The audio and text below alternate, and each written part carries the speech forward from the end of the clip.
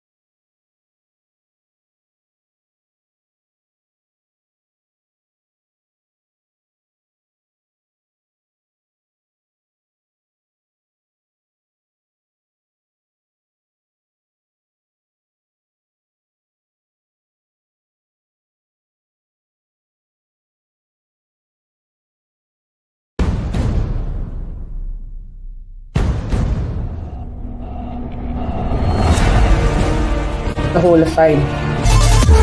Big box sale. Y'all must have forgot. Y'all must have forgot.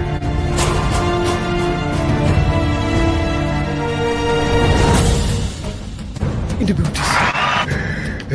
Attention.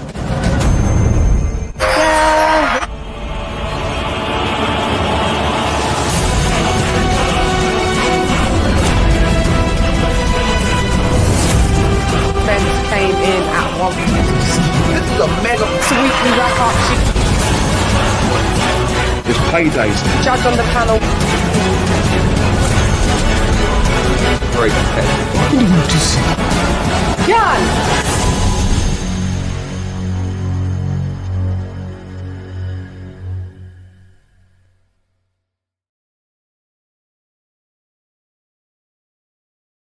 T-minus 30 seconds.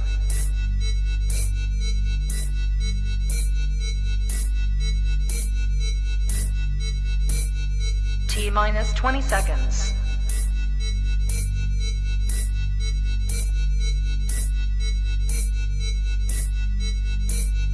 Ten, 9, 8, 7, 6, 5, 4, 3, 2, 1, 0. Lady Chann! Fight!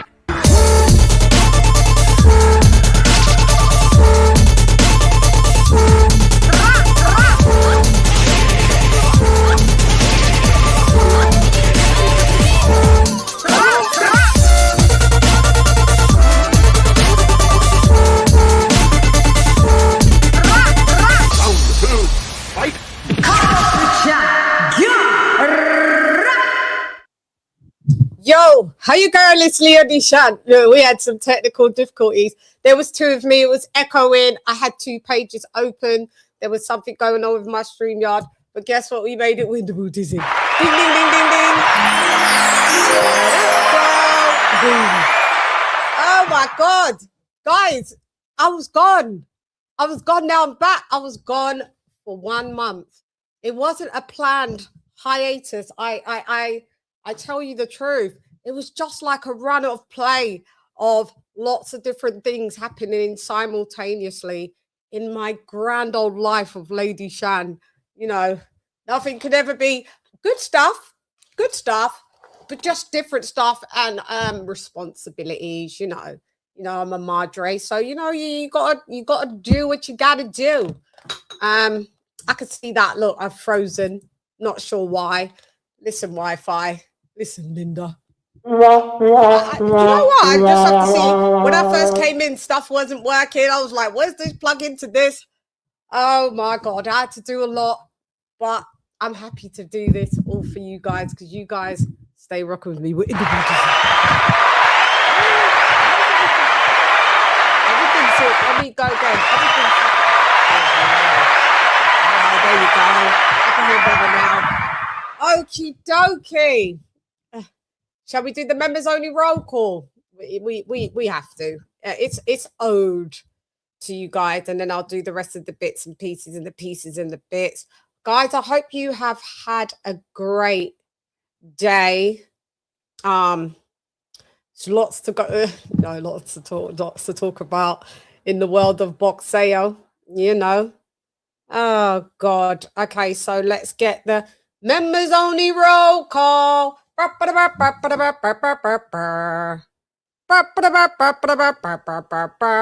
It says that my channel is 12 years old today.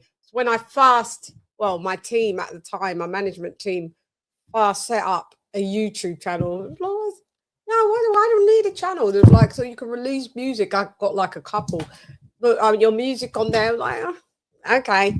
But it's been just over 5 years of Come Box with Chann. But shouts out, 12 years on YouTube. I think YouTube's been about for like 22 years. That is a long time.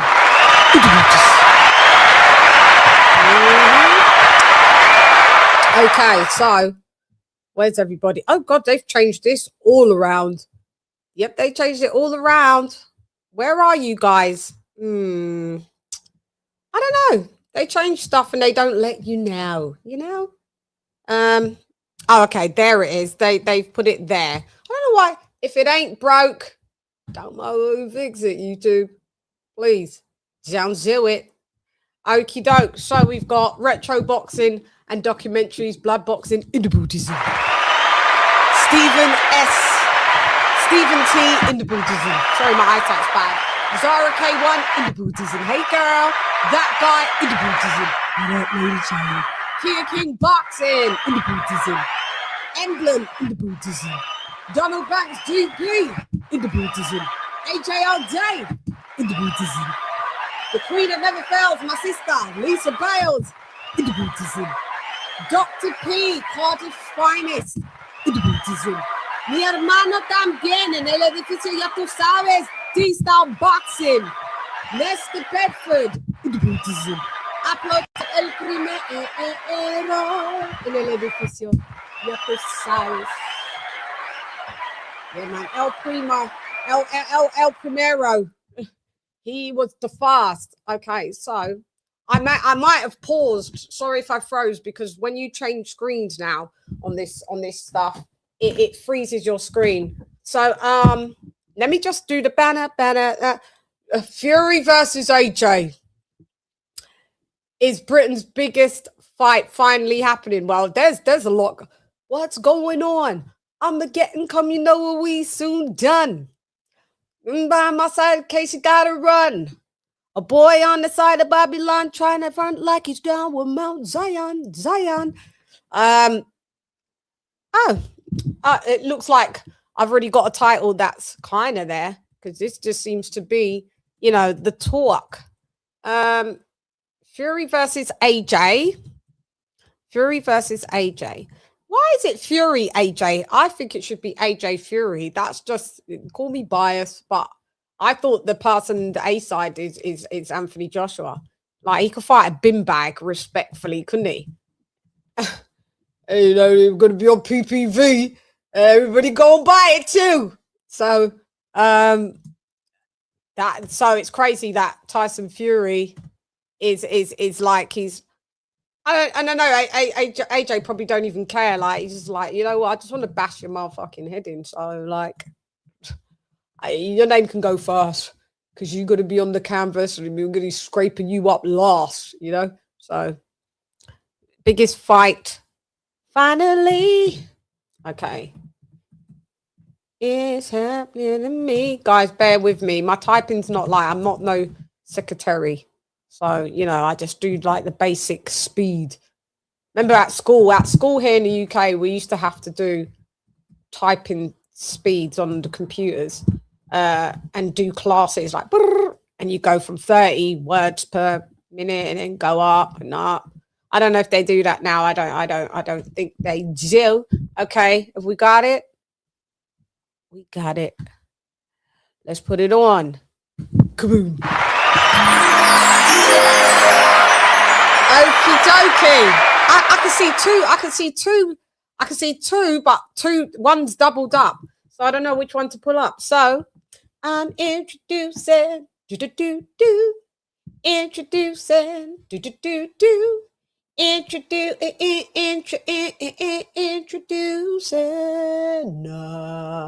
It's AJ all day and KOK in the buildings. Ding, ding, ding, ding. Guys, there's two AJs down at the bottom. I was doing the same thing. AJ? I might have the wrong AJ. AJ? I might have the, yeah, he's down here. All right, let me swap. Let me swap off. I can see you. I can see you. So get rid of this one. Yeah, remove from stage. And hello. Yes. Let me just get you up there. Sorry, I had to open, it was doing it with me. I had 2 pages open and I didn't realize why everything was echoing back and all of that. But it was weird. The page that I opened on to, you know, basically what they was doing, they was like, bitch, you got to pay a bill. I was like, oh, snap. That they downgraded me to basic use. I thought I was on advanced. I didn't need it. So I went on core. There's basic, core, advanced. So I went from advanced to core, but I haven't been on there so long. I don't know why they put me on basic and I couldn't start my intros. And they was like, if you need to start your intros, you got to upgrade. I was like, upgrade? I just what? So I looked and I was on basic, but basic's supposed to be where, oh, yeah, basic. I've got all my, but I've got all my stuff. So you can't have basic and then have your own layout. Do you understand? So they've managed a way to rip you off again. So they've added another tier. So like, I guess. So now, yeah. So I've gone back to core, even though basic doesn't supposed. Anyway, so that was the. So I had to open another page. Yeah. We'll be back. We're here.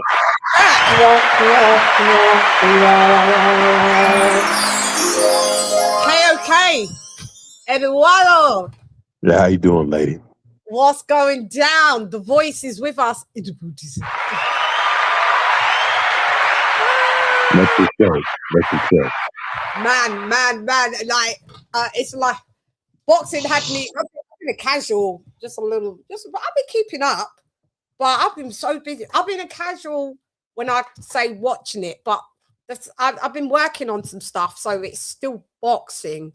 But yeah, so you know, but I mean, I just feel like a casual. I feel. You're not alone. Me too. I've been just working myself, doing a lot of shifts, you know, other stuff. So it's like I just kind of been zoned out a little bit. A little bit cashed out. That's what we're gonna call it. The casual team right now, cashing it out, man. But that's how it goes sometimes. I'm still abreast of. I still watch BAM. I still watch. You know, I still watch some stuff. I know what's going on. And I absolutely like go to places where boxing is happening. So shouts out to Finchley ABC, Sean Murphy, Coach Liam, Abdul Aikar, Anthony Ibekwe, Patricia, everybody that's down there, you know. So shouts out to them. You know, so I've been doing stuff like that, and others. So, you know, I've been in the sport, but in a little bit of a different angle, you know. So I've been with the amateurs and seeing who's the new stars, who's the next stars, and man, I'm watching tournaments and stuff like that. So I'm privileged to do so and watch. Maybe I can be a judge on the next one. Sure. Judge Chann. I'm fair. You know, I'll be fair, but you know, it's only 3 rounds in the amateurs. It's very quick. I see heavyweights like knocking the other heavyweight out. It was I told you this. I was at Finchley versus Unicas. And it was a great event, man. And yeah, I saw knockouts.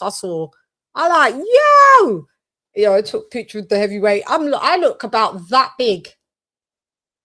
That when I put that's how you. This is when I know, like, yo, these cats are big lads. I looked that big.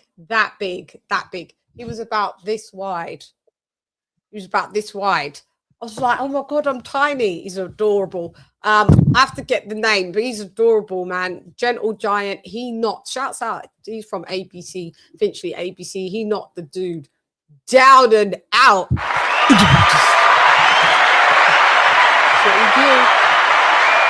Oh, okay. God, man. We're back, doubling back up now for another heat wave now in the UK.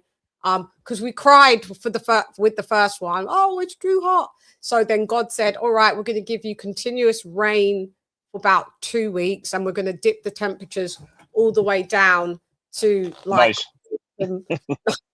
you think that was nice. And we was like, no, it's too cold. We want the heat back.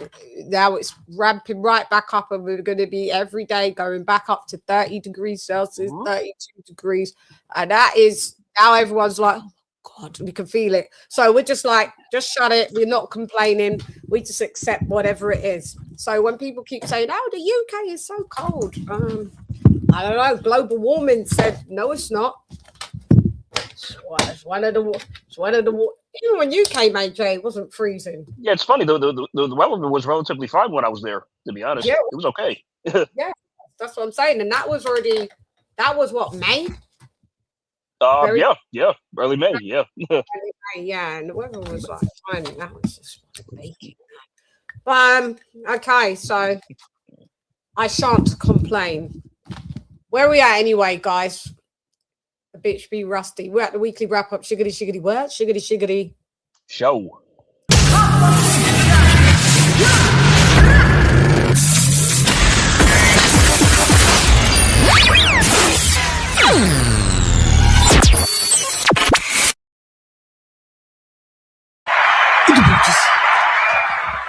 So now, I know this. I could see this thing pausing. Let me get myself up on my TV. How's the sound, guys? Everything all right? You're good, yeah. It sounds great. Yeah. Okay. Thank you. All right. Let me just get my television. Okay. Gosh. Sorry. So I'm going to complain because I'm in front of LED lights as well. This one's a newer one and it's big, and this one's even bigger. So it increases the heat, you know. Whew. That's why when I do my makeup, I have to like spray like ultra matte. Like, shouts out to you know, I won't even say her name, but it's a certain brand that deals with women that are from like Saudi and the Emirates. See how hot it is there, so they have to have their makeup really set. Man, my skin is naturally dry on a day-to-day basis. I couldn't like rock that, like crack. But when I do these shows, even though in the end I sprayed a little bit afterwards of a bit of dew, wrong move. I have to spray that Saudi stuff every time I'm on the show. Because these lights melt you, man. Whoa. They melt you. Yeah, they do. You know, these are just problems. These are first world problems, isn't it? People are at war, Chann. Like, people don't care about your makeup issues. You know what I mean? They don't care. We're waiting for the treaty to go through so we can have the rest of the world back to normal, because we're just like, Donald Trump just needs to admit he lost. He lost. He got left out of the Boots.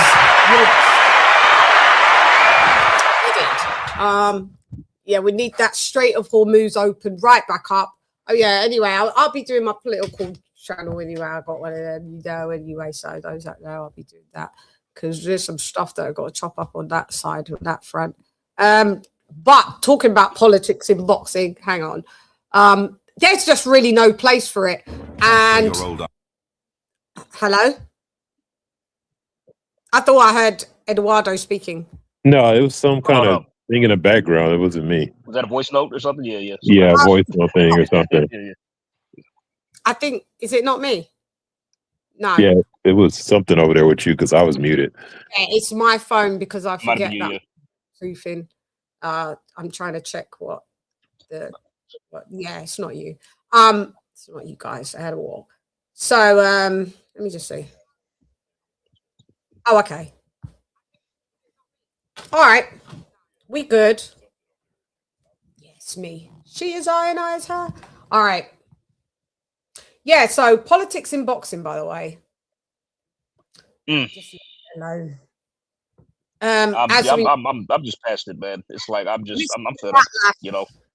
We've seen the backlash of like what Terence Crawford's going through. Oleksandr Usyk is getting slandered on Instagram. People are like, "Oh, I'm followed."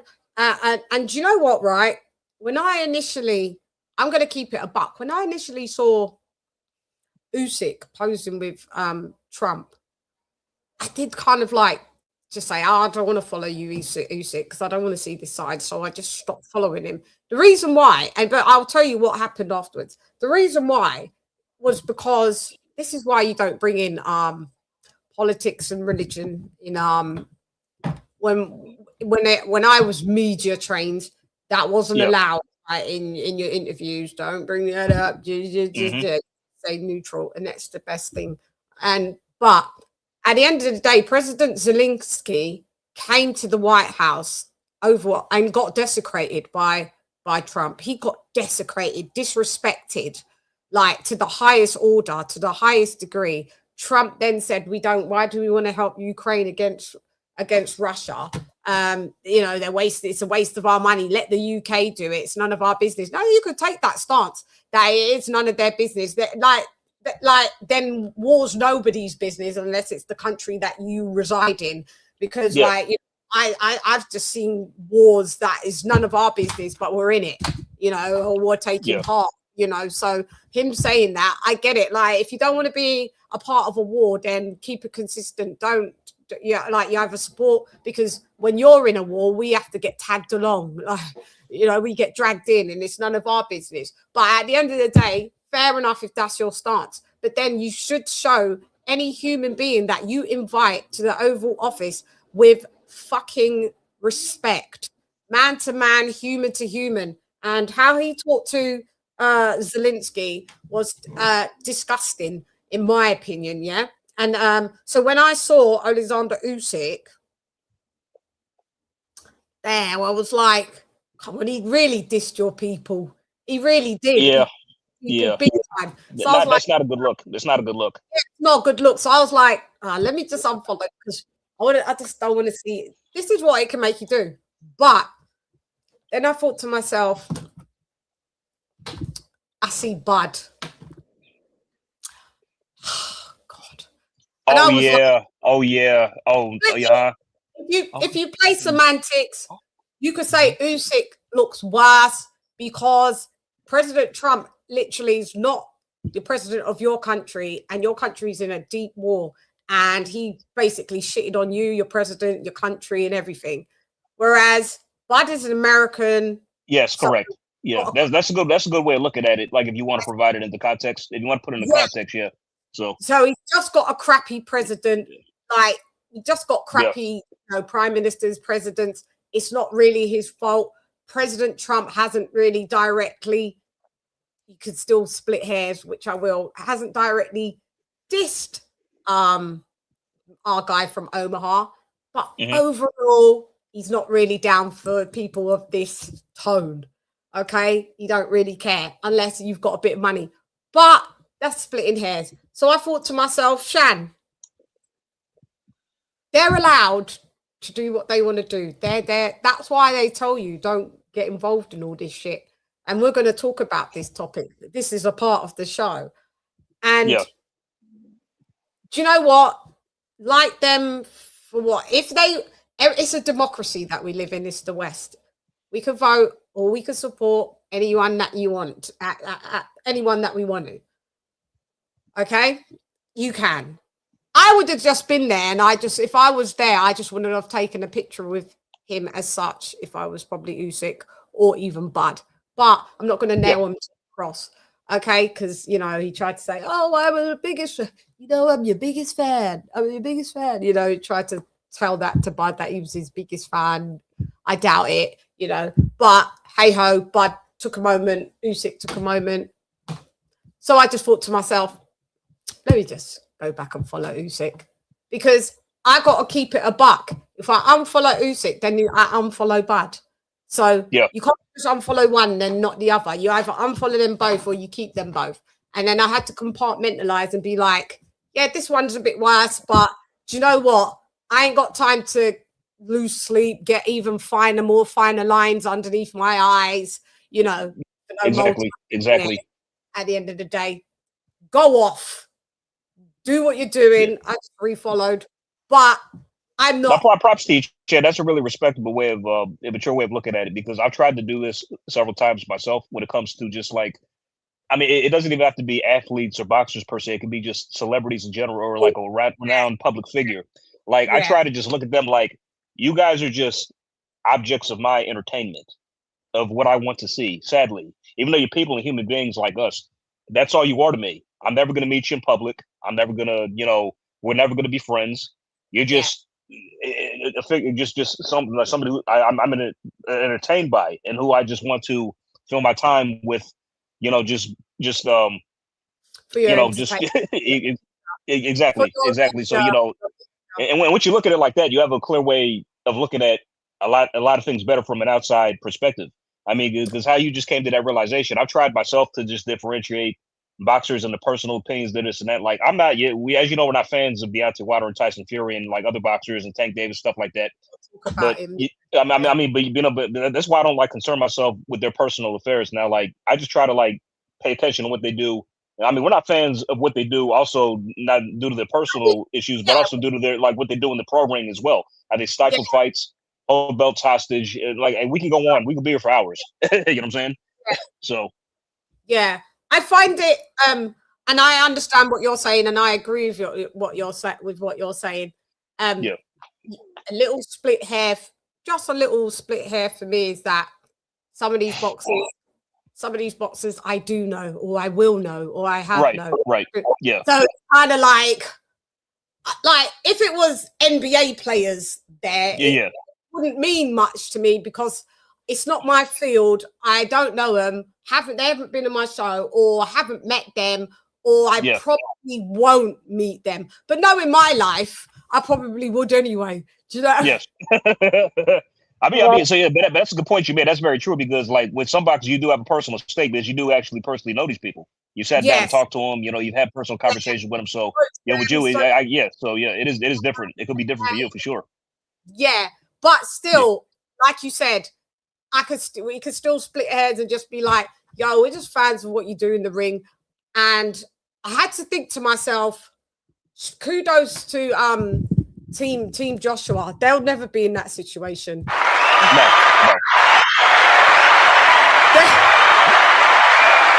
That ship is ran tight.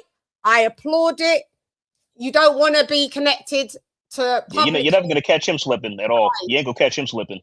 Yeah. You don't want to be publicly connected to any side, because this is what it now brings. Because now, as we can see, Tyson Fury has connected himself. He don't know the truth. If the truth had fucking bit him in his face at 10 a.m. when he opened his crusty eyes. Colonel Jessup, did you order the code red? You don't have to answer that question. I'll answer the question. You want answers? I think I'm entitled. You want answers? I want the truth. You can't handle the truth. The truth is in the pages. Oh. So, Edward, sorry, I went on a little bit, and I'd like you guys to put your input, and you, AJ, if you've got more. What do you feel about the backlash of, you know, that Bud and Oleksandr Usyk are receiving? If you are aware of this, by the way, because you may not be aware. Oh, okay, go. So, Y'all better be ready for it because I'm gonna keep it 100. Damon, I know you're coming with militant, still fighting to this day. No, that's not it. I'm not even on that. Here's the funny part: it's whatever your take is. I presently think those things are irrelevant when people are talking about, oh, he shook hands with Trump. I understand that Trump isn't the disease; he's the symptom of the system. Yeah. And going and shake at the end of the day, regardless of how people feel, he is the president, and these guys see that as an honor to meet him, regardless of what his politics or where he falls in. Truth be told, like I didn't see no backlash like this when Bush was president, and he's responsible for millions of people getting killed over money, but nobody brings that up. So if we're gonna pick and choose just because Trump is more of a vulgar rendition, he's not polite about the disrespect.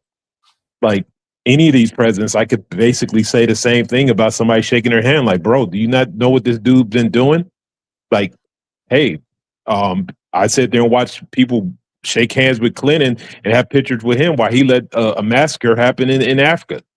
Like, I mean, it's just so. I mean, everybody, I really think nothing about it because the people that are giving a backlash are like these hardcore people that are, Crawford anyway. You got black people in America all day long that never supported him anyway. So why do they care now? But no, here's the funny part: is there's a very significant portion of black people that are really not on some "we hate Trump" mess anyway.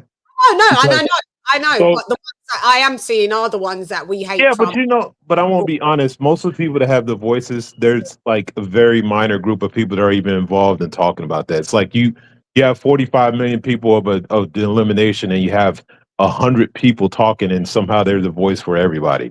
It's sort of like the same rendition of the ignorance of when we speak of like people from the UK. We'll watch a few videos over here and be like, "Oh, this is how people from the UK feel." And like, bro, no, that's just the people that have the platform to talk. Like the majority of them don't think that way. So you you was like, oh, that's the UK on that side. Yeah, think about it. You got to think about it. So unfortunately, just because how everything is bottlenecked, we know how social media is. It blocks people.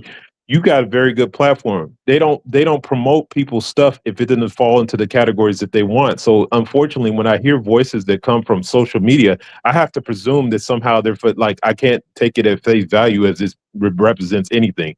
But like I said, I'm like this with the situation. They met at the end of the day, he's the president. They met the president.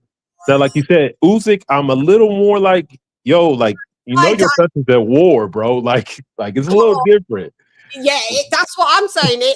To me, that was the only way I could rationalize why I just clicked unfollow, because I was like, Usyk has got more of a personal stake in this matter concerning his Trump's comments about his president. So and you see how Usyk's so pro his country, which he should be, and he wants to do the warrior hairstyles and the thing, and then you actually rock up in the same outfit that Zelensky was wearing, by the way. It wasn't that, and people was desecrating. Oh, he didn't even put on a suit. Trump didn't say anything to him, but I mean, it's a bit more. Come on, Usyk, man. You could have been at the event, or you didn't even have to go. You didn't have to go. That's where this has gone to. You can't get any more political than having a combat sport event live at the fucking White House. When you're told, like, don't mix politics with sports because sports is an escapism, they've just collapsed this whole fucking pocket. And I'm afraid, America, you're going to start really ruining boxing. I don't disagree. Because, this could be just the start. They did a UFC event at the White House. What's to say they won't do a boxing event there next? Could happen. And then whoever goes, it's like that. It could be any country, but at the end of the day, America's is the most powerful country in the world, the leaders of the free world. You've got the commander-in-chief, and I mean, if you just don't agree with his shit, I mean, I could take Edward's stance where you go like, well, it's a once in a opportunity and once in a while lifetime to meet this guy. Shake his hand. I just know me. if I was Usyk, and I'm not even Usyk, even me as Lady Chann would find it really hard to take a picture of Trump. I couldn't be like, yo, there's me, flick it on the Instagram, it's massive. But he doesn't mean I want to be. The thing about it is like you said, it's the mortal circumstances. To be honest, the United States' involvement in that war is why they haven't been beaten and completely taken over. Their country's ravished. All their women have run off to another part of the world. You don't know what's going on. Let's keep it a buck. If this was the Klitschko's, they probably not shaking his hand. This is what I have to. No. Yeah, and I respect that. Yeah, and I'm cool with that. That's what I'm saying. Because you like. I'm this the reason I'm saying like because even here even the Bud Christ from Omaha we got conservative like it's all kinds of stuff but like at the end of the day it's our president. He's not like there's stuff you're irritating but at the end of the day like for most of us our everyday life is not affected by anything he's doing but literally we're talking about you have family friends in a place that just it would be like somebody from the Gaza Strip shaking his hand on it would be like, yo. Yeah, like, it's kind of like that, though. It is kind of like that. It is kind of like that for Usyk. Like, at the end of the day, you guys are kind of like Russia's Gaza Strip. Russia told you that they wanted, like, the whole Crimean War happened. They took over all of that. They pushed you guys, like, where you are in Ukraine. And then they said, you know what?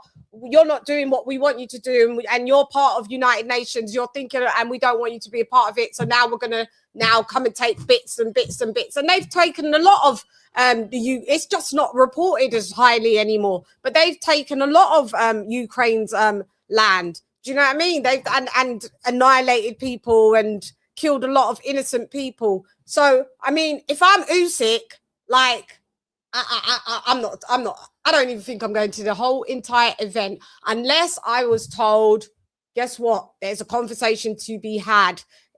Trump would like to meet you. And then there's a conversation probably to be had afterwards about, your country or something like that. If you're going on some diplomacy, then I get it. But if you're just going there because you was invited, not everywhere, just because you get invited, don't mean you have to accept the invitation. And like I said, that's where I split hairs with Bud. He's an American. So you just got a shitty president. Like we can have a shitty prime minister. But at the end of the day, it's not that bad. It's just a circumstance. But I just look at Usyk a little bit. But I just had to say to myself, whoopsa. And I just had to refollow and be like, Shan, if he likes it, I fucking love it.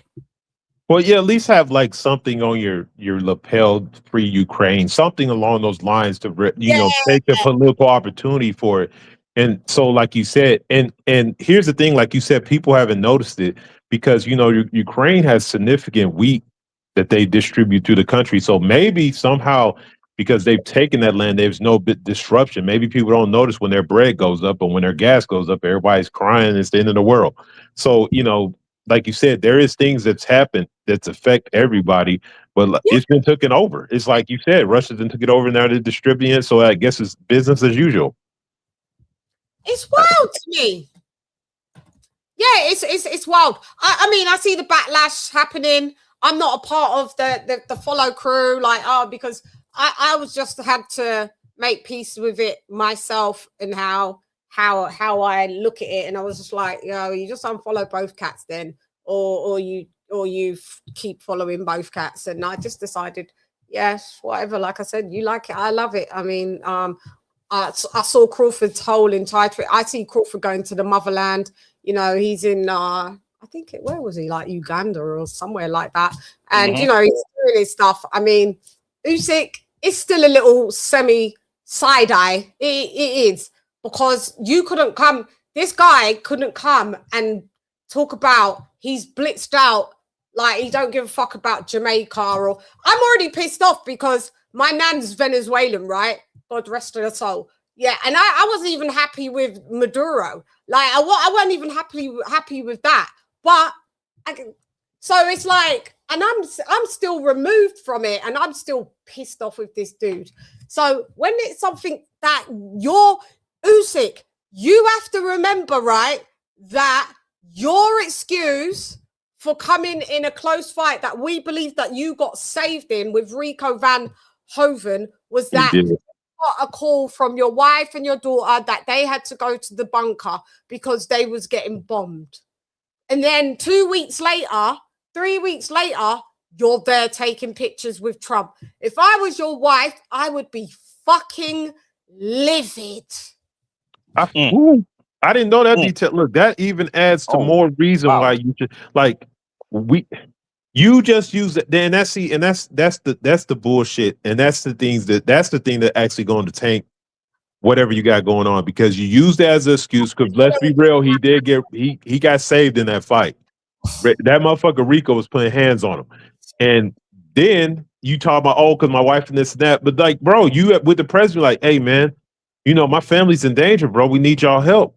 You don't have to be disrespectful, but you be like, yo, you got to say something. Lisa, hey, you should have had a shirt on with a picture of your wife and kids or something. You know, you should have made a statement. It like at the end of the day, it's not going to affect your money. You're not from America. It ain't going to be for you to not take the opportunity and just to fall in line. Like, I don't want to hear the bullshit about I don't want to hear about the bunker and all that, because now that to me is cap. Sorry, respectfully, I don't want to hear it. You used your wife and your kid. As Visa, I'm going to get to the super chat. I just wanted to clean screens, hermano. You used your wife and your kid as basically the fall guys of your poor performance, whether that be true or not. But then it's a slap in the face that you then, you know, go to the guy and the guy's house that shitted on your country blatantly in front of the world. Zero self-awareness. Yeah, like self-awareness. I missed something now, and I just thought about that as we're talking, and I was like, yeah, you use that as an excuse. That's even worse, Usyk. That's bad, man. Hey, that's bad. Just to draw even the boxing. I'll talk about that. So, sorry, just one thing, Eduardo. Go ahead. People going at Crawford. I don't want to see him because he's American, and he's by default. That's the president he's fucking got. Yeah, the president don't really like brown people, but I mean, back when he was a Democrat, he worked with brown people. It could just be, you know, that president is one of the biggest grifters in fucking modern day, you know, political history, because we all know that Trump is really Democrat. Okay, he was a Democrat. So I don't want to see people really going at Crawford.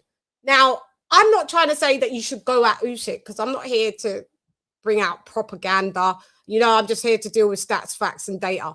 But at the end of the day, man, you're gonna have to have some kind of integrity, some kind of integral value that you absolutely threw your wife and kid under the bus for the sake of saying why your performance was so shit. And the guy that shitted on your whole country and refuses to even help and said it's none of his business, and he wants his money back for what he injected into actually helping you guys.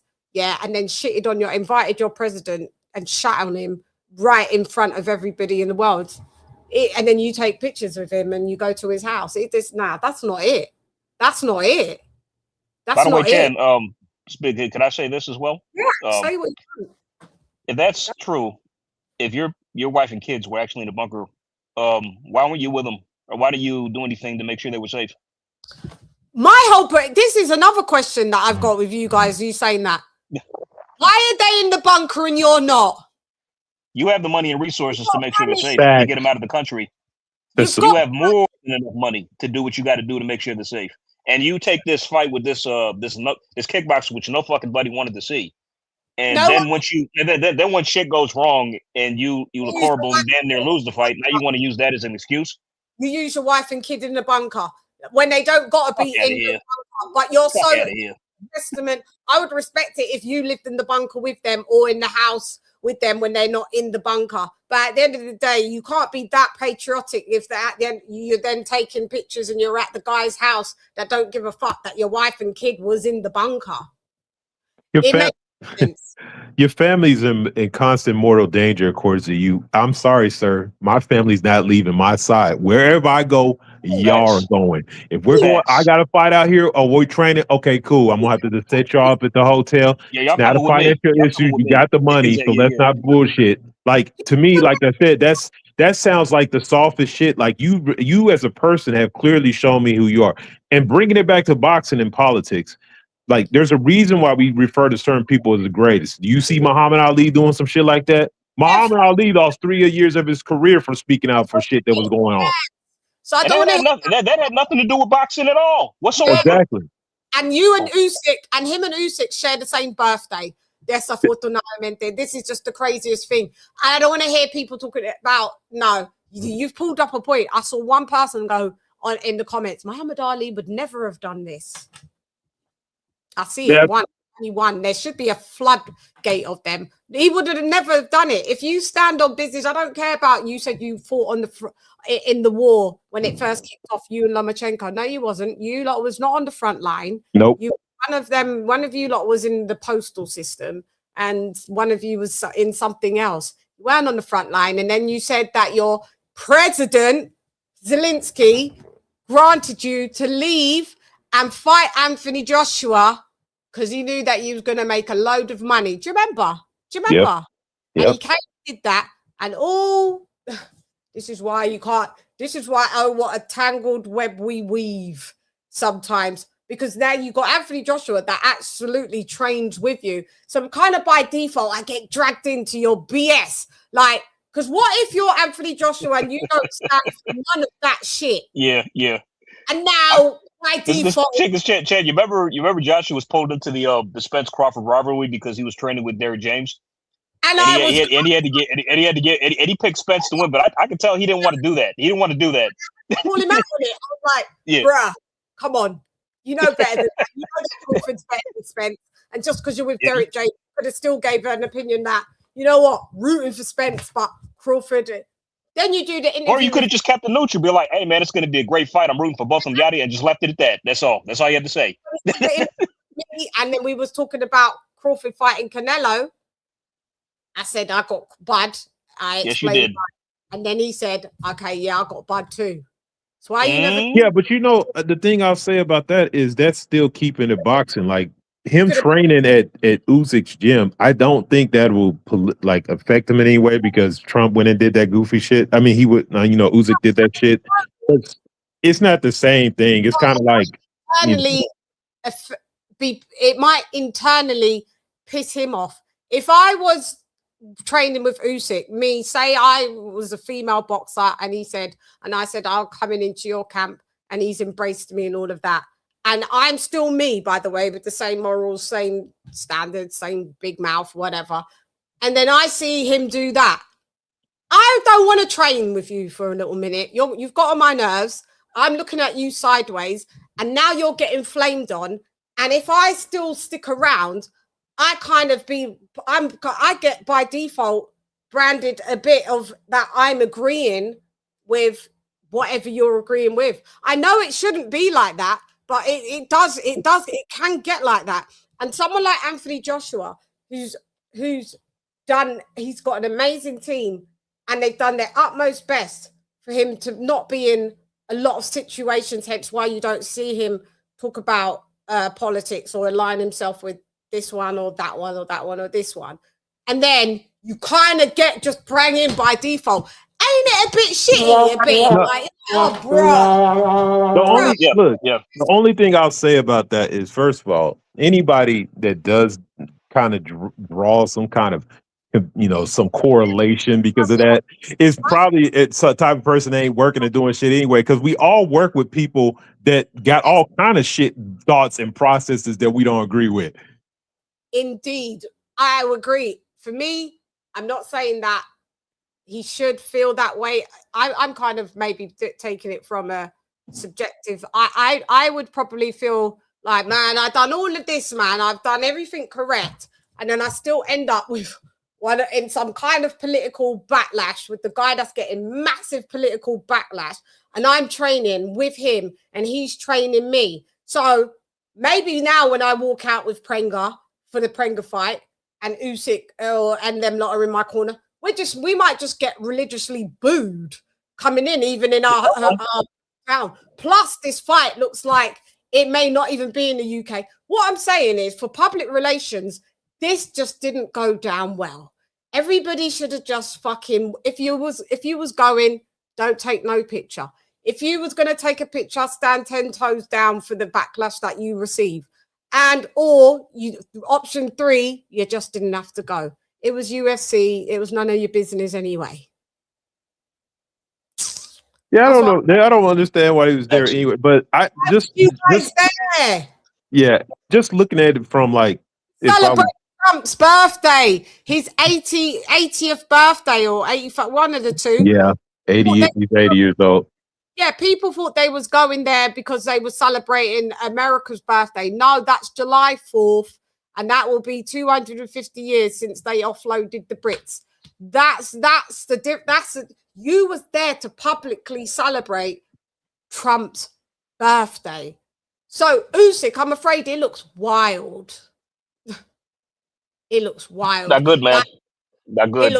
No, this is how I look at it though. From like, if I was AJ, like this is what it would really do to me. Now, this is me just talking as a man, and you know, I respect AJ as a man. He got kids. He's a man. So here's the funny part. I'm gonna look at it like you. Okay, like bro. Okay, you may have beat me in the ring twice, but when it came to real life shit and fights, your ass was absent. Your ass was absent. So my level of respect for you as a man, okay, as a boxer, you're great, amazing, whatever. But as a man, don't say shit to me. It goes down quite a lot. If you're a man as well, if you're alpha, you look at him and like, I don't want to hear what you gotta say. Talk about warrior spirit while we're in training camp and all of this shit. And then when the real warrior spirit needed to come out, you ain't got it. Yep. That's why I just always respect. A man's man doesn't leave his wife and kids in a bunker. Yeah, that's why I respect him, because every time people keep saying he's mentally weak, he comes in and says, "What the suck your mum? Let's go, baby! Let's go!" But we're gonna get to another part of Anthony Joshua being a deciding factor in things as well. So yeah, like what you said. This is just wild to me. My head was just like, this is fucking crazy. I don't know, man. But I refollowed him. My point still stands, man. You like it. I love it. Because you just got to deal with yourself. If me as a black Brit wouldn't be really that enthralled to be at that event, or if I was at that event, not to actually, I could, you know what? I could meet Trump, yeah? But don't take no picture to publicize it. I ain't taking a picture. I ain't taking a public picture, because pictures speak 1,000 words, and that's an endorsement. Doesn't matter what way you want to slice it, dice it, shape it. When it's worth 1,000 words. Yeah. Yep. And those 1,000 words are not necessarily your words. It's the words of the public it's been displayed to. So that now you have to absolutely have a load of qualms with the public. And you got to do it. And unfortunately, Mr. 3-time undisputed, 2-division undisputed, guess what? The internet is undefeated and undisputed from before you and after you. You ain't going to beat it. You ain't beating the internet. You ain't beating no internet, mate. So all of this, I see Ukrainian people in the comments on Instagram going, unfollowed on his comments, like on his page. Then he posts yesterday, picture of his wife, like him and his wife, like, 5 slides. And I was thinking, is that a guilt one? Is it that your wife's pissed off with you and now you just had to post her up because she's already been like, yo, bro, we was in a bunker 3 weeks ago. You're there shaking the fucking cohort's hand because, Putin's his dad and he don't want to help us. Crazy, man. It's messy. And this is my whole point. This is why you don't tangle the two. That's why you don't mix two. Entertainment and politics and religion, they don't mesh well. Never do these shit. I mean, I could say my religious belief is I'm a Roman Catholic. That's going to offend some people, and then it's not going to offend some people. But what I'm saying is I don't have any problem with everybody else's religions. Everybody can worship how they want to worship and who they want to worship, within parameters, as long as you're not imposing your religion on other people, that's cool. But these things are so divisive. They're not cohesive enough to be able to have entertainment meshed in with politics and religion. That's why it's a big no-no to stay away from it.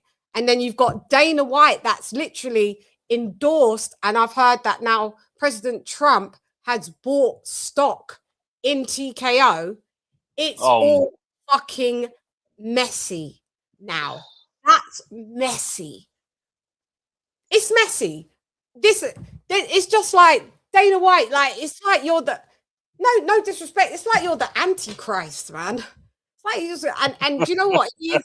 I think he is atheist as well, or something like that. So it does like you don't serve no moral, like you've got no moral code of conduct. You don't serve no higher power. So therefore you don't feel that you have to be answered to anybody. Maybe your cause different. Maybe it's anti, in my opinion. That's anti. Doesn't matter if you're Muslim, Hindu, Buddhist, Catholic, Christian. That is anti. What you've come to do is divisive, and it's anti. And you've mixed in just the worst thing that you know your whole time when you was doing UFC. Why didn't Trump ever fucking have you on his lawn in the first term? Like, it's just anti. Can I just do the super chat and you guys can we can go back? Of course. Yeah, it's just fucking a load of mess. And I was just like, yo, I was doing this show by hook or crook. When I saw this, I was like, hiatus is over. A bitch has got something to say. Fucking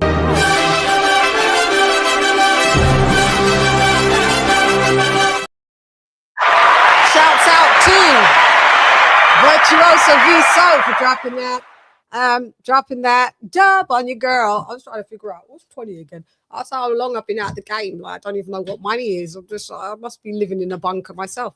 I can't join the panel. My voice is short. After yelling. What have you been doing? Cheering for New York Knicks. Shouts out. I got a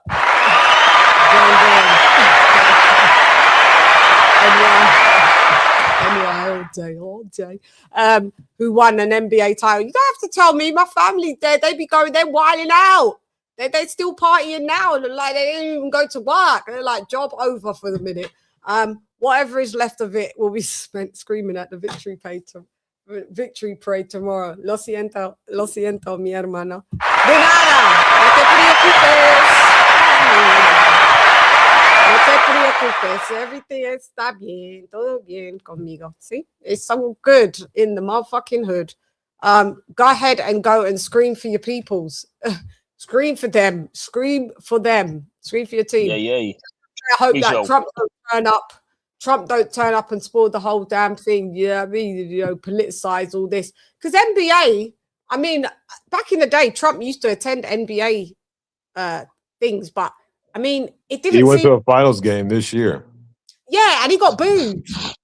Which was going to happen. He knows New York is a blue haven. They're not going to give him no love there.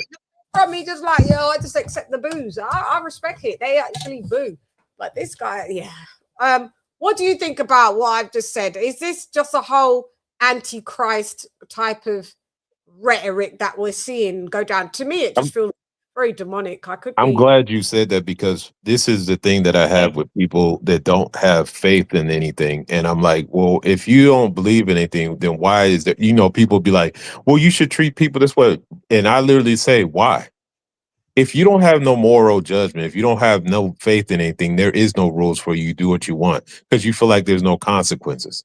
So your behavior is dictated by that. But Dana White, we see, like, just look how he's done people. And it's kind of sad because I watched that that Paul card where he had all them MMA fighters like Ngannou, and he had my boy on there, the dude from LA.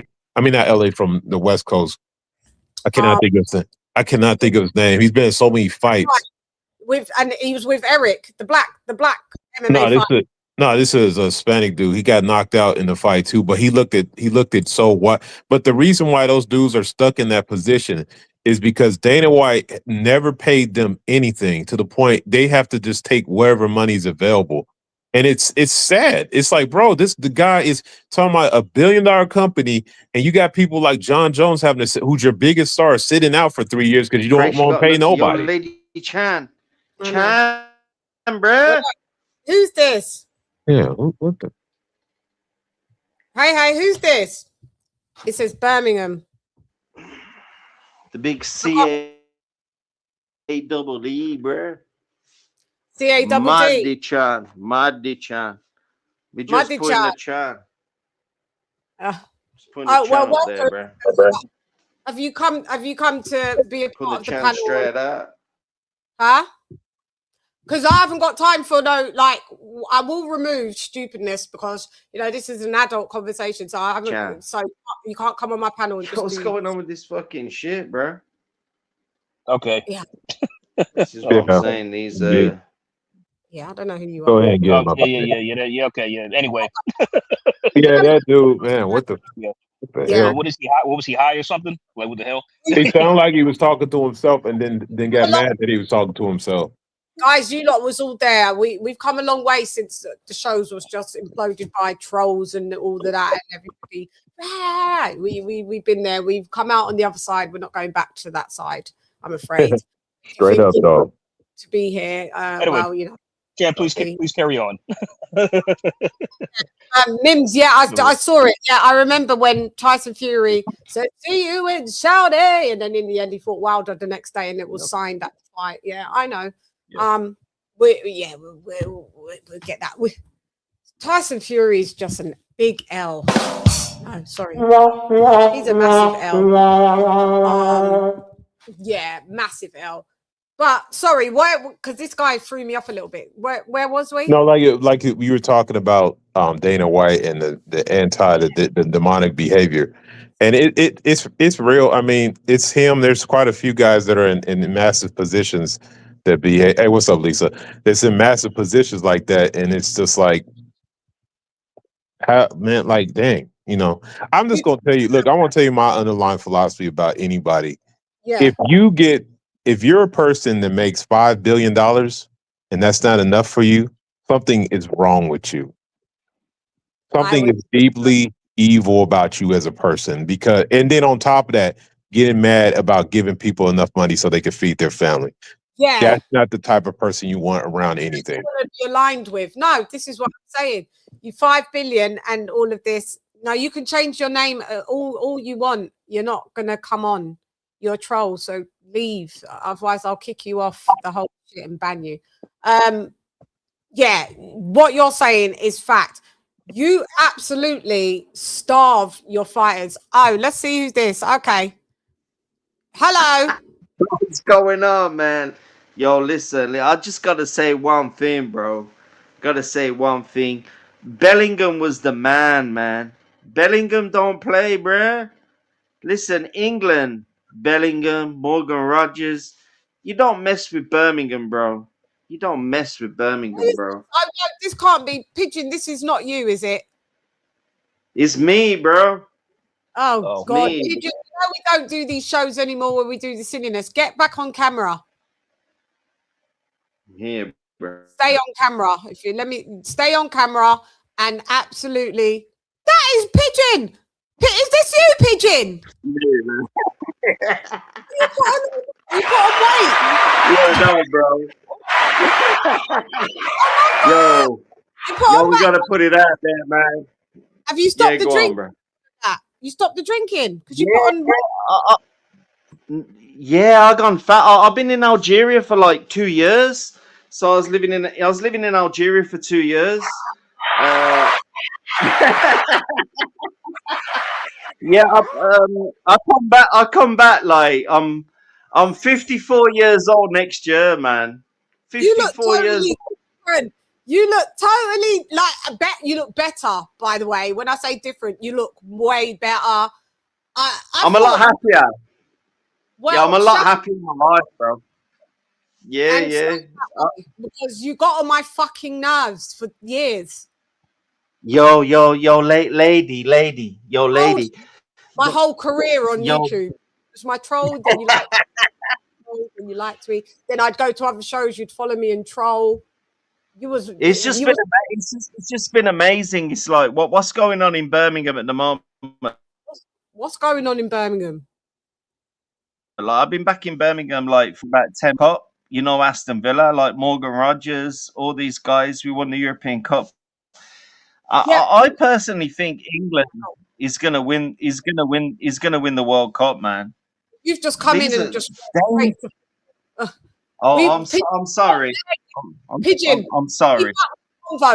I tell you where we're at. We're at about Trump's 80th birthday party, which was at the White House, and King of King Boxing was talking about basically that if you don't serve no God, it looks like you basically make you're worth 5 billion. You don't want to pay anyone above like 300,000, and you still want to make more money. What type of person are you? Well, basically, as a white person, like I'm nearly 60 years old. We have to look back at the history of what's happened in the UK, and like if we go back to the history of the UK and what like Trump, listen, they didn't have the ability to control a country in England or America. So like the reason why Trump exists is to reinforce the nonsense, the lack of ability. Do you understand what I'm saying? Yeah. They want to just reinforce things. They basically want to manipulate the market and manipulate. It's anti. Everything about it is nothing positive. It's antichrist. It seems a bit of a demonic undertone to it. Just to me, people may say I'm exaggerating or going over the top. It's like go ahead. No, you're not over the top. You're not over the top. You're not over the top. You're not over the top at all. No. It's like now. Go ahead. You. Let me see. It's like being a Christian person and believing in thing. It's like I used to live my life really, but you know, your mic's going in and out. I don't know if something. I don't know. Are you on a? Because it's going in and out. You start off saying something really that I really want to hear. I've kind of lived my life.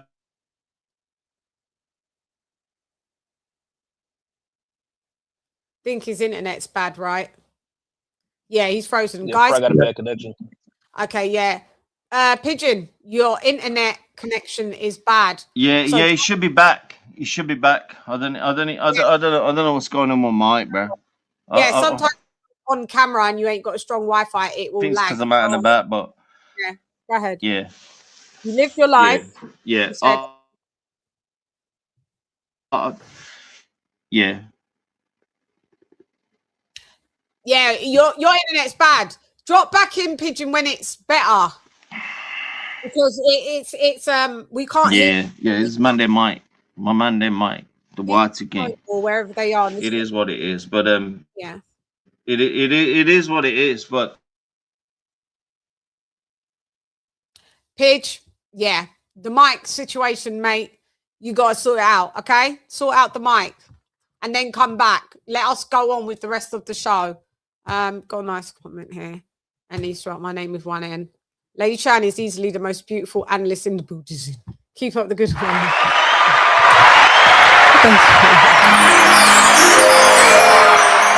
Thank you, OL Joe 947. But I second that opinion. Oh, shucks. But why is he that? Joe, please give me the second N. I've worked really hard for it. Please do. Please. Yes, don't forget 2 wins, man. Don't forget those 2. Don't forget 2 wins. Give me 2. Just give me 2. Maybe next year I will work and get 3. Lady Chann, N. But I thank you so much for your lovely comment. Thank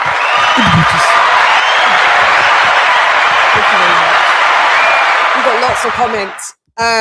Yeah, I'm with it's got a star on my phone. There's my guy. He's got a clear star on the phone. your Keir Starmer phone, mate. And then your backup phone's an Obama phone. Yeah, guys, please, do what Sister Bales has said. Could you get the lights up, please? Like, spread the word. I came back after 1 month, and I need the likes up. What's the like saying?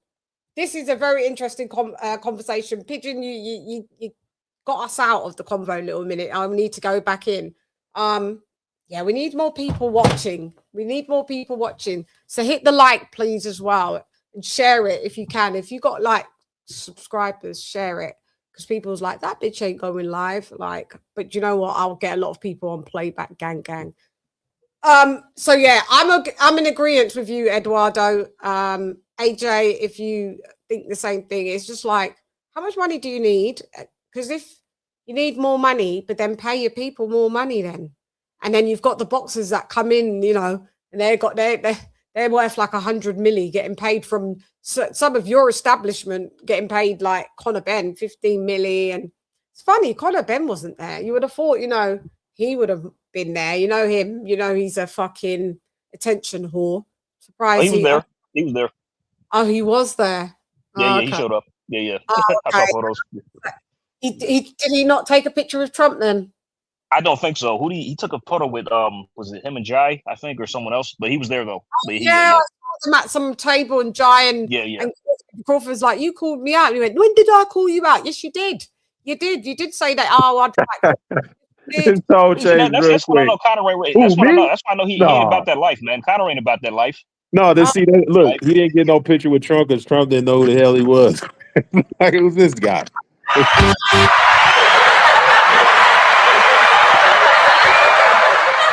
said it.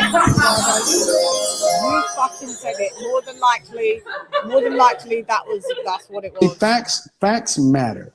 See, if we're going to have a conversation, we have to agree that there's some things that are just true.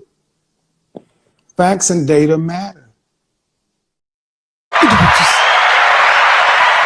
So you got 2 undisputed champions, and then you got jumper belt. Yeah, I forgot he was there, but yeah, thank you, AJ. Yeah, that guy don't miss a fucking any bit of to get any attention. But if he did get asked to meet Trump and he declined taking a picture of him, at least I could give him, you know, kudos for that. If that was what he chose. Yeah, you could. Yeah. Give him kudos. I'd keep it real. I might not like anything about you, but you could still do something that I'm like, yeah, that's, you know, shouts out to you. What the helly? What the? Oh, yes, my girl. What up, Joe? I love you, because every week you like, don't worry, you come back when you're ready. Where are you? You've been an amazing new subscriber. I thought you had a. Let me rent you up. I forgot. I was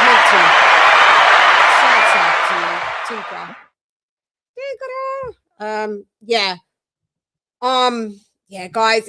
This is what I'm saying, and we ain't even got into the boxing part of the show, but I knew this was going to be a bit of a longer show because there's so much. Cooking, man. We're cooking. Yeah. And we're cooking, and I fucking love it.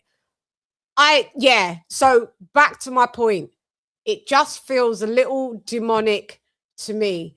You don't mix the two or the three worlds, and you've gone in anti and just said, I'm putting politics in. You can't make a more bigger political statement, like I said before, than having the president, you know, on his birthday throw a UFC fight and have boxers come in there. He should have just kept it strictly to UFC. You know, UFC is so much better. These fighters think they're so much better than boxing. But you know what?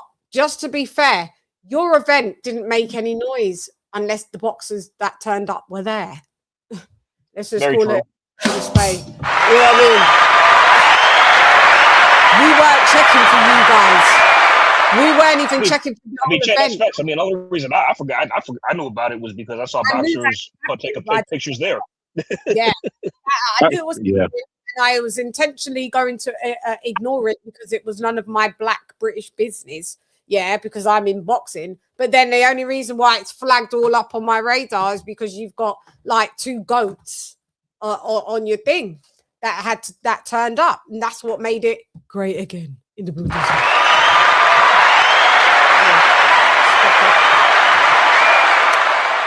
Yeah, so I'm annoyed now that the more I'm glad I'm speaking to you guys, the more that I'm getting more context and getting it off my chest. I was like, Usyk, you're lucky I refollowed you. Well, you know, I mean, the funny karma is a funny little mistress because what if he happens to lose his next fight? It's gonna happen. like really, you know. That's why I say if he doesn't stop fighting, man, or retire, it's good. He's going to get beat. It's only a matter of time. All praises to the Most High Supreme. He's the perfect planner, mate. It doesn't ever go left or go right. It goes the way that how it was written from the beginning, from conception. So shouts out to you, Usyk, man. You gotta be careful the path that you choose to trod. Like, you've got lots of money. You've got lots. Anthony Joshua paid you so much money in 2 fights. Made a fortune from those fights alone. Fight again. Do you think Anthony Joshua lost all his belts for your fucking wife and kid to be in a bunker? That's some unexcusable bullshit, because he could easily have got him just a small, modest place in Poland, and they could been there the whole time. Why are they even in the Ukraine? He could take his whole family if he want. Like, he could take a bunch of people. Like, bro, what are you doing? You could go get you a little small estate somewhere and be straight.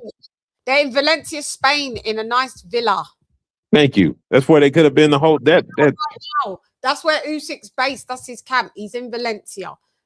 That's why I said, where's your family at? Why are your family not? That to me, it's like that to me is some whole shit. You trying to bring up that's an excuse. It's like, bro, like, you don't use your, because there's no, I can't say nothing to you when you bring that up as the reason. When you say my family, then I'm like, damn. But yeah, it's not holding the but then I look back and like, yo, wait a minute, you're the reason why they were. It's like somebody saying to me like, oh man, my wife almost drowned. And you be like, damn, she almost drowned, and then you find out he's the one pushed her in the water. It's like, bro, it's your fault. What you talking about? You left her on the boat, and the boat started to sink, and you was like, just tread water, bitch. Oh, with the baby in your other hand while you at it. That's some bullshit. Like, bro, like, I don't care. That it's like, I look sideways. And I'm still trying to take some kind of moral high ground and be like, it's not really. It's hard though. It's hard. It really is. It's hard, but I have to look at it and dissect it and be like, you're not really the person who I thought you was. You're not. And I'm not taking away your accomplishments. I don't want people to come in and say, well, you're just hating because he's white and he's done it and you just don't like it because he. No, but I'm from the UK. Everybody's white. So quit trying to give us y'all's thought process, because we don't really think of, like, to be honest, until somebody brings that up, you don't even think, oh, who's the white guy? But no, we don't even think like that. We don't even care. It's like, bro, you can be careful what you bring up, because when you bring it up, now that then I start to focus on it, and then now focus on it is that you guys tried to really only go in on Crawford because he's black, and it suits your narrative to go in on the black guy. But the guy that's the white guy, the Great White Hope Part 2 are on now. 3, sorry. First one, then it was Tyson Fury, and now there's this one. It seems like it is double standards. So be careful what you ask us to, key in on, because I wasn't keying on race. But now that, I've seen it, now I'm going to key in on it. And you're not going to like it when I key in on it. Did you notice everything when we were talking about, when we were just talking about that whole situation, not once did we even mention or consider that? I said as a man, I never said as a white man or black. You know what I mean? We talked about it as it is. Man to man. Yep. Man to man. That's all. Because Chann, this actually reminds me of a funny joke by Paul Mooney, a comedian, R.I.P.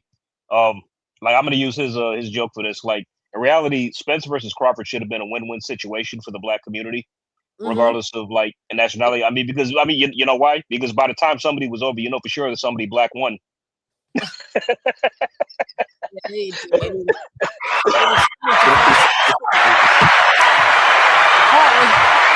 can't win when you bring in politics, race, religion.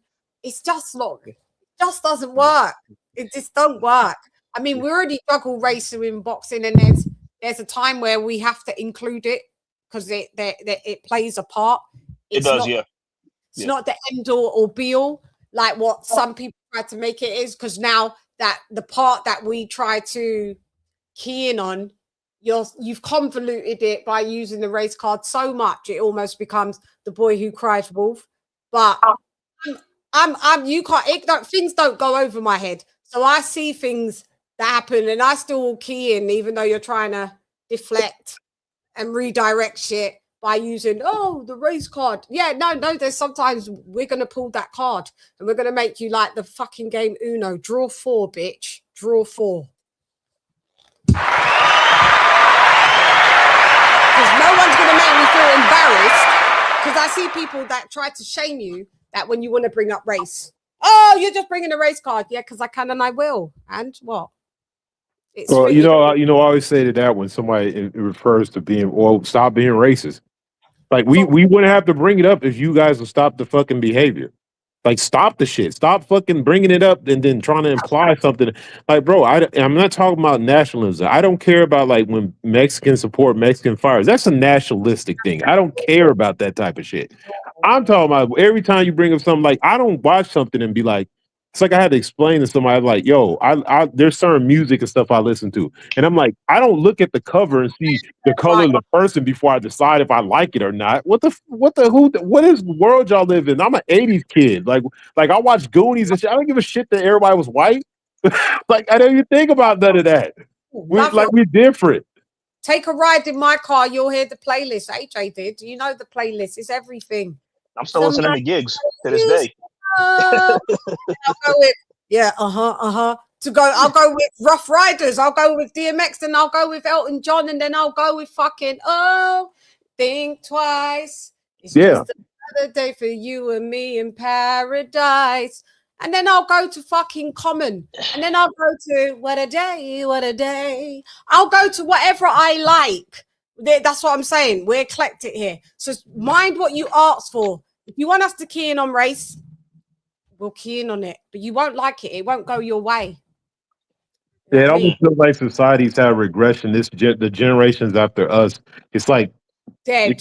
Damn, y'all done went back. Like, we grew up in a time where all of us know who Wayne Gretzky is. Well, all of us know, like, we don't care. It's like, we know who different people are. Like, we didn't care about, we just thought differently, man. We listened to each other's music. Like, I consider that, I listen to all kind of grunge music, even to this day.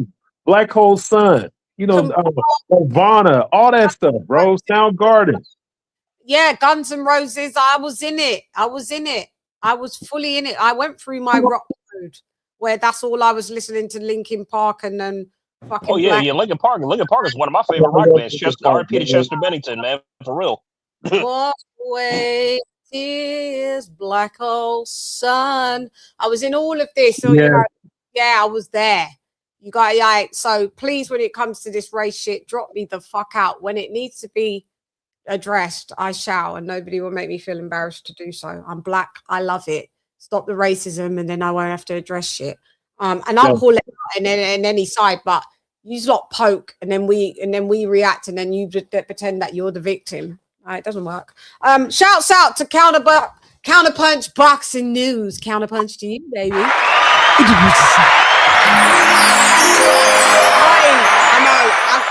gonna shout you back. It's been a run. I'm gonna shout you back. I hope you are doing well. If you want, you could come on the panel if you want, if you're still here. But shouts out to you, Counterpunch to you. Curty, it's been a time. King Kurt, everybody's here. Now, let me just God man, when it's a good show, right? When I hardly use any fucking like memes.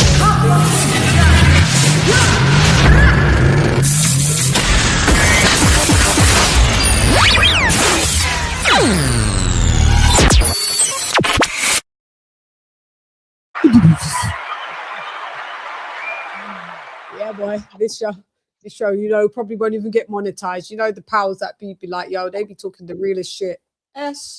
Take that monetization off. I don't care anyway. I don't do this to make money anyway, because so I'm here to talk the facts, stats, and data. So moving along with that. So now we get to Tyson Fury part of being in this in this farce. I'm almost at the point where I know people are going to say, but you can speak to AJ, or you can listen. Let me just tell you, like, what I do. Like, I don't, just because I know a fighter or I can communicate with a fighter, that when I do communicate with said fighter or fighters, I don't just like, oh, what do you think about this? Oh, I don't just be like, oh, but this Dana White just said this. Is it? I leave people to do what they're doing. Like, nobody wants to hear someone on their line every news story. You know what I mean? When it needs to be addressed, and I find it very imperative that it has to be addressed, I holler, I get a response, and that's it.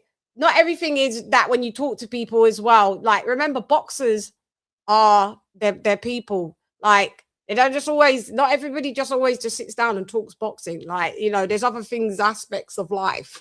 So I just want to make that clear. And also, I also purposely, even though I've got quite a lot of close relationships with boxers, you know, praises to the Most High Supreme, I purposely try my best because I want to keep objective. And it's hard when you've got a personal relationship, especially if you got any kind of friendship, whatever, with absolutely the biggest star in boxing. So it's kind of like, I can't ignore him because but I have to also have a line there so I can keep still. I root all day long, Anthony Joshua. That's never going to change. But I have to keep a certain line there, right? So I can give you my most objective, fair opinion or facts. So that's why I don't run and go, oh, but is the fight going to be in the UK or the thingy? Sometimes it's what I don't say is you guys are not picking up what I'm putting down. I know his name makes a lot of money in the YouTube world, and where it has not benefited me now, it's not fucking benefiting me. I literally talk way less about him, because the reason why I talk way less about him is because, or the issues, because I know most of the answers. So it'd just be dumb me coming on here and go, oh, what's going on with their AJ and this? Do you understand? So that already fucks up my thing. It's a blessing and a curse. So I try to still even put a bit more parameters. I don't sometimes just want to know everything, because sometimes I do just want to just come on here and just chop it up and hit with you guys and hear all your opinions, and not just go, well, objection sustained. Well, guess what, right? This is what it really is. We need some kind of, you know, conversation. So I choose to not be running to any boxers that I've got that I'm friends with, let alone AJ, and just be bugging people. Oh, what's that? What's that? And this and that. I could talk about other stuff. So do you understand where I was coming from, guys, with that? Oh yeah, 100%, for sure. I mean, like you just don't want to get too personal. Which No, is I think really, to be honest, like the people that perceive it like you just call somebody, like you, I feel like you treat them like any other friend of yours. You wouldn't call like AJ every day and be like, hey, what happened at the hospital? Did this, you know, you would, it's like whatever other friend you have. So it's not like you're gonna call him like, hey man, what happened? I heard sparring. Like, who talks like that? Like you said, they have this weird concept of knowing somebody, and it's really unfortunately for a lot of people that would think that way is a lot of them don't have genuine friendships with anybody either. So they kind of have this weird, like, oh, you have access. No, look, if I knew Terence Crawford, you'd be my homeboy. I'd be talking about barbecues and hunting. I wouldn't be talking about, hey man, did you trade today? I heard about this and that. Boxing, and you talk about some other shit, like you said, barbecues and hunting and da da da. When I speak to like Carlos, or when I speak to Ruckman, or when I speak to Roy Jones, I know at the times when I'm gonna ask, oh yeah, guys, this boxing is and da da da, and you know we get an opinion. And sometimes if I want something to relay to you guys, I'll go to them and say, oh, I wanna ask you this question because I want to give it to my subscribers on what your opinion is. And they'll just be like, yeah, Roy Jones he will talk boxing all day long. Everybody's different. Roy Jones will talk about boxing all day long. I don't go to Uncle Roy and be like, you know, so what did you do last Sunday? Like, he's not the guy that I would do that to. But then if I spoke to Carlos Takam, we'd be busting up like something. Because Uncle Roy, I love him and he loves me. But he sets law and order. He don't come on there with foolishness, be like, yeah, so you know, stupidness. He's not on it. But Carlos Takam, hilarious. We will have backs and forths and backs. Rutman, another story. Yeah, I mean, it's different. You said force and backs. That's a good one. Just like your friends. Like, you wouldn't go to KOK with the bullshit. Like, maybe your friends wouldn't go to you, KOK, to phone you every day about some bullshit. They know what the relationship is and what you can probably talk to them about. Everybody's got friends that serve different purposes. That's it. So it's not the same. Just because like you got a conversation with any boxers, or you know, specifically because you guys say Anthony Joshua. Guys, I do not run back and forth until I do not run to him to be like, so what's this? I want to be able to sometimes guess stuff. I want to be able to just sometimes just have good conversations on the panel. And yeah, I don't want to know sometimes the answers on purpose until it needs to be. Because I'm going to tell you, listen, Linda, if this back and forth shit that this fight is going to be in Vegas, regardless, let me tell you, I'm going to be at that fight. But I need to also, because then this is the thing. A part of me was like, and this is where that is a bit fucked up, right? A part of me was like, well, it don't matter if the fight's in Vegas because I'm going anyway. Do you know what I mean? Wherever that fight is, I'm going. Yeah? Shan, remove yourself. See, that's where you're getting this plus this fee. That fight should be in the fucking UK. Yes, it should. Period. That fight needs to be in the UK. Let's go, baby! Let's go!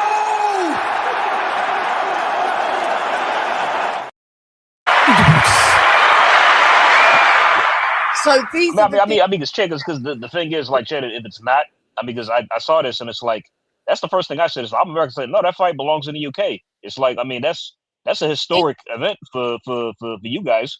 You know, how much people were going to show up to that?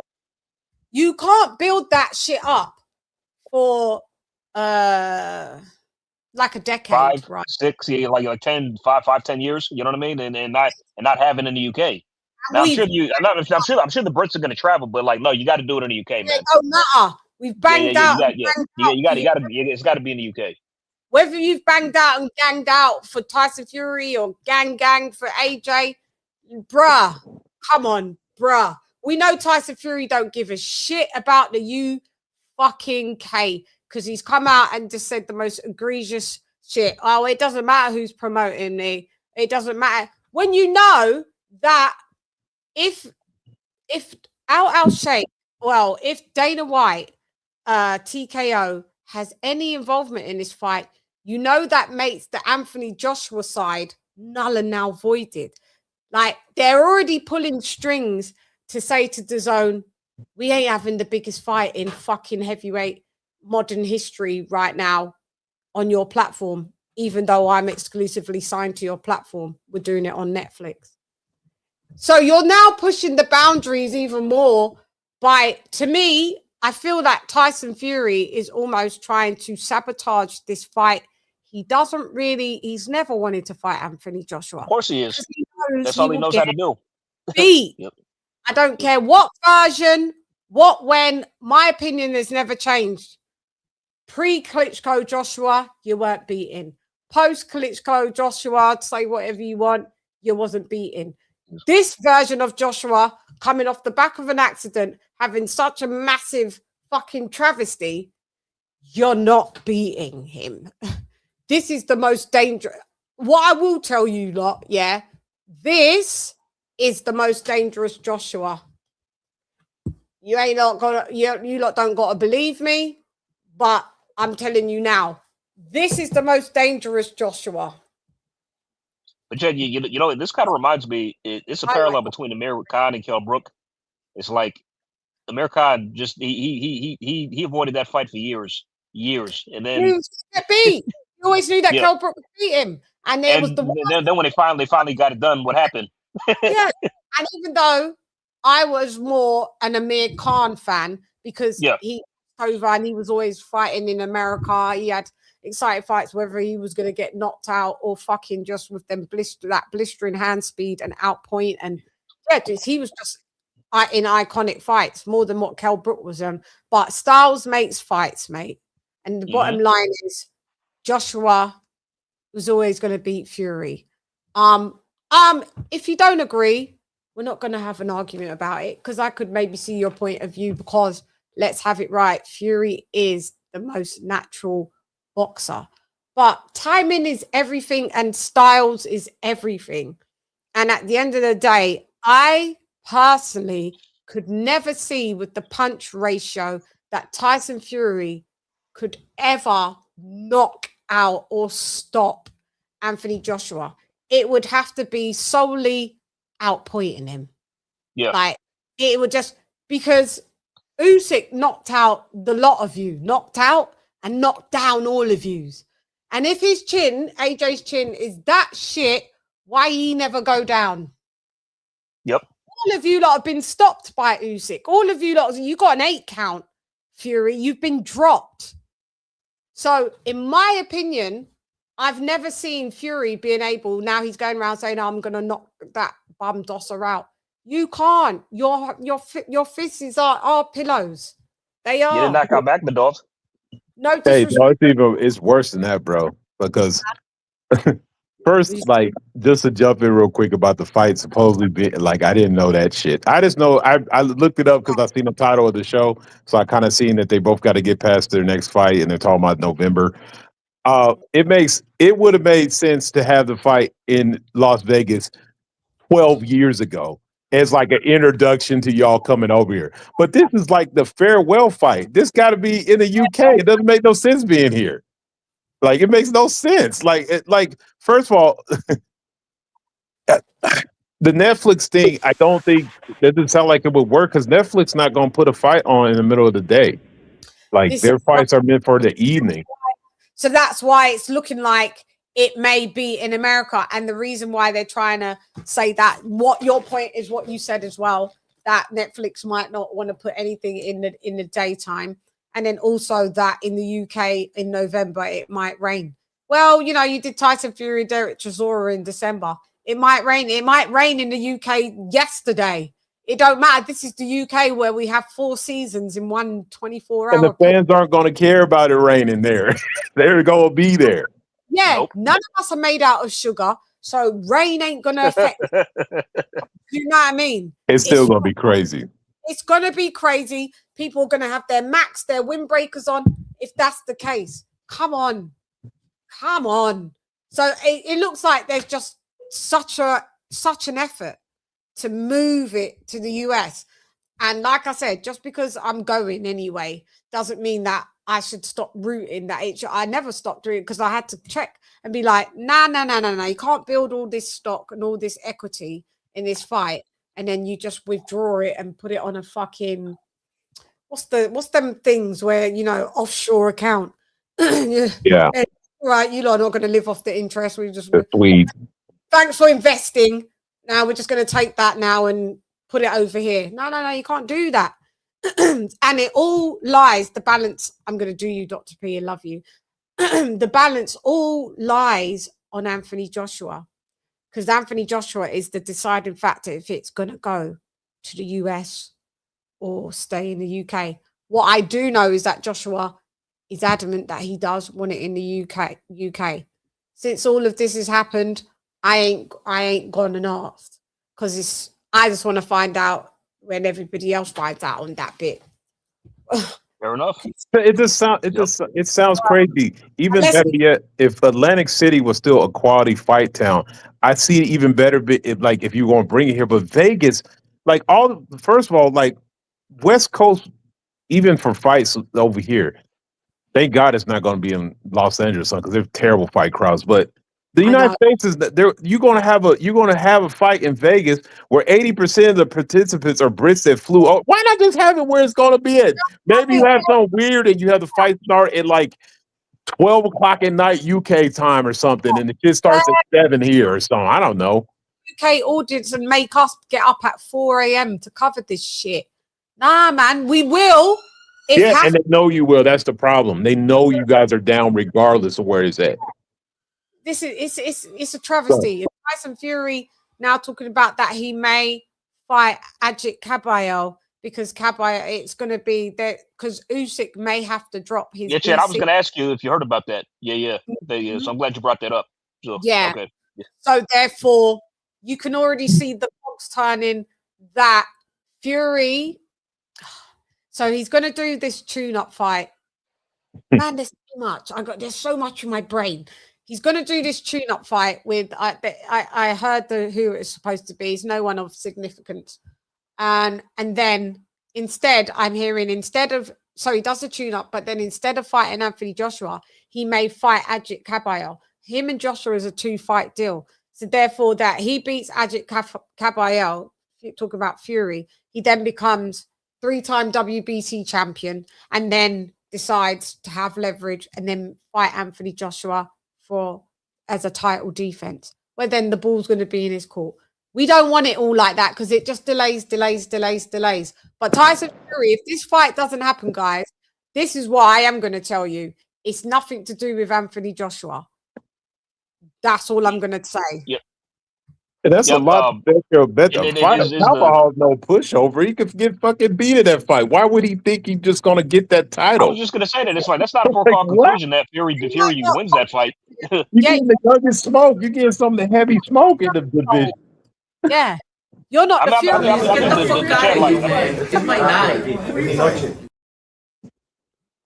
I mean, because like I see now, like AJ, his whole attitude and how he responded to the call out, it's kind of aging beautifully because because now it's like, okay, so what was your point of all that?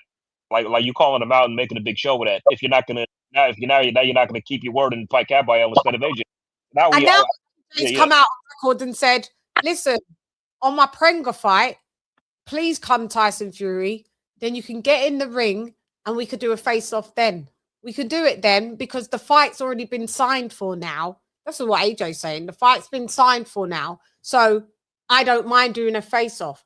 I weren't doing a face-off if the fight wasn't fucking signed for because I'm not here to bullshit people like you are. Do you know what I mean? So, yeah, he's got integrity. Like just a pumped up middleweight, pumped up middleweight, cruiserweight. And you got beat by that. I mean, and it's just the strange, like, I mean, because, like, you know, as KOK said, and I would say, is like, if you fight Kabayel, that's not a foregone conclusion you win, by the way. I wouldn't be really I wouldn't be picking, I probably wouldn't be picking you if I'm being honest, you know? So. It's not. Do you know what? Do you know if I was in Usyk, if I was Joshua, I'd be like to Usyk, bruh, trilogy me, lose on purpose, lose on you've done it, you've clocked the game.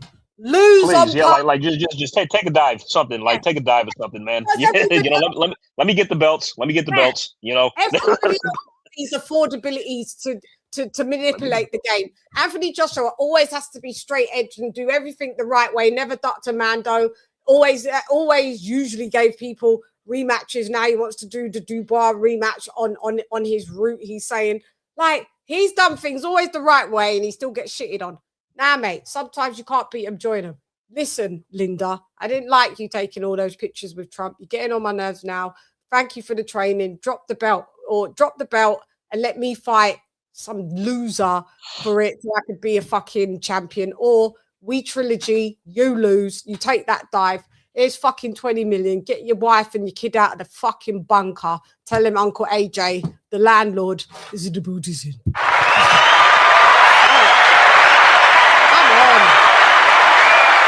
Come on. Do something. Do something because we can't have Tyson Fury holding back that strap. It's going to go to pot. Tyson Fury gets back that strap, especially that WBC one that AJ's never had. It's going to be a hostage. It's going to hold that shit hostage. It's going to be his terms and conditions. he ain't going to fight no one of note. He already said that he don't want to fight Itoma. He said, the guy, I've sparred him. He said, I sparred him. What does this story sound similar to another story? I sparred him. The guy's good. He's got speed, got angles. He's got power. He's going to be a great fighter. Who did Fury say that about maybe 15 years ago? AJ? Let's go, baby! Let's go!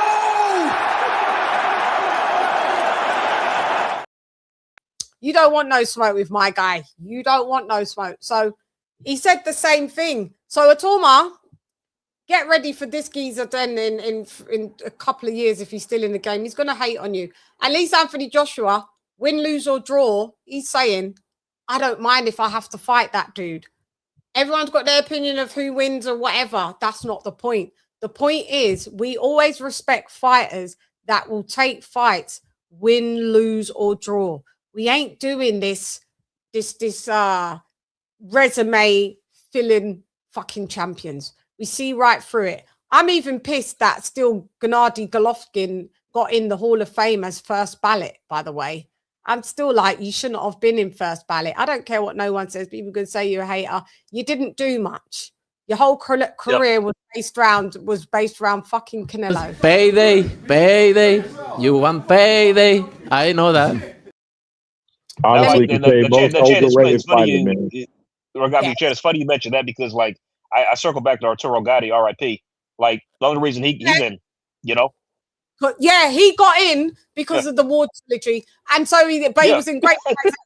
That fucking fight with Floyd Mayweather was epic as well. Oh God, we've got to talk about him as well. How long is this show going to be? Yeah, I know. We got to, because damn. Jeez. Oh boy. Yeah. And you know, and Gatti and Mayweather was a fucking epic fight. I have no problems with.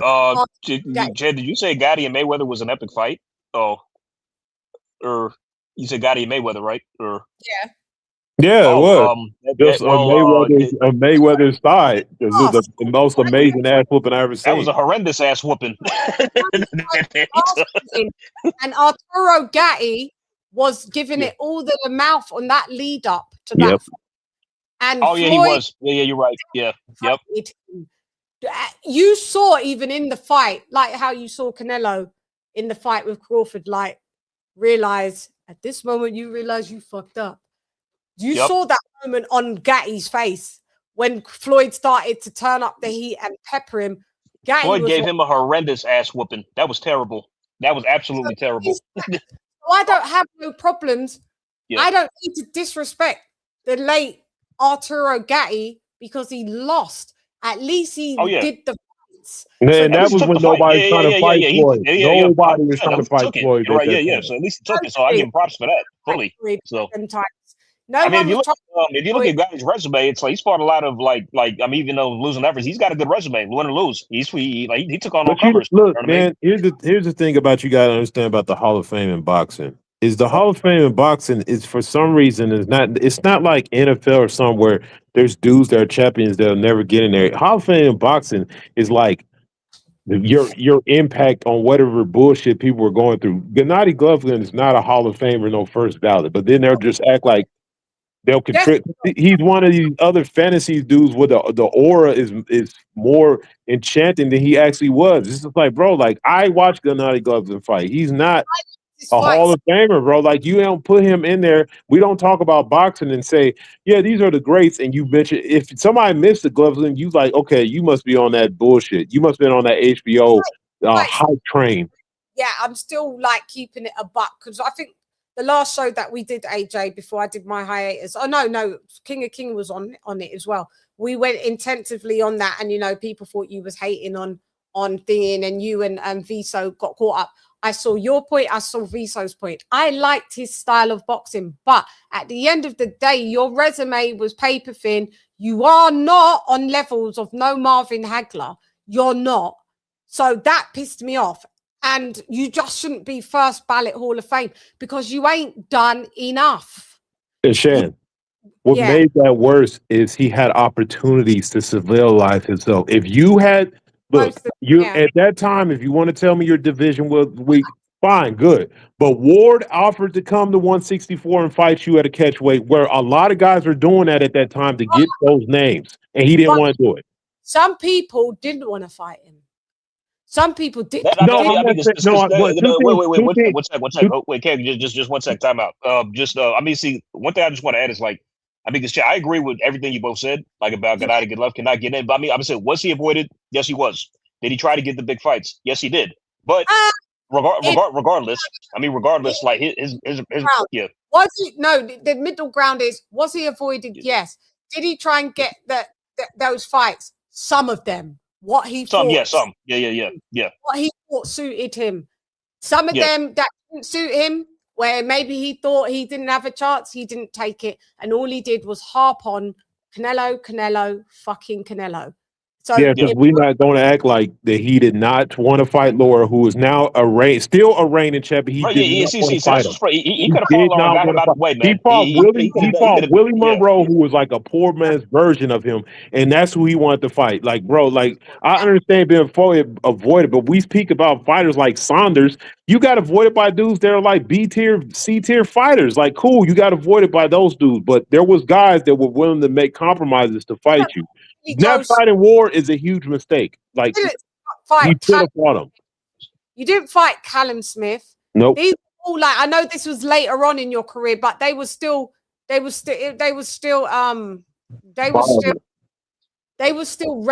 in the period, because in the period that you was fighting.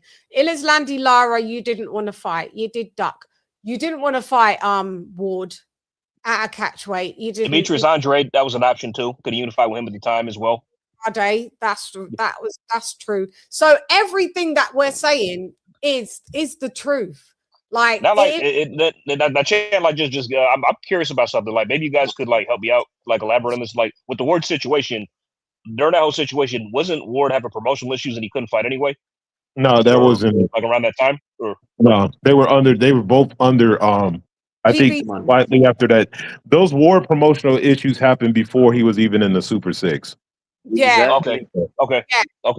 So the Super Six by itself negates that, because how was he able to fight all those other fighters if he had promotional issues? So that was after the Super Six, like he called out Triple G and everything, or like after he became. Yeah, it was after that, because Triple G came out and destructively said that he wanted to fight Carl Froch because he knew Carl Froch would. Right. But it's like Ward's like, you trying to fight the runner up, bro. I'm the best. Why you trying to fight the dude I beat up on? Yeah, and then he tried to say something about the weight, and then that's when Ward was like, "I'll drop 4 pounds." Yo, listen, guys. I just want to put one thing out about Carl Froch, bro. He's a hater, bro. He's a hater. Yeah, he's been a hater. He's an AJ hater. He's a hater. Carl Froch didn't want to fight no Triple G either. He did it. He was just clout chasing at the time. That's all he was doing. Listen. I'm Welsh, yeah. I'm Welsh from Birmingham, yeah. He didn't want the Welsh smoke, bro. He didn't want the Welsh smoke, bro.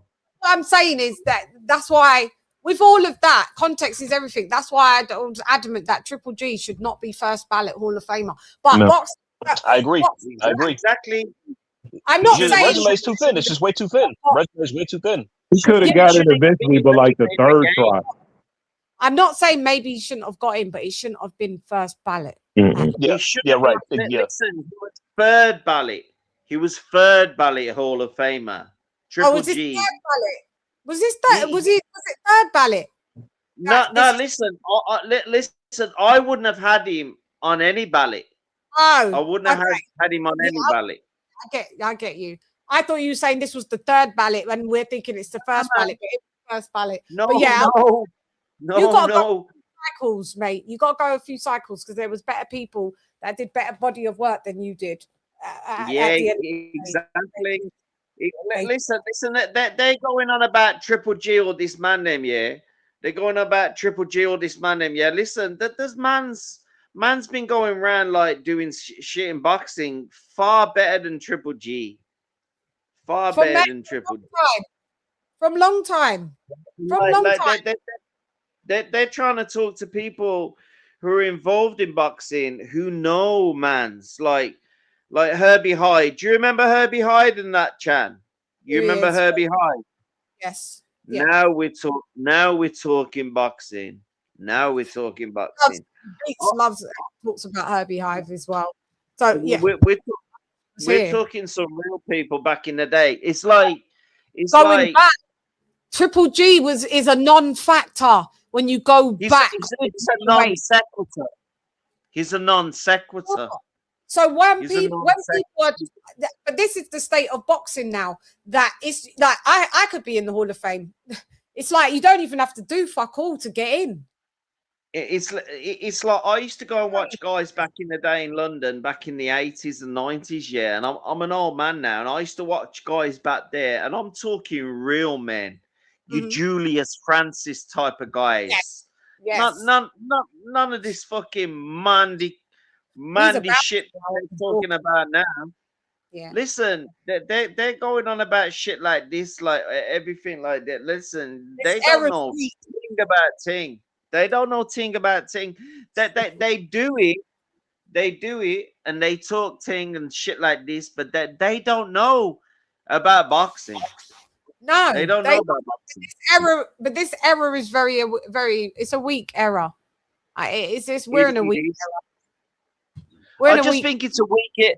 I think it's a weak error as well. You know, this manosphere. I think that's a weak error as well. You know these guys that going around this, that, and the other. Listen, if you've got some issues with females and you can't get a female, that's some weird shit, bro. Oh, it's like, yeah. I'm being serious, man. It's like, you know, a lot of these white guys, they go over to the Thailand and the Philippines to get a woman. That's weird, bro. That is weird. You know, coming ADHD, this whole fucking convo. Let me do this super chat.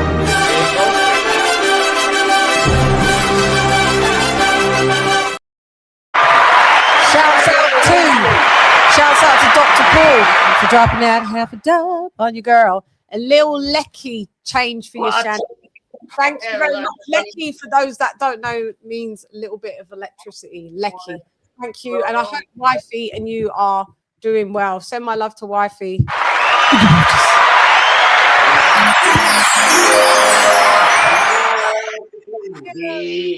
Yeah. So where was we? Where was we? Hold on. Pigeon, you keep sidetracking us. Where was we? So Tyson Fury seems like there's some kind of, because now we're waiting for an announcement is the last thing that I saw Dana White state, and also Spencer Brown, who is Tyson Fury's manager, and that was early today that they said there's going to be some kind of announcement. But Spencer Brown did say Tyson Fury is not signing to Zuffa. Yeah, Fury's a fraud, bro. What's the announcement then? Okay. The announcement that we had that Turkey Al Sheikh is going to be moving forward his promoter, right? Or for promoting his next fight, he said, right? Do you guys know that? He said that. Yeah. So whoever. Yeah, that I'm aware of. Yeah. What's the major announcement? Because there seems to be some kind of major announcement. Time will tell. Let me see. Speculations. Hard to say, to be honest. I mean, with Fury, you never know. It could be anything. You know what I'm saying? He got a fight in August. That's the announcement. Right, yeah. We're just like, around the time AJ does. In August, he always tries to build it up like it's so amazing. Then it's just some regular shit. He come out like, yeah, I got a great announcement. Yeah, this morning I had eggs and bacon. Like, bro, that's not it. Bro, we already knew that. And it's always like when other people, when Anthony Joshua's in the news, Tyson Fury always feels like he has to then come out and say something in the news. I mean, just whenever Josh was doing something, he has to just steal the spotlight and just post some shit. Tell us where the fuck the fight is, man, and just that it's in Wembley. That's all the news that we actually want to hear. Is the fight like, is it signed and it's legit going forward? If I know it's based on, because I almost hit y'all with the fantasy matchup for a second because I'm like, yo, is this a real fight? Like, are we on some fantasy matchup stuff? Yeah, I was even there like, yo, is this happening? I'm not asking. That's what, because I want to be in the mix with you lot. Like, I want to be in the mix and be like, is this? I don't know.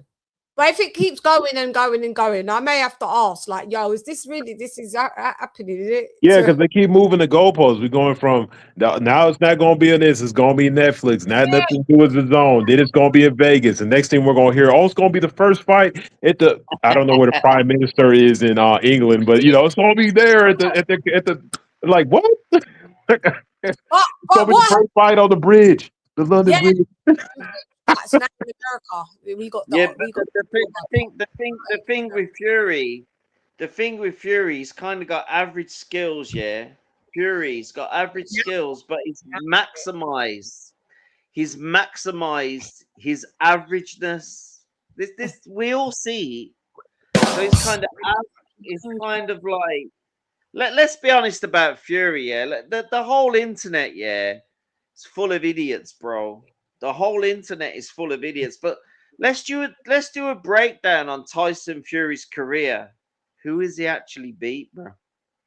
It's like Lady Chann back in the day. Remember like how I was telling these people that about his resume ain't shit. It's not shit. He's that guy. I argued with people from dusk till dawn about this guy. And now 6 years. Nearly 6 years later, everyone's cottoned on him and like, oh yeah, you know, he hasn't fought no one. Bro, yo, Chan, you were saying this 10 years ago, mate. You were saying it 10 years ago. I've been saying it before I was actually had my actual show on other people's shit. Yeah, like, and then come on and was saying it with my show was born in that whole Fury, AJ, Wilder. Shit, I just think, like, do you remember the tune that you did? You did that Wilder tune. That was mad, man. That was some mad thing. That was. I remember that. That was mad. Yeah, people are just man, that was crazy. Yeah. That's how much. That's how much I was so invested in that whole fucking triangle of them. No, you should be. You should. No, listen. You should be embarrassed about it. It's like I used to live in London back in the day. You remember when the garage scene was going on in the early 2000s? Yeah. I used to be running a lot of the stuff in I used to be running a lot of the clubs back up by fucking Surrey Keys up that area. You know, like the Isle of Dogs and shit. I was living in the Isle of Dogs for like 6 years. Isle of Dogs. Yeah. I used to. It was crazy. It was crazy. And remember for 9 months. Me bar rat brain splatter what the mother just started. Don't try move the body try scatter pick patter in a fall over your body. Now you bruise and batter top shatter. You never should do Allah. Shouts out to Dr. Green. One of the oldest members, man, 49 months. I feel bad because I tell you guys, one sec, Pigeon. I tell you guys that I know I've only got like a handful of you now because you're thinking, oh, why am I a member?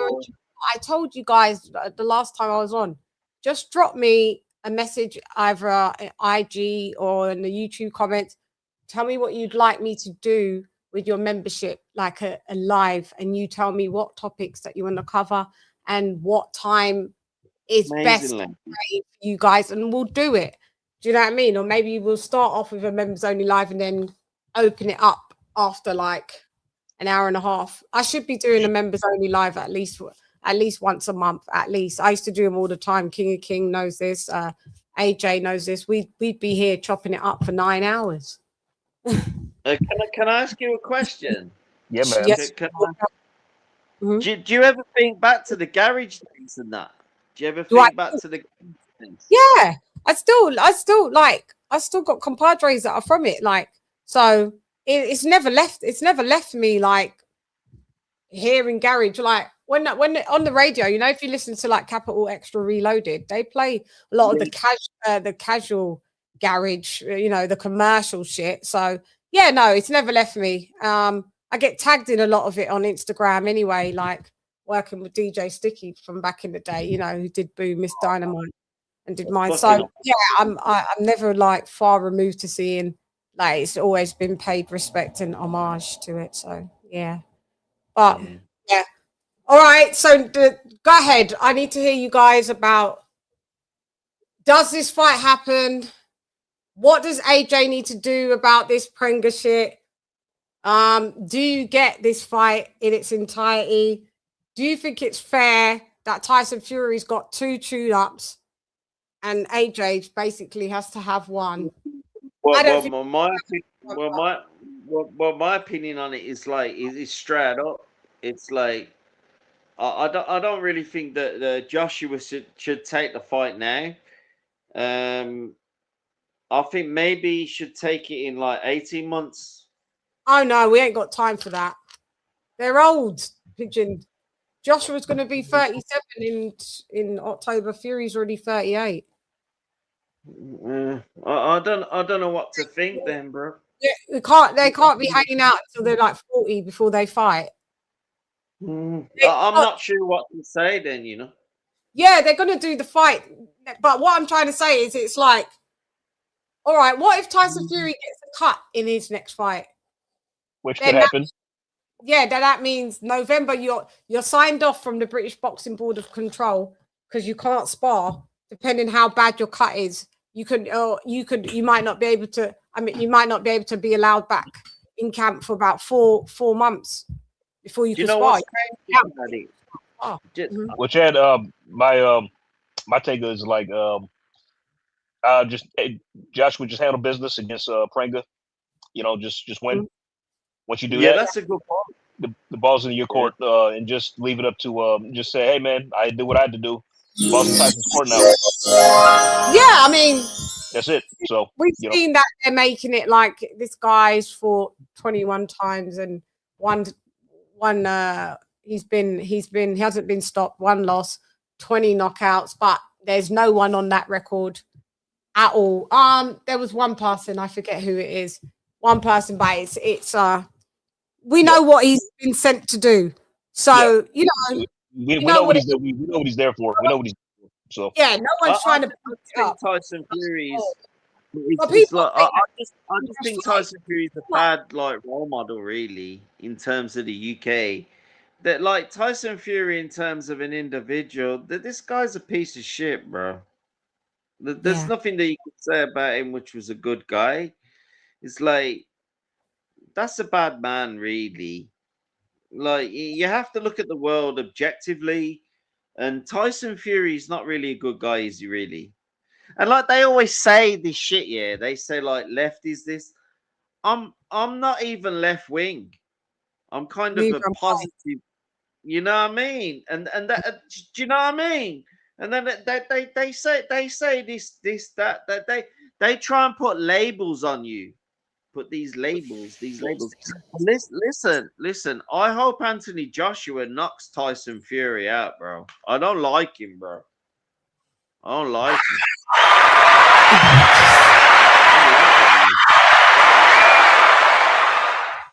It's kind of one of these things. It like man then puts like labels on shit like that, but you shouldn't be putting labels on things, because at the end of the day, when you put labels on things, those labels are going to get tore off. And that's what's written in the Bible. When you put labels on things, label going to get removed and it's going to hurt. So I'm personally going to say, yeah, go on. All right, Pigeon, you get frozen because God is saying, going to say, freeze you out. Go on, hurry up so we can get on with sidetracking us, Pigeon. AJ's going to knock Tyson. All right, well, shouts out. Let us go on with the rest of the show, Pigeon. Go back, take the camera off. That's what's lagging you. It's what's making you lag. Your internet's not good, and we keep a high quality show. It's not back in the day, Pigeon, where we talk all over people and start, you know. Hang on, you've frozen. This is okie dokes, guy. Sorry about that. He's known me from a long time. Like I said, was my troll. Then he was my friend. He's part of the furniture, but it's still the same days. It's not Pigeon. You can't talk over everyone. We've got shit to do. Lady Chann, always good to see you and you, sir. Time. I see you. You always we're at Beats's. We're always in the chat there. You and hearing boxing coming from a true expert. I'm a student of the game, but I appreciate your kind words. Thank you very much. You know what? I forgot, that I because I get like hay fevers sometimes, or I took an antihistamine before this show because I thought, the show. But what the antihistamines do, guess what they do for me? They make me really hungry and they make me drowsy. So I was thinking to myself, whilst I was thinking, why do I just feel tired? But don't worry, I'm still just doing the show. But I was just thinking to myself, wow, all of a sudden I've just got tired. But yeah, they prescribe me promethazine. Like the rappers take that in, because here in the UK we don't have that in liquid form or in our cough mixtures, but in America they have it in their cough mixtures, and that's why the rappers be like, yeah man, I'll be sipping on lean. But we have it here as it helps if you can't sleep, or it helps if you've got allergies. So promethazine. So I was just like, yeah. So it's like, wow man, why do I feel so all of a sudden slow-mo? But no, it's fine. So guys, if you see me like looking a bit like slow mode, just that's the reason. It's not that I'm bored and I want to be. I'm just trying to sift through. We've got a lot of comments as well, which I'm grateful for as well. But go ahead, you guys, lads. I need to hear you. What were we talking about? I got sidetracked, man. It's like what's going on? Like I just got lost. I know, yeah. but anyway, Jay, you want what are our thoughts whether or not Fury is gonna happen next, more or less? Mm-hmm. I reiterate. I'm sorry. And is he sabotaging? Yes, I believe he is. He's getting cold feet once again because that's pretty much all he knows how to do. I mean, he stifled the Usyk fight for 2 years, going on 6 years with the AJ, with 5 years with the AJ fight, just 8, 10, yada yada. So yeah. But if I was AJ, I'd just be like, hey man, I just handle your business against Prenga, beat him, just win any way you can, and afterwards, hey, just be in. And like I reiterate, I said, hey, balls on Tyson's Fury court. I did what I had to do. I'm ready to go. So it's up to him. Is the fight happening? Is it happening? No. Ooh. I hope it does, but I'm not confident. Oh, shit. Okay. Or let me say this. It's not happening unless Fury test your might. Test your luck.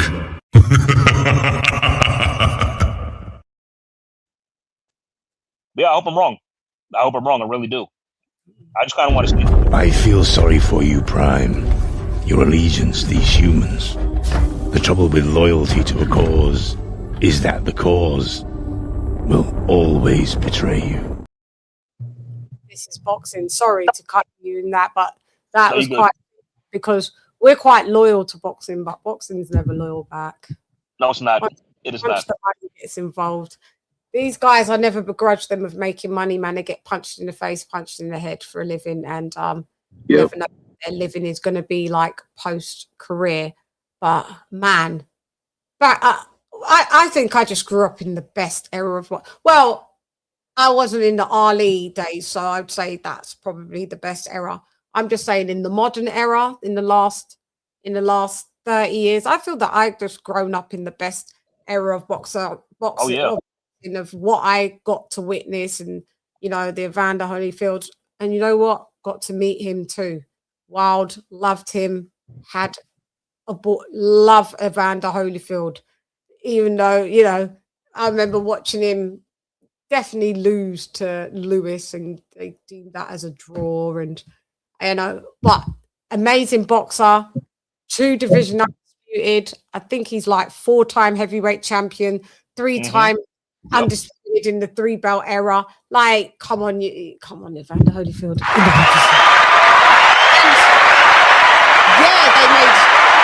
He made like big money. Like, one of his passes was like 30 million. But in today's world, Like, but Channy, he should have been 5-time heavyweight champion because he beat what's that guy's name? That big heavyweight was a Russian. What's his name? Went to Russia to fight him, and I boxed him, and they jobbed him on the cards. Who was that? Was it Ruslan Chigayev or was it Chigayev? I see, no knowledge. Yeah. That happened in like 2008. He went to Russia to fight him because he was WBA heavyweight champion at the time, and he outboxed him and should have got the decision, and they jobbed him on the. They fucked him over. So that was literally the ending of his career. Yeah, so he should have been 5-time champion when he won that title. Yeah, so and honestly, and Chann was great. He beat him more decisively than David Haye did when David Haye fought him. The fight, now that you said David Haye fought him. Yeah. I mean, but this is what I'm saying. We've got the pleasure to have like these lot. Like I said, I don't begrudge you lot of making your money, but since all this big money's come into boxing, even bigger money, it's just it's almost like everyone's a slave to the dollar pound. Like, I mean, everybody is they turned into divas more or less. No, they just, I think No, it's this spoiled generation of people that have been raised where you can get an iPhone, but you didn't have to have a paper route. You didn't have to work for shit. The money's always been there, but dudes had to. Yeah, you're gonna get the money. You're gonna get the Sugar Ray. You're gonna get the money, but you gotta fight Durant. Like it's the mindset's changed. It's now like, oh yeah, well, Thurman, you're gonna get the money, but all you have to do is fight Joe whatever from 20-0 Atlanta circuit. It's like, bro, it's like they still get the money regardless, but that's just how this generation is. You get the toys, you don't even have to clean your room. You get, you know what I'm saying? You don't have to do your chores. It's just they're a reflection of what society is now. You don't have to earn shit. Everybody gets a ribbon because you all showed up. It's that type of shit. You get a badge. Yeah, I mean, none of you guys have to do your homework. Yeah, it's okay. We're still going to give you an iPhone. Because think about, I'm thinking about that, like we were just talking about Fury. It almost feels like that fight with Klitschko was like 20 years ago. It's like, it's 2026 and we're still talking about shit. Like, it happened in 2015 and they still mention it, but that's how you have to mention it because your resume is so thin that that's the only real last person of note. You know, Klitschko and Wilder is the only two people, you know, that really get mentioned on Fury's resume. Even they tried to pretend the Usyk thing didn't happen because they're so embarrassed. But look, here's the thing about it. As boring, and like I said, we transitioned into what people feel like is the boring phase of heavyweight boxing. Thank God Floyd was around and kept us interested. But even the Klitschko's fought everybody, bro. Like, as boring as you want to say, you can't say they didn't fight nobody. Like, you can never say that about any of them. So we still were getting the fights. It's just nobody liked it how they're fight. You know, Manuel Stewart came up with a style that was, unbeatable. So it is what it is. Because let's be real, those dudes got knocked. I mean, the little Klitschko, Vladimir, got knocked off a bunch of times before that he developed that style. Yeah, before he went. And nobody ever brings that up. We don't even notice it. That's what I'm saying. We didn't care about you. Okay, dude got knocked out. He got better. That's literally what happened. Yeah, exactly that. So what you're saying, Edward, so it's just like this era, man, that's how people can go back from being hardcore to casuals. That's why you can just easily be a casual, because it's like, you know, they say fighters don't want to get up for certain fights. Well, neither do us content creators, and neither do us sometimes fans. Sometimes sometimes we're like, I'm not on YouTube because I'm doing some other shit. Because right now, nothing's really. I mean, that makes you be like, yeah, I've got to. Now this topic happened, yeah. And what I'm saying was, I wasn't doing it on purpose to be away, but I mean, I wasn't like, oh my god, like, you know what I mean? It's the same shit, different day. Well, even these fights that you get. Look, I know we're not on top, but I'm just gonna mention this quickly because it happened this weekend. But it's even the Bam Rodriguez thing. I don't know what the nostalgia is. Like, I'm almost seeing you on like a high grade version of a top ranked guy. Yes, you're getting these belts and these, but I can't remember the dudes you're beating. Yeah, let's go into this topic. Let me put it so I can edit it. So yeah, let's go. In the real Pigeon. In the Boots Ennis.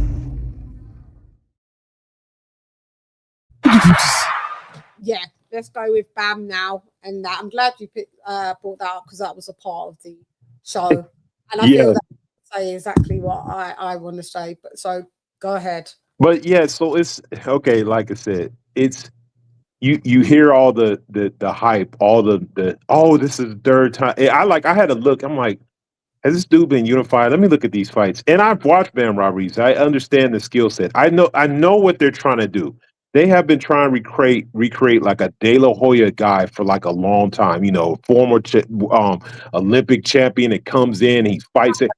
And the hype, they're trying to hype it up. Oh, look, he got this belt. Like, first of all, in them weights, we 4 division championship when you're going from like 112 to 161. Like, bro, that's two. That to me, that's 2 division, bro. You ate a sandwich and went up a weight division. Like a Happy Meal from McDonald's. Yeah, and it's like, and then on top of that, like I'm just gonna keep it a buck. I almost feel like you're sliding up just slow enough to avoid Inoue because he's close enough that if you want a real fight, he's there. Because I could swore Inoue a few years ago was at 118, and now it's like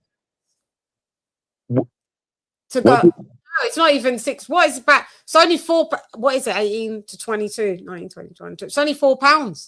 Yeah. So I'm thinking like, bro, like you've had enough fights. To be honest, Inoue hasn't had enough fights where you can act like he got so much more experience than you. Well, he does. He's been there. What? How long has Inoue been at Inoue? 4 years? 3 years? No, I'm talking about like. But yeah, I know what you're saying. In general, yeah, I'm saying before he went up because technically Inoue went up because he basically cleaned up everything at 118. 3 years. It's been a 3 years. 3 years. It's been a 3 years. Yeah, he just missed 1 division. I think he skipped Superfly or something. But my thing is, even if let's say he goes up, Bam goes up the next fight, fights a couple 120 because of his skill set, because of the hype.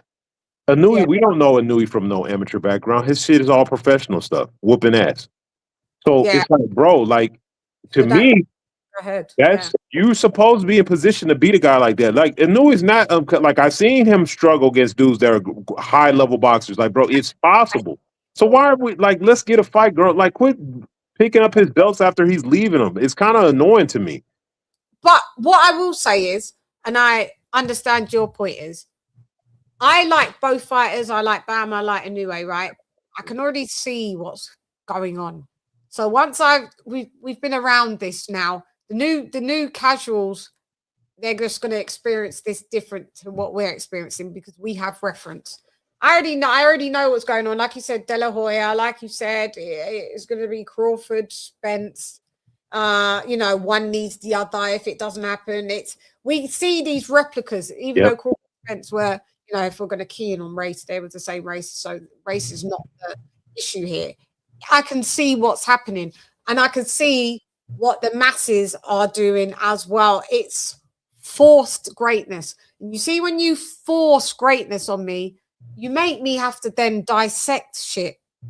Let me feel the greatness organically, authentically, because this is looking a little too pushed. Now, what I will say is that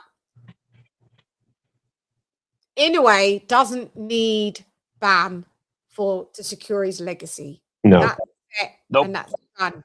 Yeah, I mean, what is he? 2 division undisputed, right? Yep.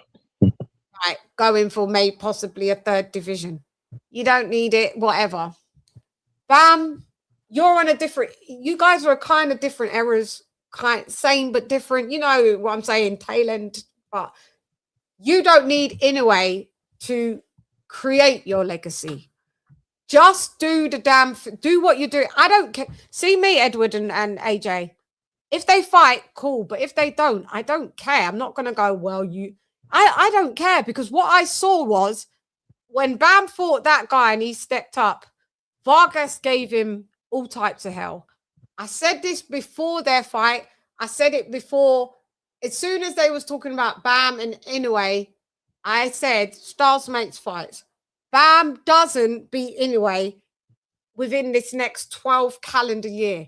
Now, timing's everything. If you get Inoue and Inoue's sliding, you might be able to get him. But I know it's even just like £3 here and £3 there. I saw Bam look tiny in that with Vargas. Vargas gave him problems. Bam is a great finisher. It was a sick finish. But I'm afraid Inoue stops you. He stops you. You'd get stopped. If you go to 1-2-2, that's why they now got pulled the brakes on it, pumped the brakes, and Robert Garcia's like, whoa, we need right there. I don't begrudge them that. Acclimate all day, mate.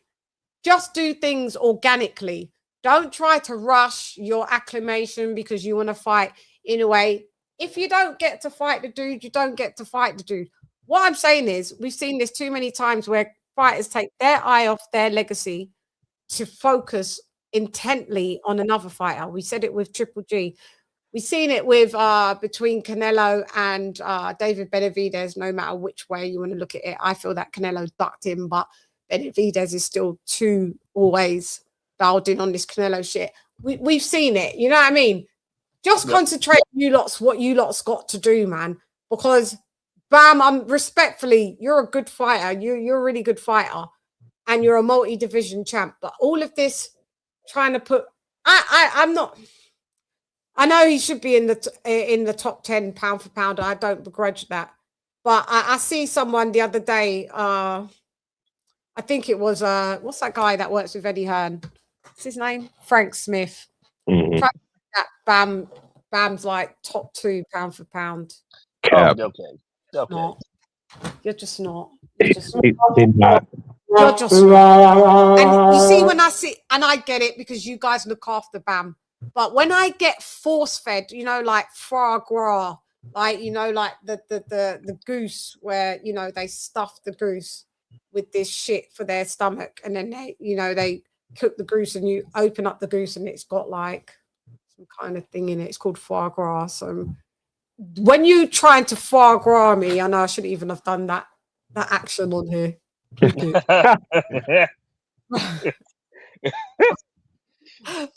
I know you guys were quiet. You was like, you lot was like, thinking about that action. But when you force feed me anything, I just want to spit it out. And I just want to like Bam, please, guys, let me like him, because you guys force shit too much. You force Triple G, you even to a degree forced Canelo, like he was like, and Canelo's Canelo. I'm not taking nothing away. But all the people that you force, they come down to an almighty crash because you forced it. Do you know what I mean? Yeah. I don't mind you come down and you get your ass beat, because authentically you did everything that you were supposed to do, and you didn't try to act like you were something that you wasn't, and you just did what you had to do. You're going to get beat en route. The greatest has got beat en route. Ali 5 times. What's his name? And Lennox Lewis 2 or 3 times. Mike Tyson 5 times or 8 times. 5 times. Evander Holyfield is about what? You got 10 losses, I think. Yeah, they counted that one against the MMA dude. As a... Oh, was it MMA with Victor Beltram? Oh God, they was that on his pro career? Oh shit. Okay, so what I'm saying is, yeah, I mean, I don't care if you come tumbling down. Like when you're authentic, we'll catch you. When you come, we'll say, well done. Like, don't worry about it. We got you. But you see, when you force this shit, because this is when it does get a bit.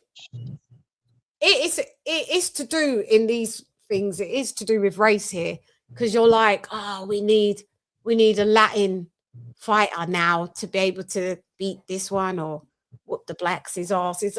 Now you've got me into American mode thinking, because we don't think like that here, by the way. But because I've been in this arena with you guys for a minute, I can see the play, and I'm not playing the game. Wait, isn't Bam? He's from America. Am I right? He's like born here. He's American. Yeah, that's why I said. So that's why I'm like, they're trying to invent the day, but like I say, he ain't him. It's a Chicano fighter that they're trying to have, you know. And that Chicano, look, let me clarify. That's not no weird. That's what American-born Mexican person. That's the terminology they give him. It's Chicano. Right. I know Chicanos. Yeah, so you know, they want a Chicano-born fighter like Floyd. I mean, like De La Hoya. It's not even necessarily where they want one to go against. Like, if they could come up with legit Mexican guy like they had back in the day, Vargas or somebody like that. They want a rival, but like you said, they're trying to invent something. And I'm like, bro, he ain't it. It's not that he's bad. It's not that he's that he's bad. I love it's not. He's just not quit. Like it's right now. Because here's something that is derivatively a bad term. Oh, he's a 3-weight division. But say that in context. When people used to say somebody was a 3-weight champ, that was back when there was 2 or 3 belts in a division. Like you only had a few chances. Now you have 4 opportunities to be a divisional champ in another division. It's not that as difficult as it used to be. You literally can avoid 3 champions and become a champion in a division. So I'm not impressed with that. Like it's just like even I don't know. Like I said, even back in the day when they were pushing Chocolatito, there was a time period I remember they were pushing him. He's number 1 pound for pound in the midst of Floyd Mayweather being in boxing. Yeah, they always do that. Choc was great though. Like Choc was great at the Bam trains with Choc, and then they were trying to make a thing that Bam was going to fight Choc. No, but Choc deserved. I know what you're saying. Choc was great. He eventually did, but the conversation of trying to say that he was better than Floyd Mayweather at that time was ridiculous. Trying to pound for pound off Inoue over Crawford. I saw that play as well. Yeah. So just keep changing the players, because Inoue was supposed to be pound for pound number 1 more than Floyd, or 2 after Usyk more than Floyd. I mean more than Crawford.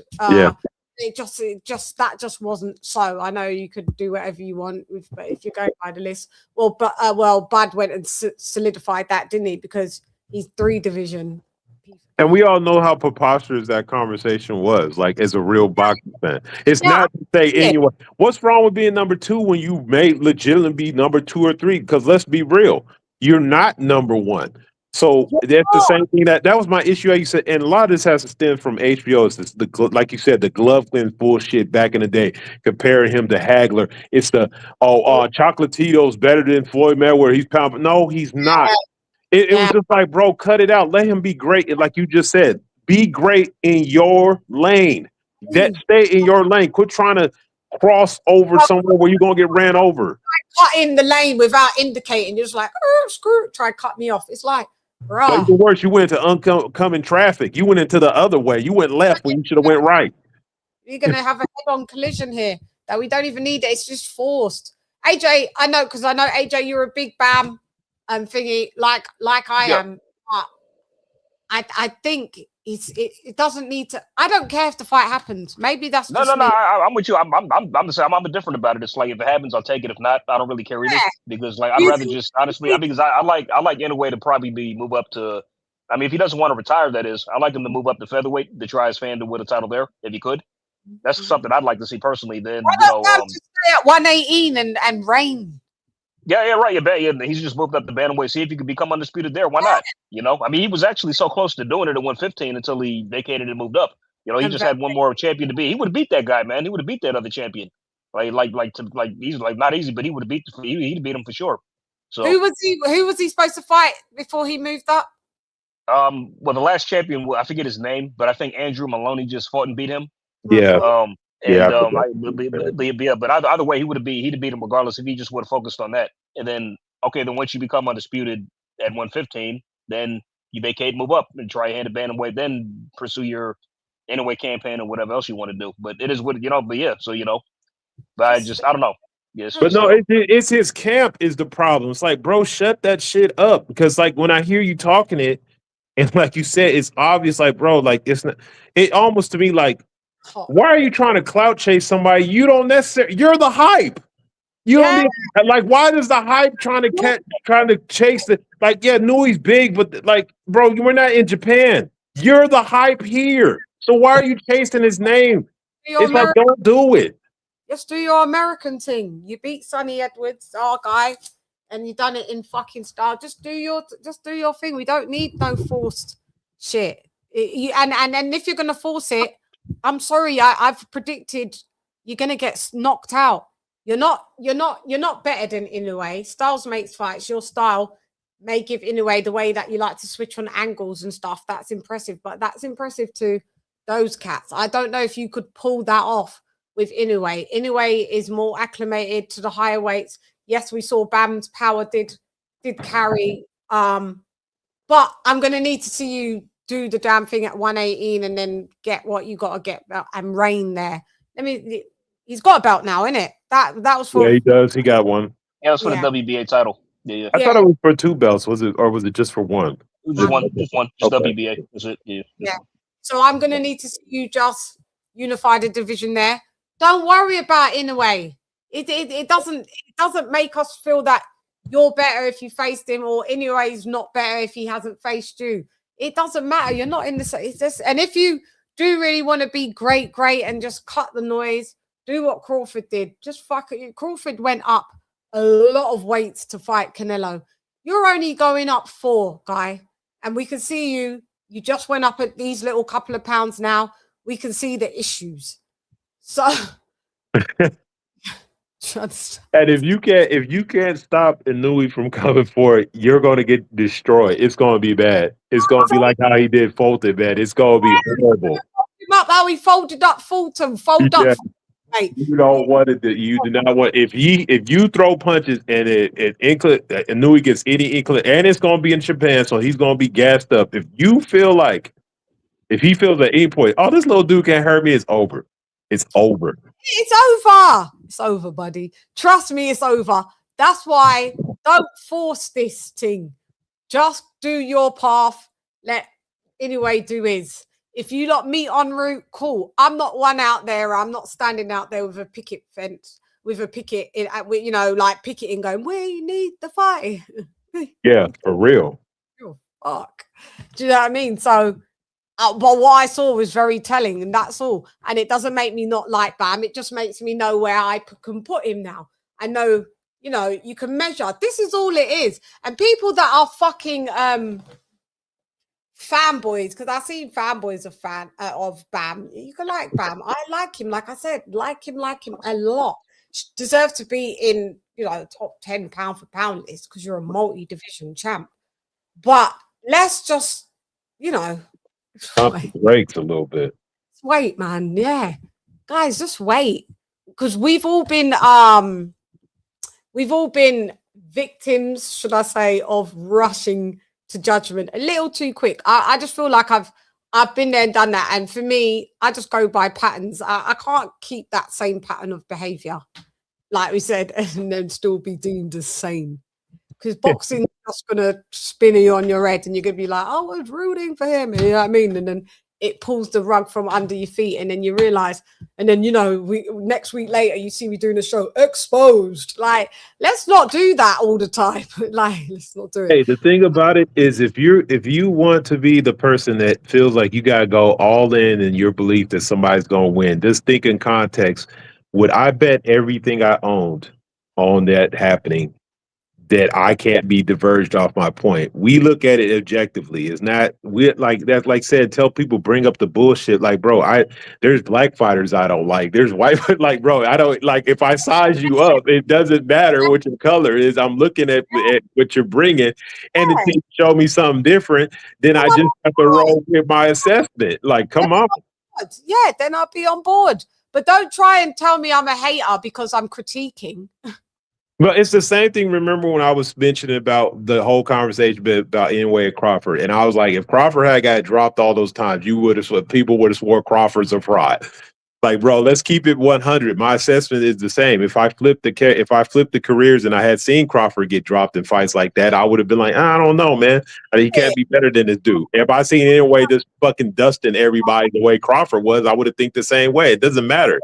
Yeah, that's why what separated me saying, even when Crawford and him were both 2 division undisputed, I understood people said, 2A and 2B, but he was never above Crawford, in my opinion, because the people that dropped Inoue, and again, we always have to keep putting out these fucking disclaimers.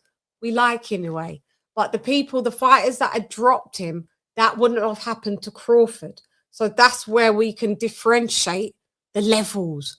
That's all we're saying. It's like you can't say one thing and then people think you're anti the other. Just no, we're just being objective.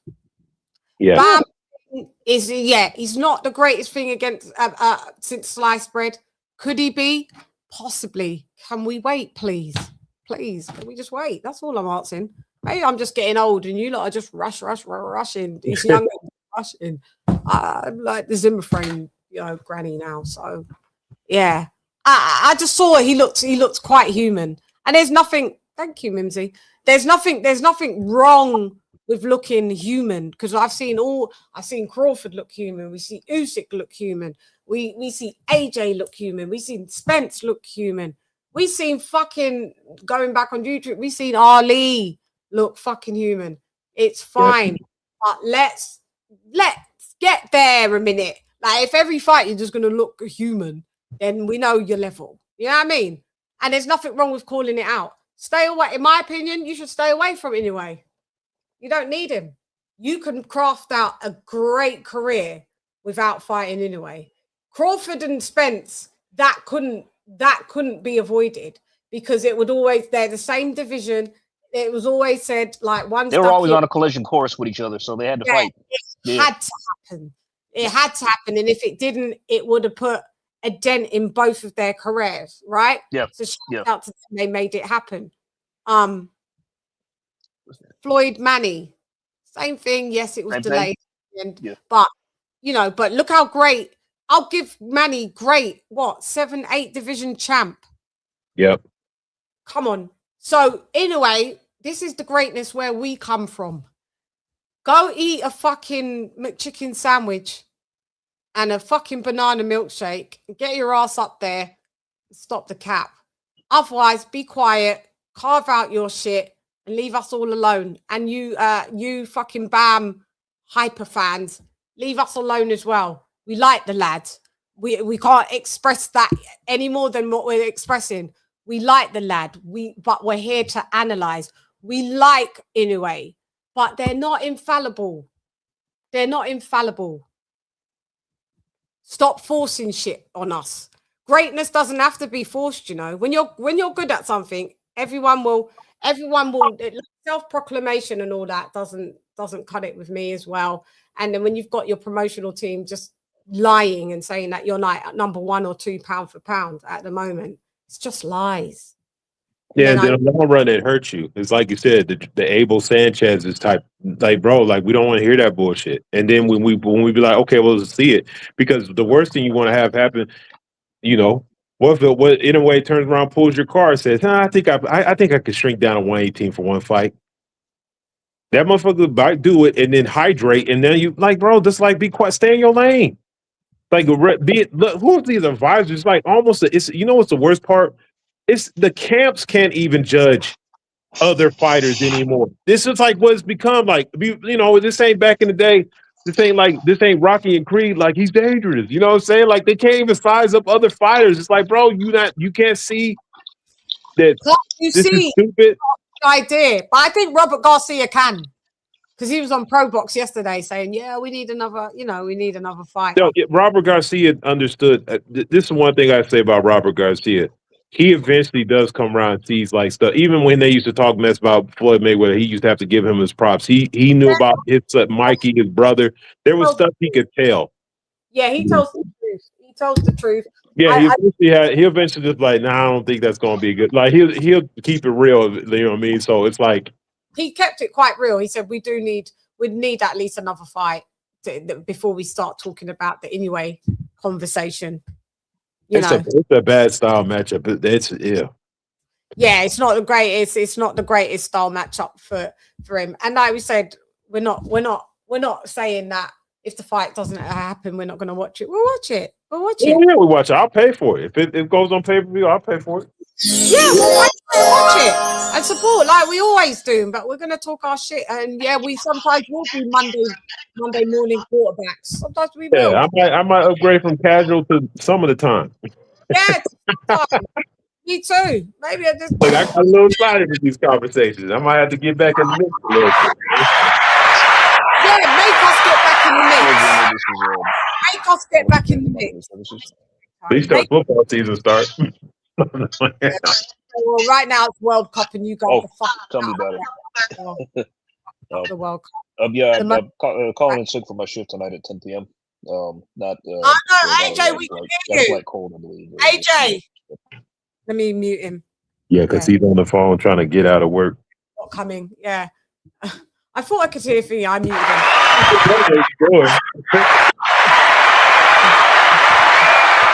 Yo, how you going? It's Lady Chann, nonetheless, and welcome to, you know, it's the Lady Chann late hangout show, but even though I'm late, but it's early. We're in the Boots Ennis. Ding, ding, ding, ding, ding.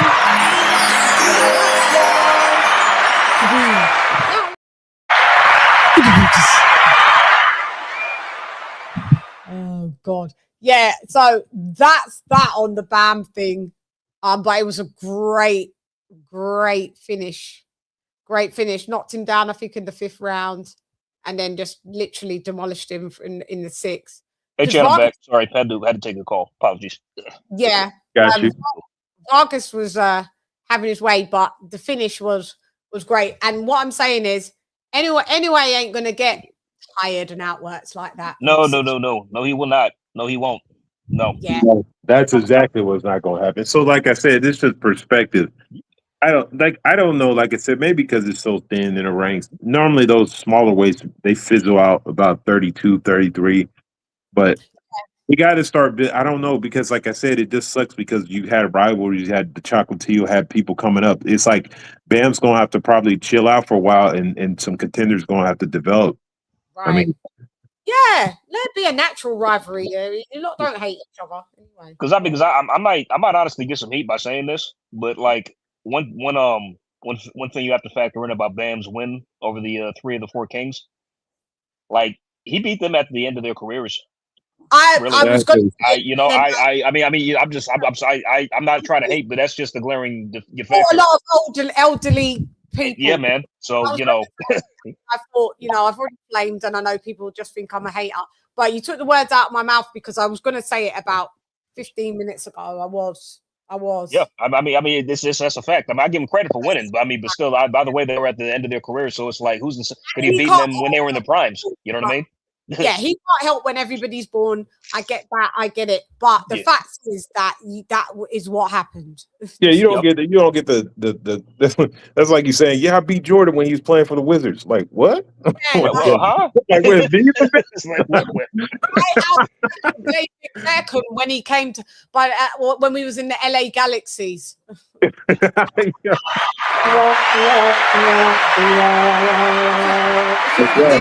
If you would have did that when he was in Man United, then I would have looked at you different. Come on, you tail end shit. Stop it just he was like, and that's what you're supposed to watch them out, but you don't get credit for them. Their rivalry already beat up on each other. They already had dispatched each other. Like I said, it's like being up back in the day. When they had like Barrera and Morales and that group of dudes, and you slide in there after they're like 30 something and beating them. Like, yo, these are the dudes that beat Nina said and stuff like that, bro. You can't come beat them when they're like 35 years old, talk shit. Like, bro, they're already done. We're just breaking it down, guys. And I know you go, oh, stop hating. I know you think we're hating, we're not. Chocolatito was like at 60 fights, bro. Like, cut it out. Yeah. Like, come on. By the way, I don't know if you guys knew this, but the guy Bam just beat, this Vargas guy, he was interim champion, but he was upgraded for this fight, I think, because the champion before him was Ryu Tatsumi, and he was injured, so he was made champion of recess. So it's a paper belt. Yeah. Yeah, that's a paper. He gonna have to put some work. Like, see, that's I'm saying this Tatsumi guy who was made champion of recess. So what if he wants to come back and fight for the belt?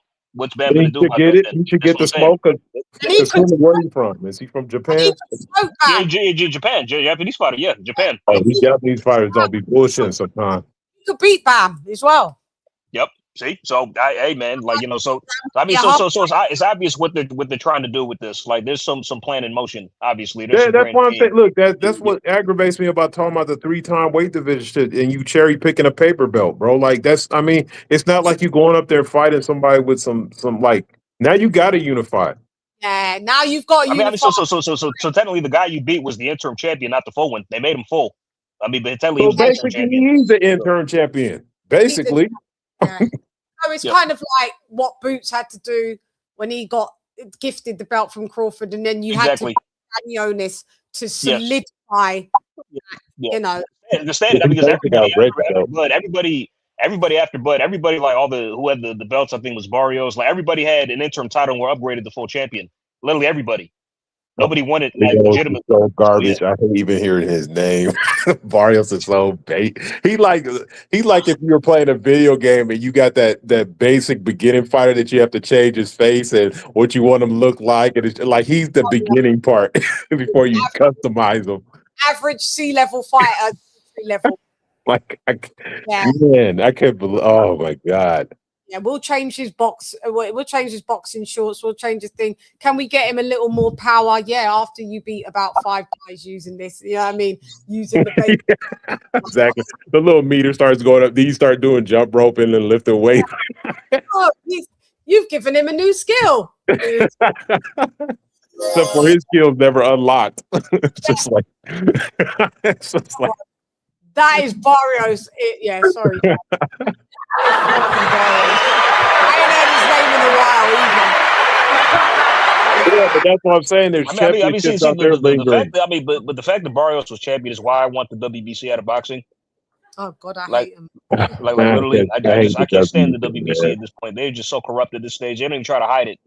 Like at all. Floyd was the only one that made that fucking belt relevant for a long time before Sullivan completely took over and turned it to trash. They've made Fury number 1 on. Bro, how the fuck is see? This is what I'm talking about. This is exactly what the fuck I'm talking about. How the fuck can you be number 1 when you're coming off 2 back-to-back losses? No, wait, sorry, no, wait, no, he beat Makhmudov, my bad. But I mean, but how does that warrant a number 1 ranking? Beating Makhmudov doesn't elevate you to number 1 status. That's what I'm saying. But I'm saying even beating him doesn't make you number 1. Yeah, he's European level, Makhmudov. So come on, man. Yeah, that's when I saw that. I was like, I could see the corruption is in the building. Yeah, it's in the building, mate. The corruption's in the fucking. Now he's aligned to fight apparently Caballero. So hello, that makes sense then in that case. It's cool. Yeah, I want him to go ahead and get his ass whooped by Caballero because Caballero. Yeah, so do I. You know what? Honestly, if he takes the fight, I'm hoping that Caballero beats his ass and knocks him out to the body. That's a tall order, man. I don't know how you want to avoid everybody else, but you're gonna fight Like, are we sleeping on Caballero now? Because low key, like, bro, he's easily in the top 5 of heavyweight. Like, bro, I say he is for sure, most definitely. Easily in there. In the ring heavyweights, he is, if I remember correctly. I think he's rated. He's obviously in the top 10, but I think he's in the top 5. Or maybe. Let's find out. Let me take a look. Let me find out. Hold on. Yeah, because it's Usyk, Dubois, Fury, Caballero. Who's the other one? Caballero. Who's the one that's just above him? Flip Ergovich. Oh yeah, Ergovich. Yeah. I kind of remember the list off the top of my head, but yeah. So I mean, Fury's been elevated by the WBC. A load of shit. Oh shit, Caballero's number 2. He's number 2 according to the ring. Caballero's 2. He's number 2. Fuck. Number 2. Yeah. Dubois number 1. Dubois number 1. So do we look at that differently? If Fury somehow pulls that out, which I don't think he can. He might. You said, because that's like a legit win, and then which would be great for him going to the AJ fight. Then everybody can say, "Oh, they got a belt, no, it's legit." And then when AJ beats him and gets the title, nobody can pull some bullshit. Oh, that's the WC. That's the fucked up part. So we want to bring the same energy. How can you do it when you think legitimately maybe somebody actually won that shit? Maybe that's the route, because remember, Joshua's never had the BC belt. Go ahead, Tyson. You lot are number 1 or 2 in that thingy. You fight him. You're probably, I don't know, for some reason, the powers that be, you might just beat him, might not, but I'm pushing that if that's already put into play. No, the fight's going to happen, and Caballero going to get hurt, and then they're going to give him the belt. Then they're going to wave it off. They're going to wave it off and just oh, there you go. Give him the WBC. No, I'm talking about he's going to get hurt before the fight even happens, and they're going to be like, okay, well, you're the interim WBC champion, Tyson. Fury's the 3-time WBC champion. Then he's going to come out and say 60-40 for that bum dosser Joshua. If you want to fight me, it's going to be that shit again. Maybe they get that fight popped off, and then they're going to be fighting. Like I said, Fury be, trying to fight to keep his belt. Oh, well, plus guys, wait, okay, hold on, wait. Just another thing to touch on right quick. I like your 2 cents on this. Like the WBC ordering Noel McKellian to fight David Benavidez as a cruiserweight. Oh, no. Like I've seen that shit. I was like, that's what I'm saying. It's like, bro, like, well, y'all really not even trying to hide it anymore, are you? Who's really supposed to fight Noel again? Like he was in talks to fight Jai. That was in the works. That was in the works. Yeah. So they're fucking over Jai again. Yep. Yes. Yep. The WBC this time. I saw that afterwards. I was like, "What the?" I'm like, I mean, but wait a minute. But like, how could you order him to fight another champion who's not even champion at the weight? That, huh? Like, you see what I'm talking? You see what I'm talking about? You see what I mean? WC is trying to find their next favorite because they know Canelo's not going to be that much around. You know what? Watch that next thing. Guess what? Watch. They're gonna order Inoue to fight Christian and Billy next. Watch.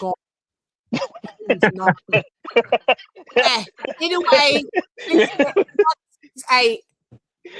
go to 168 to fight the winner of Canelo and Billy.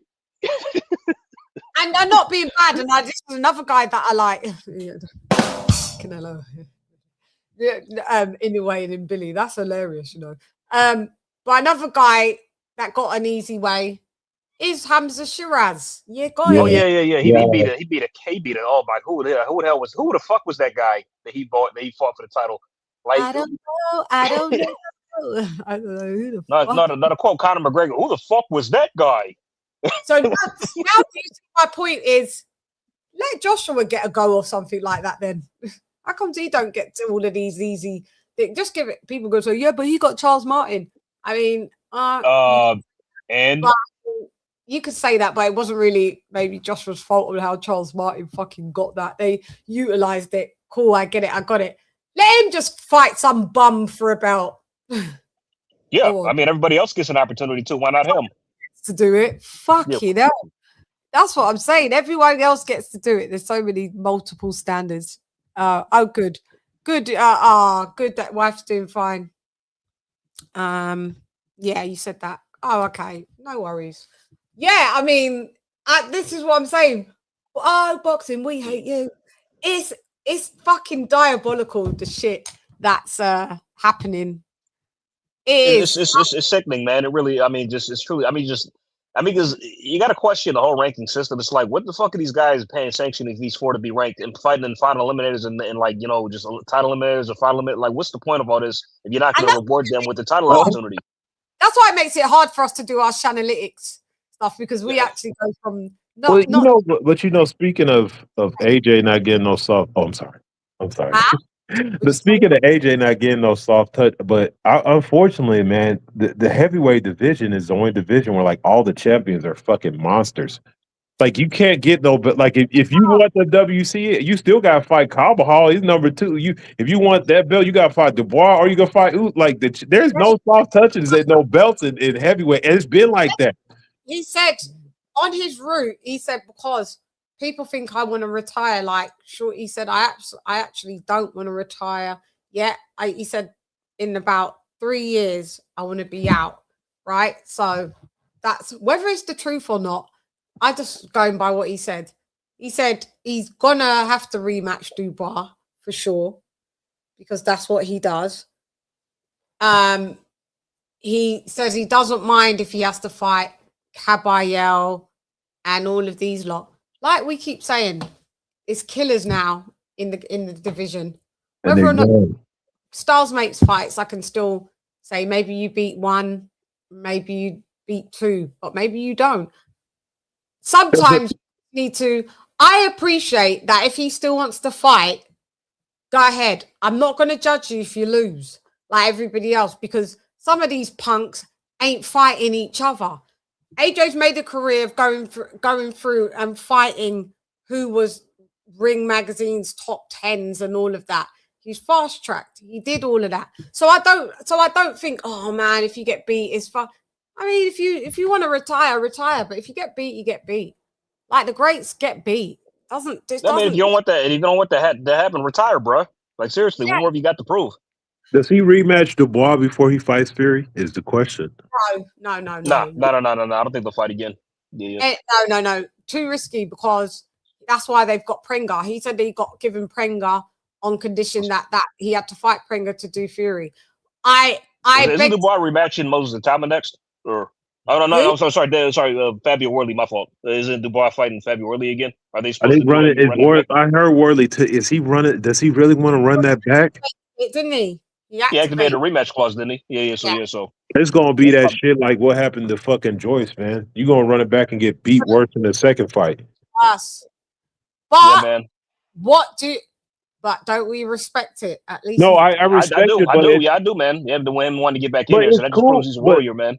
No, it's that. But there's sometimes you gotta be smart. Are you running it back now because you think you legitimately to beat them, or what's different? That's what bothers me about the young guys. Like run it back a little, like after you get maybe add some to your repertoire or something. But yeah, sometimes it's not worth it straight there and then of just going to do it because that's the way he got beat. Like he took a lot of damage all the way up. Fury I think in the second fight when Joyce ran it back with what's his name, he looked at so gun-shy. He looked at like he knew he was gonna get fucked up. Who? Joyce ran it back with what's the when they ran it back the second time, Joyce looked like, oh my god, this dude's gonna whoop my ass again. Saw it. You fucking saw it. He knew. Yeah, he knew it. It's like he knew he can't have nothing different. Career, man. Because now he's fighting this guy.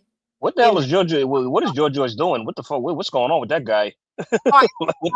How's Joyce ain't retired? Was he like 45 now? No, he was 37 when he was trying to come up. Like he's been old for a while. What's he doing? He's 41, 40. He's got to be 40 now at least. 40. It's more than 40. Maybe yeah, 40. Me and Joyce the same age. I should have started my career. I need to go. Yeah, he was fired as a heavyweight then at 40.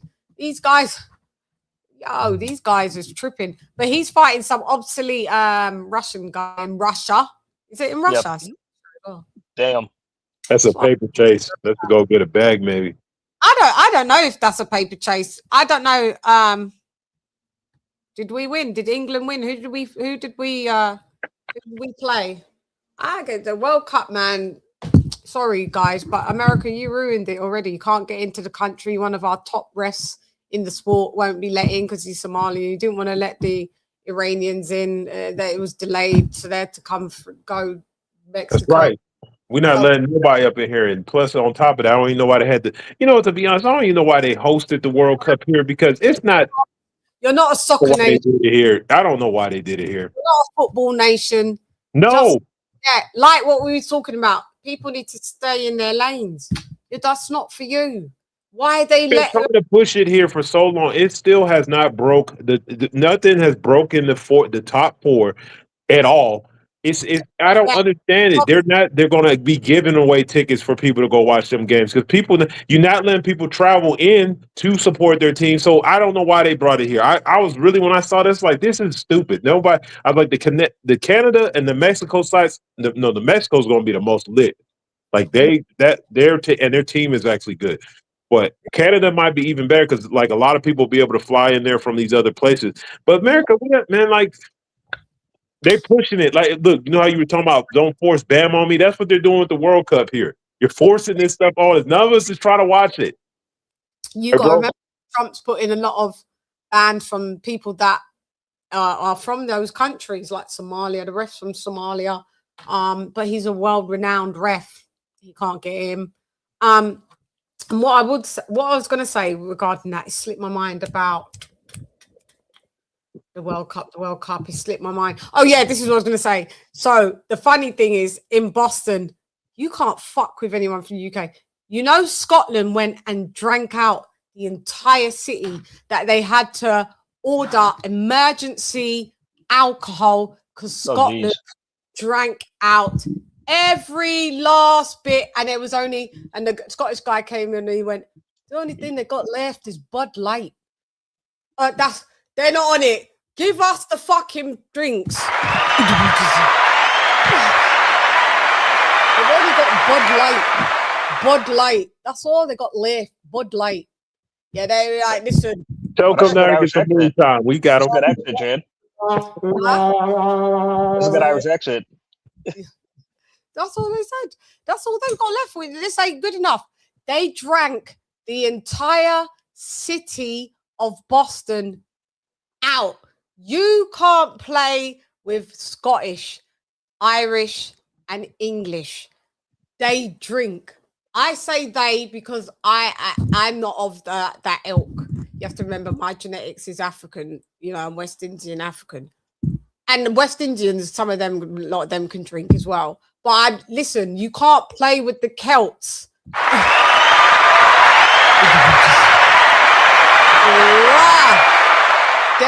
can't play with the Celts. Them man, they drank.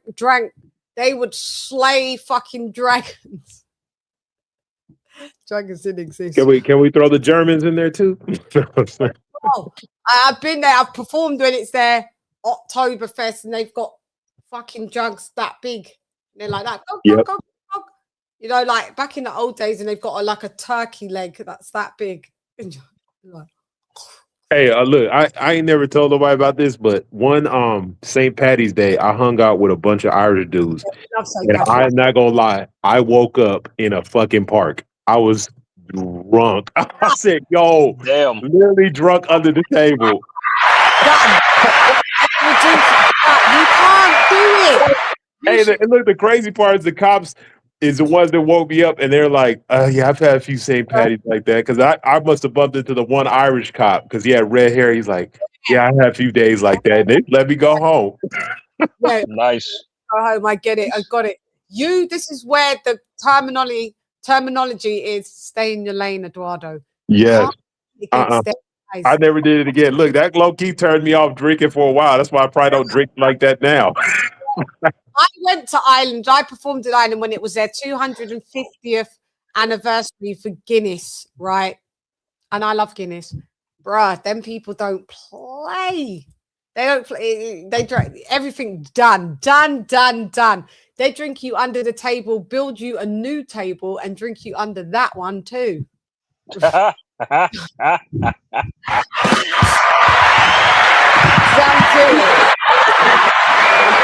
fucking do it, mate.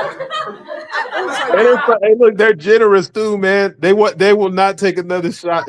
My God, I was like, bro, I tried to hang in there, but like I said, I've only had blackouts twice, and that night it was like I said, March 50th. I was like, what the fuck? Woke up and I'm like, where the fuck am I at? Okay. You said they were nice, so they were polite drunks. Yeah, they sing. It's not like, look, I'm gonna be not to categorize. We seem to want to fight tequila drinkers, but no, they were cool. They sang the whole time. We were eating, man. I had a good ass fucking time, man. It was fucking nice. I just don't know how I ended up in that fucking park. Yeah, vodka drinkers are violent as well. So I stopped even drinking vodka because I realized it didn't mesh well with my biochemistry. So I could do a bit of like more brown drinks. Some people are whiskey drinkers and cognac stuff like those people aren't really violent drinkers, but tequila, vodka, they're gonna be trying to fight. War, you're gonna fight, So, but the nice Irish and Scots, everyone's like, they're like that's the culture that we grew up here with. It's only that Boston who are deemed as New England because they're the Brits here. They've even got slightly, a bit of a Brit accent with the twang, but you can hear Bostonians, New England's, Connecticut. They sound totally different from, that tri-state area sounds different from everybody else. But they realized you guys are the. So this is the prototype. The Scots are the real ones. You Bostonians thought you could drink. They realized the drink has left the building.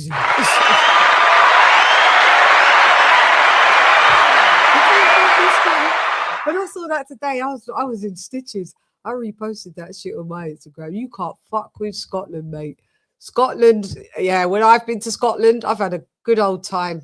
Good old fucking time. And I've drank their Buckfast. They've got their own cocktails that they make, just like it's craziness. You wake up and you've missed 5 birthdays. Yeah, no, what's even crazy is that the beer they drink is this dark kind of ale, and it is strong as shit. It's ale. It's Yeah, ale. I'm like, this shit, man, I had never drank. At first, I'm like, yo, it's dark. And like I said, I had boys, because I worked with them. That's how I ended up meeting them, and we were all cool. And I went out with them a few times. They was like, yo, try this. I'm like, I don't really like beer. They was like, nah, man, this ain't beer. It's ale. They got ale. They Yeah, got it was good as hell, too. And I was getting fucked up off a couple cups. You got to go to the UK. Like, and then like, I'll show you, like, it in first hand. Like, you'd be like, yeah, this is the realest. I want the real shit. Yeah, man. I need the real. Where the drink, how these, it's here. You know, to be a Brit and not be a drinker is deemed as like, that looks weird. Religious. I wish I could be a drink. It'd be cheaper just to have your frills by just being able to buy. I'm one of those drinkers that after 3 cocktails, if we do cocktails or 4, I'm going to be puking. My biochemistry, my mum is can't drink at all. She's just, it doesn't, my sister, the same, my brother, the same. We all feel sick very quickly. So it just shows we're just genetically, our family can't tolerate it. So yeah, shouts out to Scotland though. That story fucking killed me. There's another boxing topic though, guys. What you got? Oh, Floyd. Oh my God. What else was there? Boy. Is this all bad? Eddie Hearn, Dana White, and Turkey. Because I know we was talking about, you know, Turkey with the, but really, is this what's going on? Where we're in an era where promoters are calling each other out. There could potentially be a fight. There might not be. And then, oh yeah, we've got the misfits as well. God. Yeah. Is this a good look? Is this Dana White, Turkey, a good link up for the sport of boxing? And then you've got White and Eddie Hearn that used to be friends, now going at each other. Go ahead, AJ. Well, it depends if they plan to make big fights or if they plan to actually work with other promoters. If they don't intend to do any of that, then it's a bad thing. I won't say what sucks is I won't have to say it's a good thing just because this is why this is going to sound crazy. But if I look at Dana White's track record, he has made significantly consolidated. Because remember when Dana White got into UFC, there was Pride, which was massive. And he eventually acquired it and put all the fighters together. So if he uses that same kind of game plan, because that's really that's why UFC, when you hear about mixed martial arts, you only mainly hear about UFC because he bought the other companies and pulled them all together. There's a whole crop of fighters that people are talking about with Pride. That's where you get the Jacksons and all those fighters were over in Pride, which was significantly viewed. So that's where. So if he does what he's done in the past, and he forces a consolidation, this is probably a good time. Because let's look at top ranked roster. Who do they really have? Look at even Eddie Hearn's roster. Frank Warren got a good roster, but I figure he'll probably go into the fold with them. So there's a lot of people, and they have the money to do it. So if he forces, like, if it's a situation where, okay, well, we're not going to work with you, but we forced you out where you ain't got no fires anyway, so why would we work with you? Eddie Hearn's holding on to AJ right now. That's what's keeping him relevant. Like, that's more or less that's all he's got. I mean, once AJ retires, who's he going to have? And I would have said Conor Benn, but Conor Benn left. He's gone now too. So you got Boots. But he's not, honestly. He's heavyweight though. Hopefully he'd be rivaling Moses Otoma. Eddie Hearn's got that, that other lad. Leo but it's going to make it. He's going to become more of a manager in a promotional company, because if you only have a few fighters, why are you a promotional company? You're almost going to become a record label instead of a distributor, and that's literally if that happens. So I don't know. It just depends if they're exactly because Sheik was already doing that. He's already was bringing people. Turkey, was already bringing it where he's like, look, they having he has in the match room versus the Queensberry. Like, they were bringing stuff together already. So if Dana White shows them, like, look, this is how we really can consolidate. And then he's going to force some of that wage limitation on them dudes. It might be a good thing. He might be finishing what Turkey already been starting. But I'm starting to see like it's gone, like they've just added themselves as a promotional company, and it adds confusion. Like, we're not acknowledging the sanctions. Now we are acknowledging the sanctions. Oh, we're going to poach your fighters. It's very contentious with them there. I'm not sick. Are you seeing the good, or have I missed? I'm just seeing like you. It's still early though. That's the thing about that's it. a valid point. Look at that's a valid point. Yeah, I mean, that's a valid point you made. I mean, it's just that like, I'm trying to. They're scooping up a lot of big name fighters, and if they intend to make big fights with those big name fighters, I can't see how it could be a bad thing, because I personally, the Zuffa cards that I've seen, I've enjoyed those personally. I mean, the ones I've seen. Yeah, the last one was yeah, you know, and then you got I mean, the Ryan Rozicki versus that was a great fight. War one side, that was a great fight. Shame that wasn't actually for a world, actual legit title, because it should have been, So Ricky, got his ass handed to him though. Oh man. yeah. CBS was just too much. Yeah, he was just too much for him. Yeah, Cleveland pulled out more boxing skills. Only got rough. He decided, but he could have made that easier than he did. Billum Smith. Yeah. He just wanted to clear up, because he can, even though it's brawler versus brawler, Billum Smith showed that he can actually put a bit of boxing in his brawl. And that's word though. He stopped Ryan, said he was going to do it, and he did. He's made him retire in the corner. So he did it earlier. Or you know what I mean, or that could. I knew it was going to be bloody, because usually CBS is a bleeder, and Rozicki, but I know Rozicki ain't a punk. He retiring on the thingy. It was because of medical. Like he wouldn't have been able to beat my guy on the cards. He was fucked all the way up. Yeah, he was. Yeah. But so that's how I feel with the Turkey, the TKO, the Dana White. I see it like it's very divisive, causing problems. Well, the only thing I can say is that boxing's already divisive. It's already, so if someone's poaching the big name fighters, only thing I can say is other places weren't willing to do that. Top Rank didn't do it when they were fucking around going back and forth with PBC. PBC was half-ass doing it, not paying nobody. So it's like they said, "Oh, that's what we want to do," but you can't do that when you just let people sit on the only thing they managed to do is pay sanctioning fees so the dudes can hold belts for all eternity. Like it's I'm gonna say that for it to get better, it's gonna be worse. Like I said, that's what the UFC, they were taking one fighter at a time for pride, and eventually till they bankrupt and bought them out. It's already divided. We already got 4 belts. The whole boxing is divided, period. It's messed up as it is. So it's going to get bad before it gets better. But I'm just trying to look on the brighter side based on the history of Dana White. Me too. And that's why I haven't said much when people's like, oh, we hate Turkey and boxing. This don't need. I haven't really had debates. I haven't put myself, or even did show. Well, I did one show back in the early days when I was like, is Saudi good for boxing? And my stance, I don't want to be like Boxer Thomas, but that show was when they first came in, not with the Jeddah, not with AJ, when they came in with Frank. And I did a live, and that was the title of the live, Are the Saudis Great for Boxing? And I already predicted that I didn't think it would be overall, because I thought they'd monopolize and that's what it looks like to me. You're just replacing PBC. I mean, PBC's out. That's exactly what I was about to say. PBC with money, though. PBC with money, yeah. But well, PBC wanted to be and couldn't be because they didn't have the money to do it. Yeah, the reason why I equate it to PBC, because I can already see that it's going to go down to this.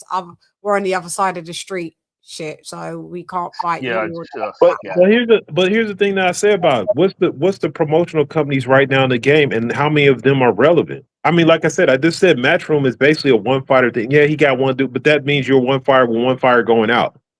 Queensberry, which I think works with them because I keep seeing their fighters on his damn stuff. Top Rank, I can't even name a Top Rank fighter right now, to be honest. It's like Bob's on his way out now, isn't it? You don't. Yeah, he's finished. Yeah. we already know where that goes. They're depleted. But like, just the silver lining is that Top Rank is on the zone now. So, along with most of the other they are promotions on there. So's Boxer, but what I'm saying, the visual of Bob, where we see him on all like seconds out talking this and that, we don't see him. And unfortunately, I think he's on his way out. I think we'll just get at some point that legendary Bob is no longer with us. That's how to frame it, but So basically, it's to a point where you have all the fighters and you tell them, "Hey, well, this is the fight you're gonna take, bro, or you ain't gonna get paid, or you can put on the."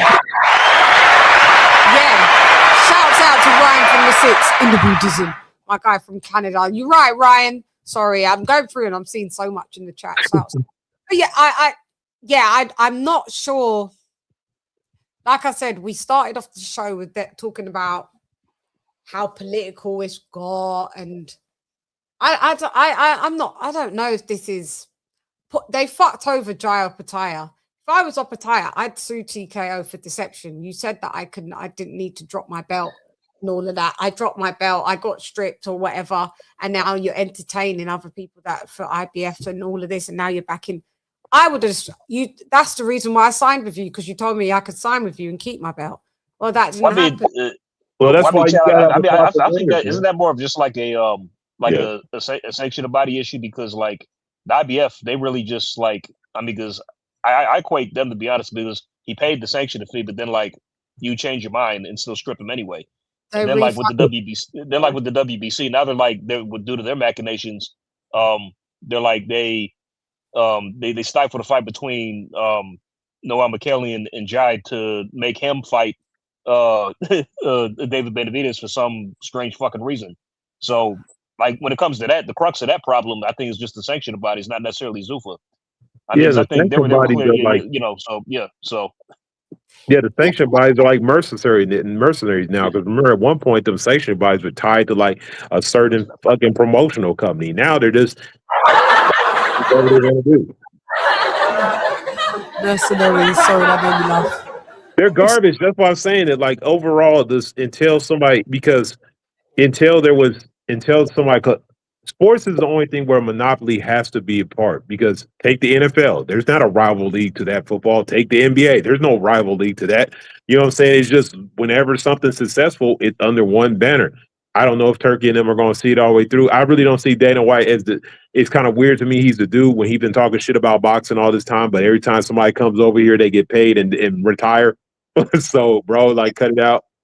Yeah. Like, because Conor McGregor was talking all this stuff, and I remember everybody, oh, he's so famous and this, that. At the end of the day, you can say what you want about his fame, but the only reason Conor McGregor touched $100 million is because of Floyd. Talk about Floyd. Thank you for bringing him up.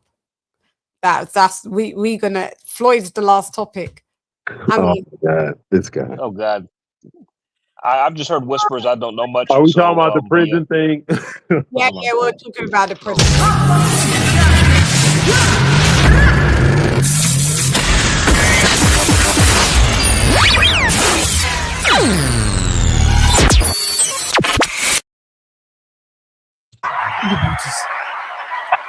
Yeah, I mean, I literally, I'm going to go back to do my news reports, because remember I used to do news reports. I dropped off of that, but I'm going to go back to my news reports. And yeah, man, Floyd, you ain't got no money, bro. Bruh, you're racking up some. You're spoiling your. You know what? For me, his legacy is always cemented. I can see people that are just happy that this is happening to him. And no disrespect, it's the Latino demographic, because they're still pissed off that he washed Canelo. Just because he's having money problems doesn't change his legacy. He still beat who he beat. He's still great as in great. So you guys, he ain't taking an L from his career, but he's taken an L with his finances. Now you've got new charges of that 200K check bouncing. I mean, once you see someone pay with a check, I mean, in the UK, I haven't seen a check. We don't really use them here. They're near enough obsolete. I know in America you guys still be using them, but we don't really use checks here. So if you see someone pull out a checkbook, that means they don't you got the money, and I don't use checks. I've used checks for years. So yeah, I know. I use them for ages. Like Yeah, but I mean, so there's several other avenues to pay people now. It's just crazy, you know what I mean? There's yeah, like, but give you time for it to clear. Oh yeah, I know. Yeah, for sure. Like, then it can clear. But Floyd, you didn't have the money. You bought an AP.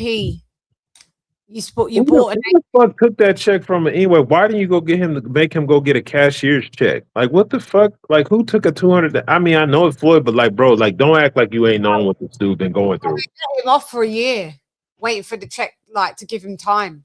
So shouts out to them. They didn't. No, like, you know what it sounds like? I'm gonna tell you, I've seen businesses do that. He held that check as a deposit and basically was expecting him to make the money good, and he never did. You hold on to the check and you decided and then you tried to cash it maybe a year later and things had changed. Yeah, he ain't gonna get in trouble for that, to be honest.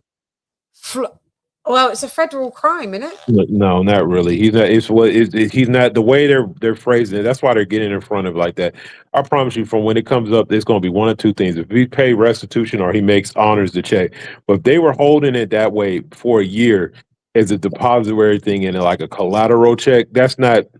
That means from the gate you knew he didn't have the money. But we can say, with what we know, with all this multiple shit, Floyd don't got no money. Yeah, he don't. What happened? Like, his ass is broke. He's broke. This is the craziest story ever. That I can't believe that Floyd did that to himself, and nobody stopped him, and people really did rob him though. Like 170. He's not a businessman of how he thinks. Floyd's not intelligent. His intelligence is in the ring. Out of the ring, bruh. You could have been making, like, I heard on like $5 million in a high interest bank account can make you what was it? I think it's 20,000 a week.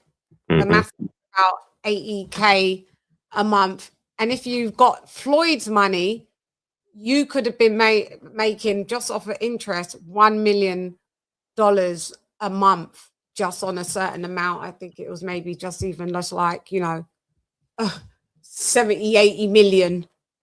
You've amassed 1.2 billion. We know taxes, but the facts is the facts. You just shouldn't be broke. No, not even made that much money. It's like, and why are you having like just untrustworthy people manage your finances like Al Heyman? Like, what the hell is he at? Why are you having him as a financial advisor? Look, this is why I'm saying. This is why. Look, it's cool. I understand you financially are not abreast, but this is why you got to go get you a down ass woman and not be doing everybody fucking dirty, bro. You should have married your accountant or something. Like, bro, if you don't know about money, you need to. Also, lavish, like, the way he chooses to live his life, his lavish lifestyle. It's like, you don't need to travel anywhere. But like, wait a minute. 10, he's always talking about entourage, all this bullshit. You know what I'm saying? Yeah. Well, no, the problem is Floyd got low self-esteem. Let's keep it 100. But like you always talk about this team, how you don't got a fucking team of fucking accountants or some real people you could fucking trust with your money instead of just these random people with their strange ass fucking. And he's gambled a lot of that money away too. I mean, let's keep it a buck. Bets and gamble a lot. He does, yeah. That's stupid. It's not that it tarnishes his legacy. It's just sad. Man. It's sad if somebody make that much money and be broke. Like, bro, I'd be sad if I knew somebody made $1 million and ended up broke. I'm like, it's just sad and depressing. It's like, bro, yeah, 1 million and you're fucking broke, mate. Like, it just doesn't make no fucking sense. Canelo go out, he's a hell of a fighter, man.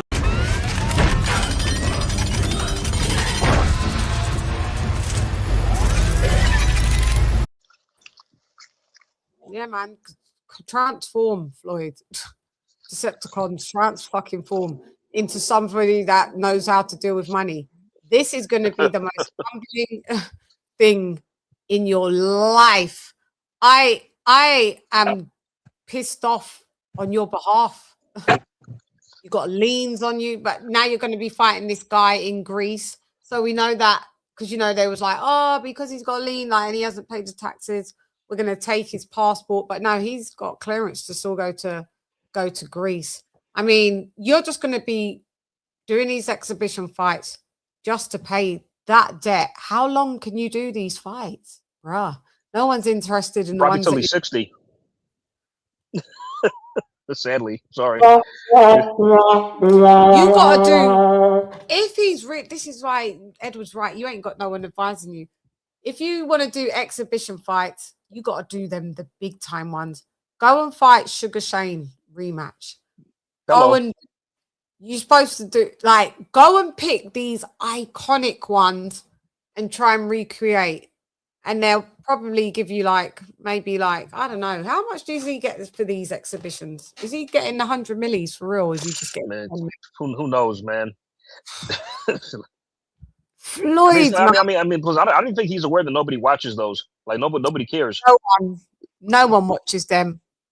No one watches. And what happened to the Mike Tyson one? Is that still happening? Or yeah, I guess not. Yeah, I've heard anything about that at all.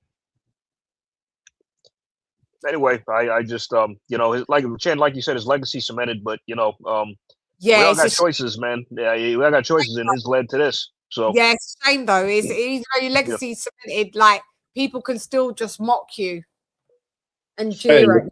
Man, the crazy part is like I know like you think his dad gave him the game on boxing, but I know they didn't have a lot of, but I know his dad made some money in fights and lost all of it. It's like, bro, you didn't. Because he got a fight against Sugar Ray. It's not like you didn't make no money off that fight. But so I know he ended up broke because I can see how they grew up. But it's like, bro, ain't nobody had. It's sad, man. Like you ain't got one person like, hey, I think you need to slow down. That's why you got to have real people in your. If you ain't got a friend that pisses you off from time to time, you don't got no real friends. Yes, men in front of you. Yes, like you. I mean, everybody needs that one dude who's good. One person who's going to tell you the truth. Literally, even if you don't want to hear it. Your accountant's supposed to ring your phone and go, no, you can't buy that fucking 20 million AP. No, you can't. We ain't made enough money this year to do that. Stop. Okay, I'll put a hold on your card so it declines. You ain't doing it. All right, cool. You're supposed to have your accountant come and go. You're supposed to phone your accountant and go, you know what, I want to buy a house. What's my finances looking at? Like, yeah, you'd be all right to do that. You know, you didn't have team. You didn't have team. It's a shame, man. It's a shame. That's a lot of money to just go down the drain. That's a shame. You could have helped a lot of people. I'm not saying that he didn't, because he did some good stuff. He paid for Gatti's funeral. He paid for George Floyd's funeral. You know, Gennaro Hernandez, the first guy he beat his champ when he become champion, paid for his as well, I think. And I want to say he also paid for Diego Corrales's. Yeah, he did. Yeah. When Diego died on that motorcycle. Right. So he also gave some. I know he gave some money to charity because I seen a bunch of the stuff he was giving money out. He done good stuff. Like, so I'm not mocking or jeering. I just see people doing it. It pisses me off that he's given them the entry to do so. But you don't take away his fucking legacy. None of you guys could beat him anyway. I don't care what you were saying. If he's broke, he still whooped your ass. It don't matter. Like what that, like the way it's like these people. How miserable are you that you just want like go on with what you got going on in your life? Yeah, you need a girl, man. The money. Yeah, thank you. There you go. Or lack of money it wasn't the thing why he won. He beat you if he was broke. He beat you if he had money. He beat you because he's better than you. That's it. You know what I mean? So is his planned rematch of Pacquiao not happening now, I guess? Or that thing got nixed, man. Well, it's a fight. Pacquiao was right the whole time. Yep, he was.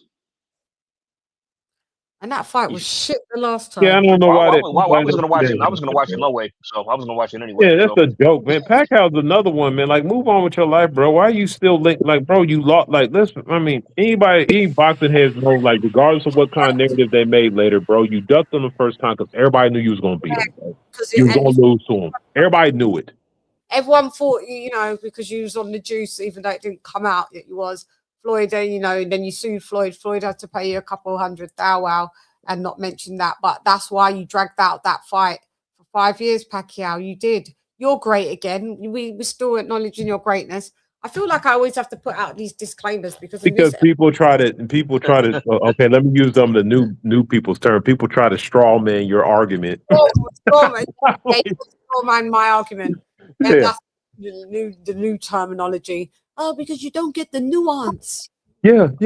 Yeah, because oh my God, bro. Look, we're not saying straw man, whatever term y'all, you manipulating my point because instead of actually understanding like that, we don't really, people don't have, these fools nowadays don't have debates because they talk in an echo chamber. They basically talk to themselves. So they listen to respond. They don't understand what you're saying. Like it's like every time I wondered, I used to criticize people and I'm like, why every time somebody like you watch like ESPN, they're talking about athlete. Every time they criticize him, they got to be like, "Well, yeah, he's great." I understand. Like they got to do exactly what you're doing. You have to context. Like, yes, they're great. I recognize all their capabilities because you say, "Oh, this guy missed a shot. They lost the game." Everybody be like, "Oh, but he's won all these. He did." What does got to do with what I'm talking about? Don't. It's like if you say the food was hot, then somebody says, "Yo, you said it wasn't good." No. No, I just said hear what I'm saying. You just are inferring your own opinion, your own interpretation. I might assert my own opinion. The food was good, but it burnt me. It was hot. It burnt my tongue. Doesn't mean that the food was trash. Like we're in an era where everyone's just like hypersensitive, uber sensitive. Like you say left, and you're like, but what about right? No, this is what happens when you tell everybody. This is what happens when you tell everybody they have their own truth. No, there's one truth, and you're a fucking opinion, which could mean nothing.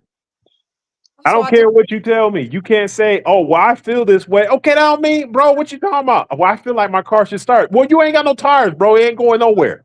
Yeah, it's like it don't matter what you feel. What really going on? That's what I do with facts, stats, and data, because like we can all do emotion and but it does tend to overrule logic. I mean, we're not robots. We all got emotions. Night, Dr. P. Love you. Oh, love you. Good night. Yeah, you got to walk Papito. Shouts out to Papito. No, this is Tegra. This is Tegra. Tegra? Is that how you pronounce it? Yeah, I mean, it is what it is. You know what it is? We're in just like a sensitive era. That's what I'm saying. And everybody's used to getting these participation trophies where everyone's good. And if you pinpoint that, you're a bit average, you're seen as a hater, or you're a bully, and be careful. Exactly. Oh my God. You get a car, you get a car, you get it. Like everyone's used to that Oprah Winfrey format, like right now. And that in a minute you go, like, you know what, you don't get a car because you wasn't good enough, you didn't pass the test to drive the car. Oh, you're oppressing me, or you're bullying me, or you're how dare it's just like, bruh. Like you said, they want all the rewards and they haven't put the fucking work in. And that goes with the society that we're living in as well. It's tough, man. It's tough. Yeah, boxing just kind of mirrors the society that we're in. So back in the day, it was tough. You know what I mean? So you saw boxing was tough and had standards and integral. Now you just see it's flimsy. People are made of sugar. They're made of sugar. Fuck, throw some water over them. They're just dissolving. You know what I mean? They're dissolving. It's WWE now. It's like almost, it's like scripted fucking, like they want to talk. Well, at least I was entertained by watching wrestling. Yeah, I know they knew who was going to win, but it was enjoyable. Very true. Yeah, it was. Love WWF.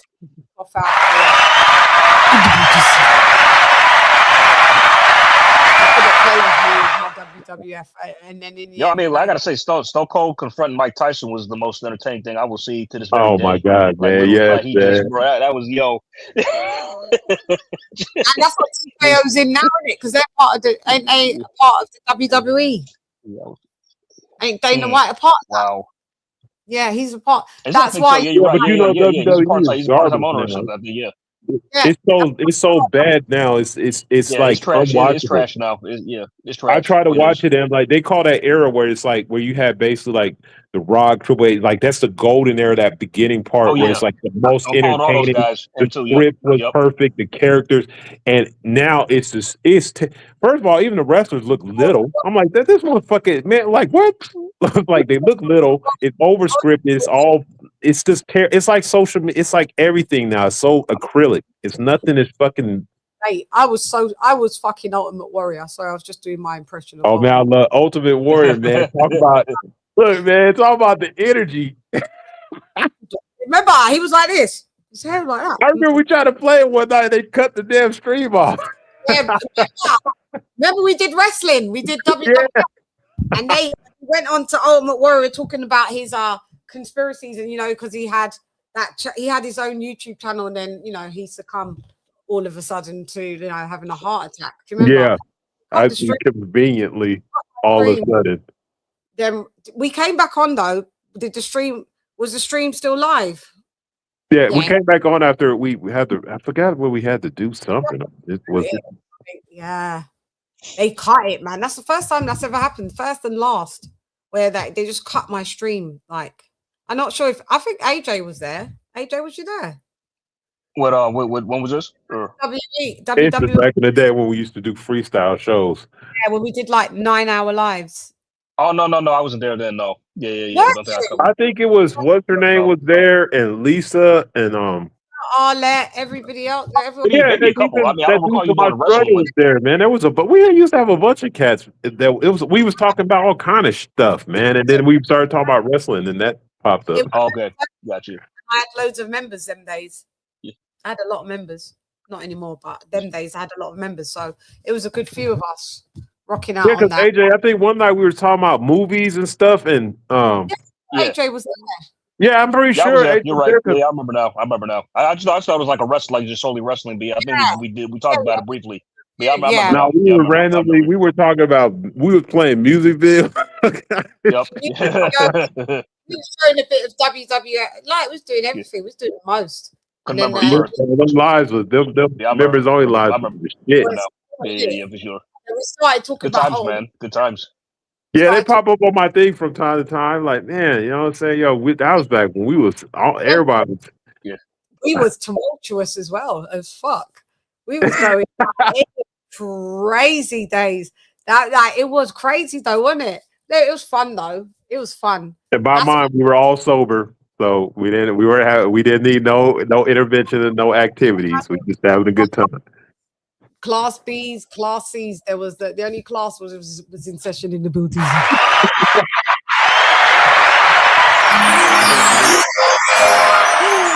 Yeah, those were the good old fucking days. I feel old now. I'm YouTube old, isn't it? I'm fucking well old on YouTube, but it feels YouTube old. I remember when I was the new person. Now I've seen people go, Chann. No, shouts out to them that I see Tunde Jai. I put it on my thing. They're like, you were a pioneer. Do you know how many black girls and girls like I see at like the presses and they're doing what you said? I'm like, for real? And he's like, yeah, he said it on his show. They was like, I want you lot to know that Lady Chann was the one that set this shit. I was in the booty.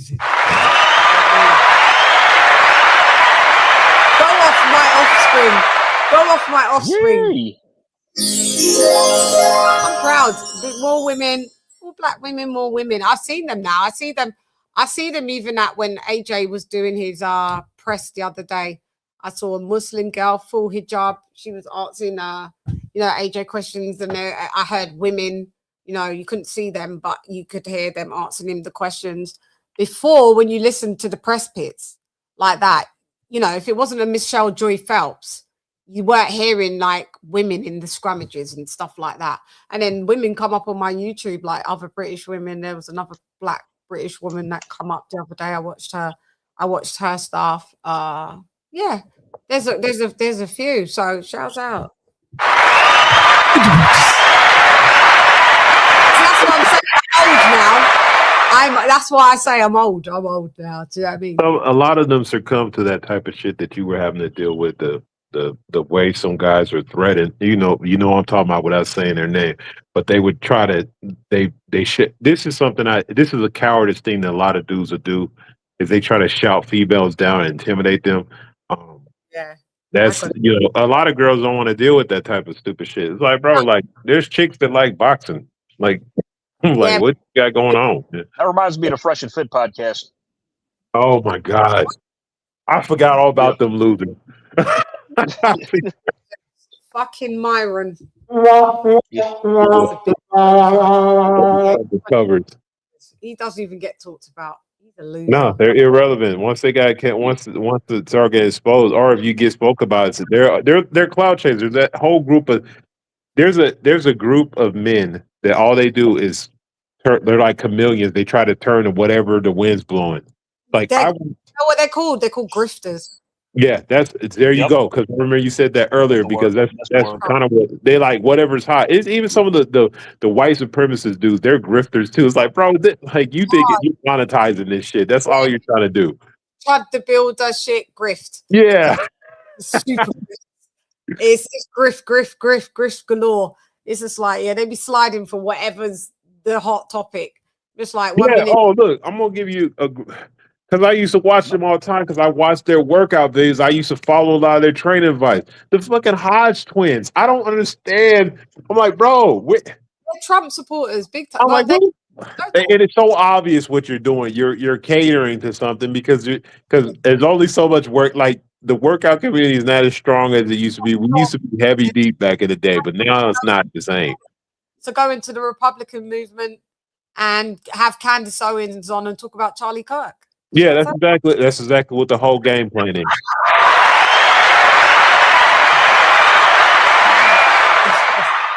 That's what's happening. I see it. That's how you know I think I'm getting wise in my older age. Because like I see like all day we've been saying, I see all the plays, man. Because we've got reference now. Because we've lived through it. You can see when something presents itself before it fully goes, ta-da! You can see it. You're like, oh, I know where this is going. Oh, I know where that's going. Oh, I see that. Oh, I see that. You can see it. I see it all. I'm just like, okay. Talk about it when it goes ta-da, because I've already been Buckstradamus.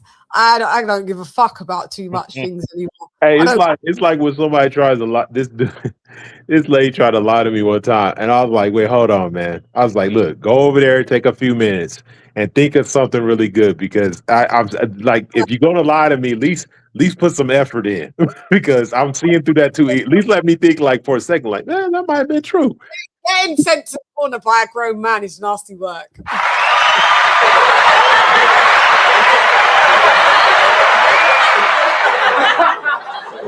Yeah, getting sent out is like, that's crazy. Like, go to the corner and think about what you've done, and come back when you thought about it. Yeah, put some work in it. Like, look like I thought you put some effort in it.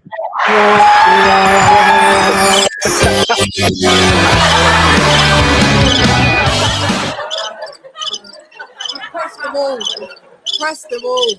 Wow. I would have got in my car and went home and then thought about my life. After that, fucking hell, let me just go home, get in the whip, let me go. That's wild. Yeah, it's just, this is what I'm saying. You can see things. It's just like whatever. I mean, I'll talk about them when and need be, but I see the play with all this shit. That's what I'm saying. We're well seasoned in the game, aren't we? In this boxing shit. We're seasoned. Oh, you fell off. We're very seasoned in this boxing game and in the game of life. We're becoming more and more seasoned. Oh, shouts out to the people that have just started their journey. We was all there once before. Yeah, I'm old. I don't mind being old. I don't got the energy. I got the energy just, like for nukes. Like, before I had the buckshots, I had the automatic rifles, the sprayers. Now, just like if I have to get you, just one nuke. Like that's all I've got energy for. I ain't got the sprayers. I don't have the time for it. Too old for that shit. I'll just nuke you. I'll bill it up. Nuked. That's it. Yeah. We got a super chat. Yeah. Let's go. Yeah, man. Boxing. Like I said, like what Rihanna said.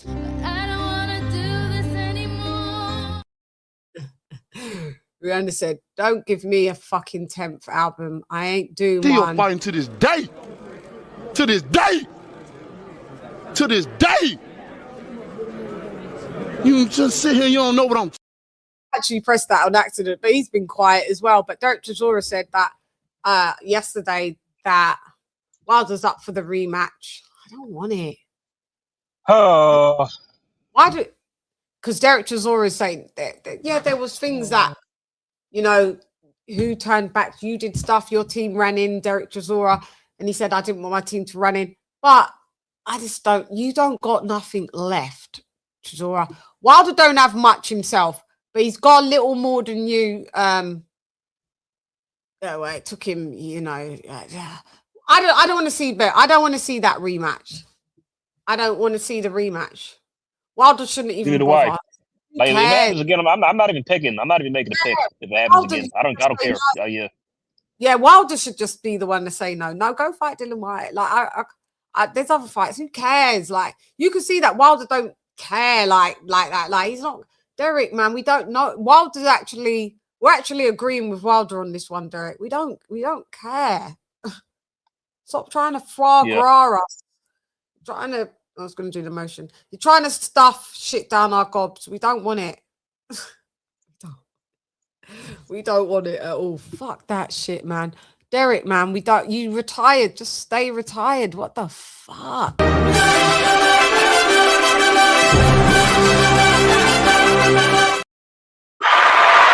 out to Wes Bread Bay West. God, why have you not got all these long names? 6122. You some kind of cyborg. West Bread Bay West 6122. It feels good being a gangster, y'all. Where did you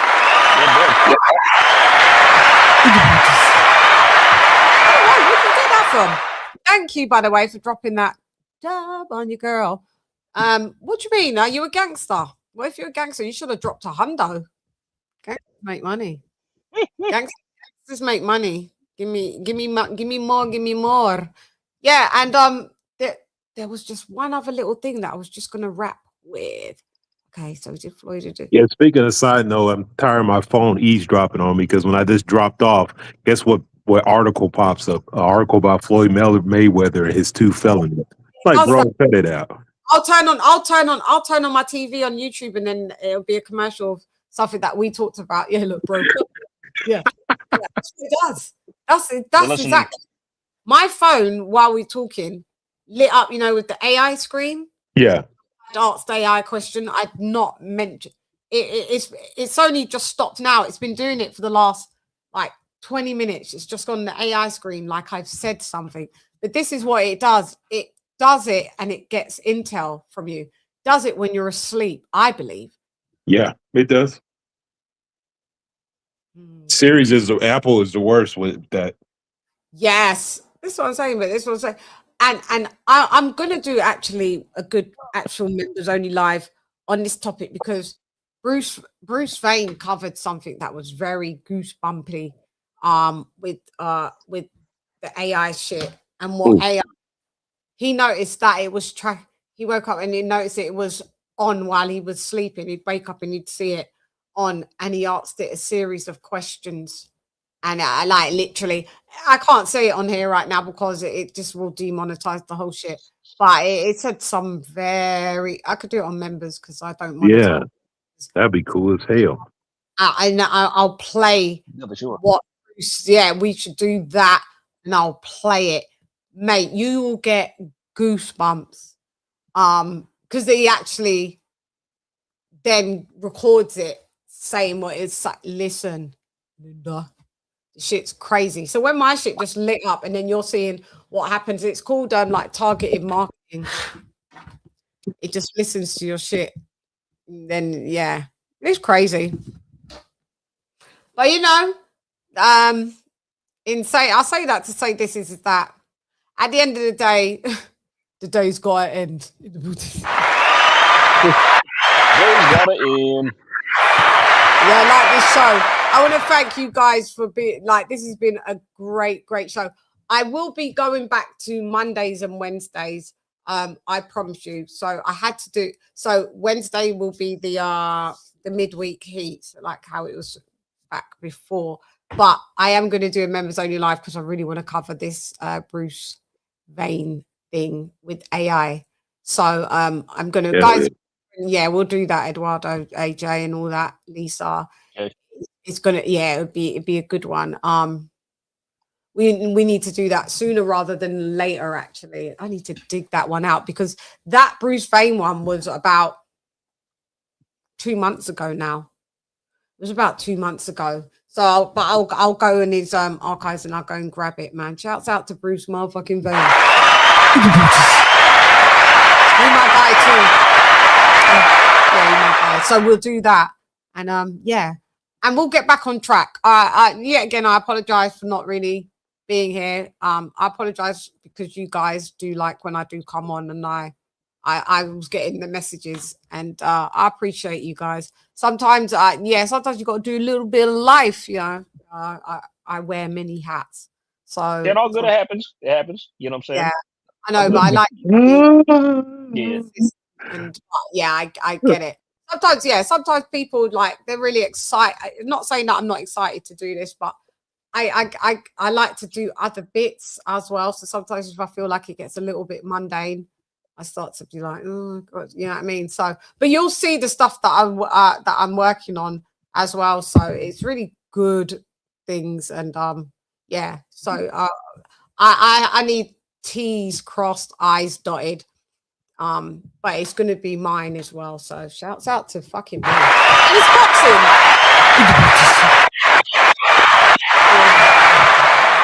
You know what I mean? I can hear the sprinklers go 2 a.m. here because they only go off when it's 2 o'clock in the morning.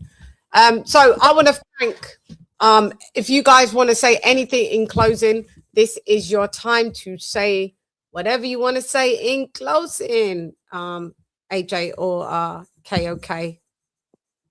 I'll let you go, AJ, and then I'll go after you. Go ahead, H. Oh, for sure. Appreciate it. Nah, man, Chair, great to be back. Great show.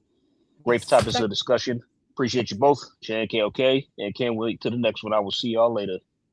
Deuce. Sis. Thank you, AJ. And thanks always rocking you all day long. Thank you very much. KOK.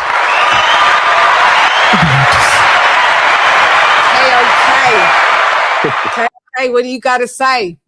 Yeah, I want to shout out the King of Kings, man, because even in casual, he still knows everything. Amazing to the show. Shout out to y'all, man. You know what I'm saying? I miss the energy, man. I love reminiscing about some people that got them sense, because I feel like most days I'm dumbing myself down because people can't articulate. So it is what it is. They can't level up. This is a high IQ outfit where what we wear here, isn't it, Edward? High IQ. So sometimes, yeah, you got to be dumbing yourself down. You can't be the moth. No, you can't be the flame that they want you to be, the moth. Yeah, you know where to come. I appreciate you for coming on, like, because I knew this was going to be a great topic that you could speak about. It wasn't necessarily about a lot of active fights that has happened, like we covered. I know you're great with politics, and I know, you know, and you're intelligent, so we don't need to be talking just solely about, oh, did you see that one left hook, right hook, fucking right cross? Yeah, I knew it was a bigger thing, this show. So I appreciate you, Eduardo, and I'm gonna hit you anyway on the flip side, and we'll see what day we can do this. I really want to do this members only live. Okay, cool. Yeah. All right. Bye-bye. Oh yeah. Shouts out to KOK all fucking day. And AJ all day. AJ, you've been amazing. You know, we're gonna get back on track with we said we're gonna finish off Wilder and AJ's Shanalytics resume deep dive. We did part 1, but we'll finish off when they're gonna close out soon. Well, at least after should we just finish it when they retire? I was gonna finish it when they retire. I think that's just the better way. Yeah. I think that's probably best. They should be hung up the gloves in maybe I say a year or two at least. Start with. Yeah, who did that say? I mean, I really want to do, and I know it sounds crazy, I really want to do a resume deep dive on Derek Chisora, on Dillian White. Okay. Because I can go for that. Like, their resume is stellar. It is. They're both of them for sure. Yeah. I want to do that. Maybe even do Carlos Takam.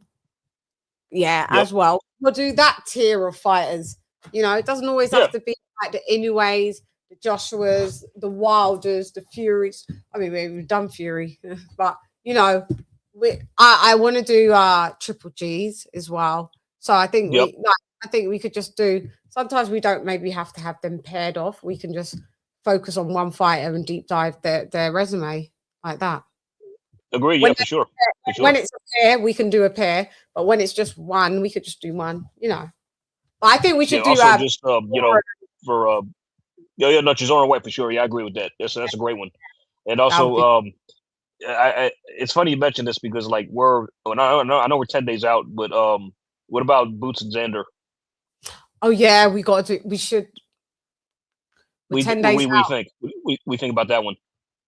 What, to do a resume deep dive? On those two?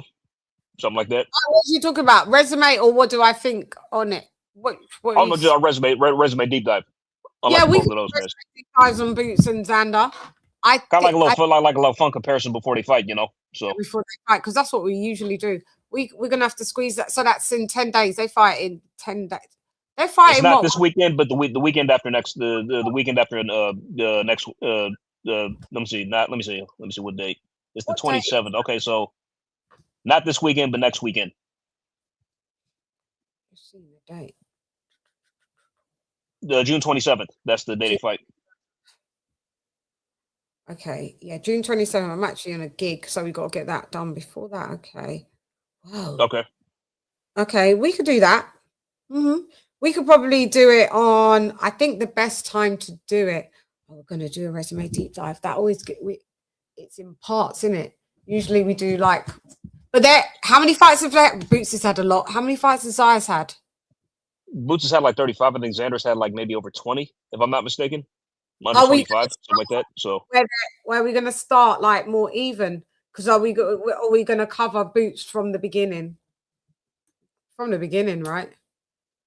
A lot. It's a lot. We could. I mean, they haven't fought the best competition per se, like starting out with, but we could, we could I don't think we should do it. I think what we should do is do Boots by himself and then Zayas by himself, because two separate videos. How about that? Yeah, double the fights than the other one. Yeah. It's going to be too confusing and don't know how. Compared to because you could just watch one vid and watch the right. Yeah. So if we we can so it's probably better covered that way. I agree. Yeah. So do you think Boots will need Boots will need 2 parts because he's got so many fights? Can we get Boots done in 1 episode or 2? I think 1. I mean, there's judging by his early competition, is not really much home to write. You think that? I mean, depending on how long it is. Yeah, because in the early competition, we're just going to go like next. Yeah.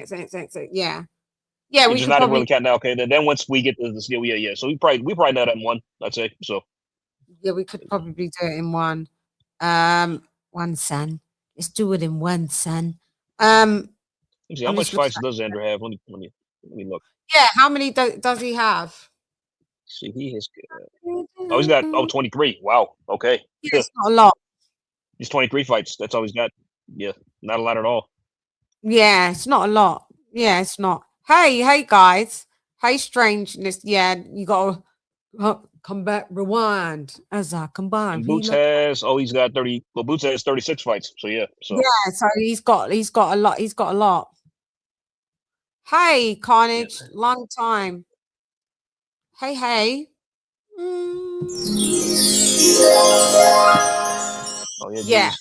Yeah, Bruce Vane. Yeah, we're gonna do him. He really did start. Yeah, I'm looking at Boots too. Yeah, okay, we're gonna get him. So. He's got a longer list. Yeah, but he's like Skrilla just said, he's been beating on a bunch of pastry chefs. Like that early in his career. More or less. Early in his career, there's not much to write home about. So we skip it. Will go pretty quick. We still have to cover him, but it'll go. So maybe we can do Boots in 1 episode. Okay, maybe that'll go fast. Go fast, and then so today's technically now Thursday. We'd have to do that soon because I'd say we'd have to probably. It's Father's Day on Sunday. Could we do it on Sunday? Of course we can. Do Boots on the Sunday, and then Zayas The will following be later on in the week. What day you thinking? We'll do the midweek. We'll have Zayas as the midweek heat. So we'll do our normal show on the Monday, and then have Zayas as the midweek with predictions. And then just cool. I'm good with that. Perfect. And I think I can't. I wish I could. I can't go live because I'm actually gigging, so I'm not even actually going to be able to see the fight live. No. Maybe I'm gigging.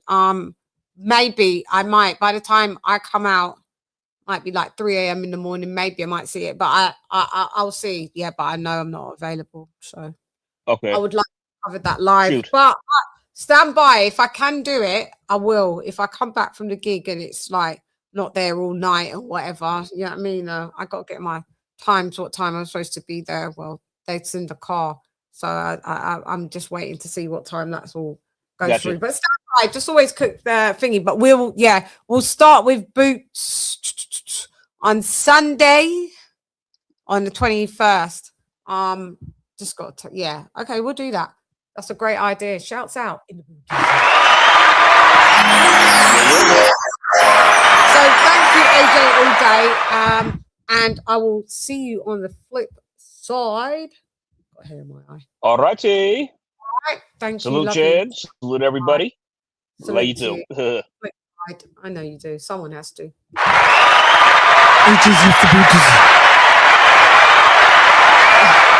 Thank you, King of King.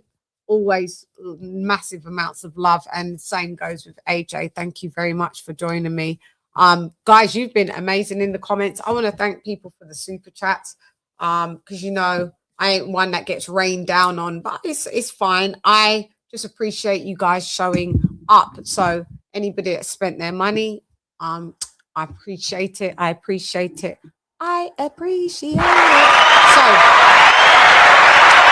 we're gonna do the members only,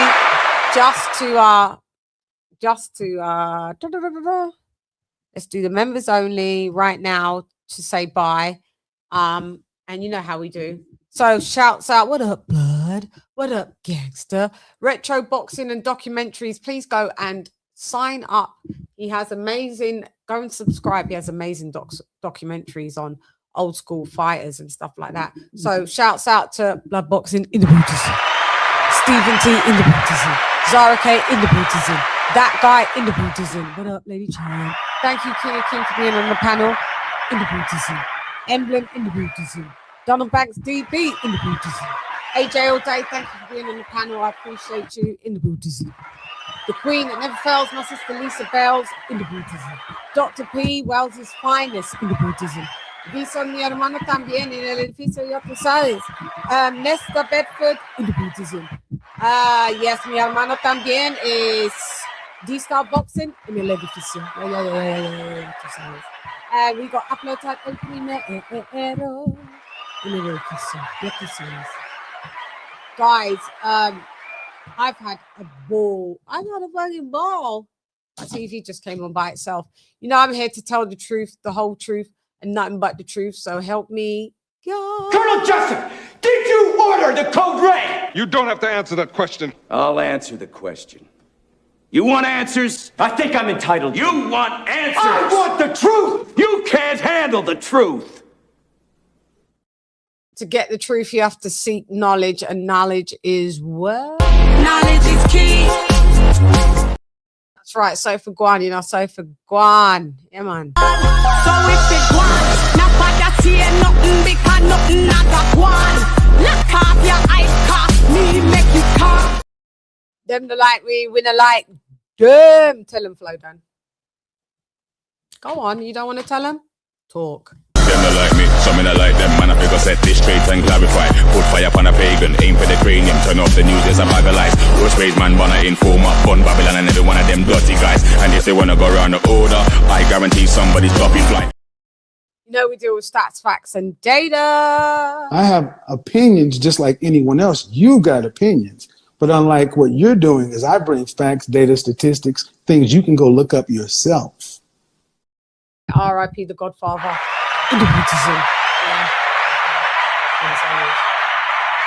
Entonces, recuerdo mi gente del mundo mundial también. Mi gente de boxeo, estoy lista para ti, para todos. Siempre ya tú sabes. ¡Listos para los chingazos! ¡Listos para los chingazos! Right, in the boots. I've been that bitch. I am that bitch. I'll always be that bitch. I signed up for the job and you got me. I'm the female Svengali. It's hype, you suck at life, you don't want a round three. Worship the queen and your mic to pass. Keep it real, these chicks couldn't wipe my anyway, now let's go get Bulgari. I am the ultimate Bengali. These chickens can't even spell that. You hoes fucking repel that. Yes, you tell him his sister. Shouts out to Anthony Joshua, just because the show was about him, my guy. Salute to you, AJ, all day. So. Let's go, baby! Let's go!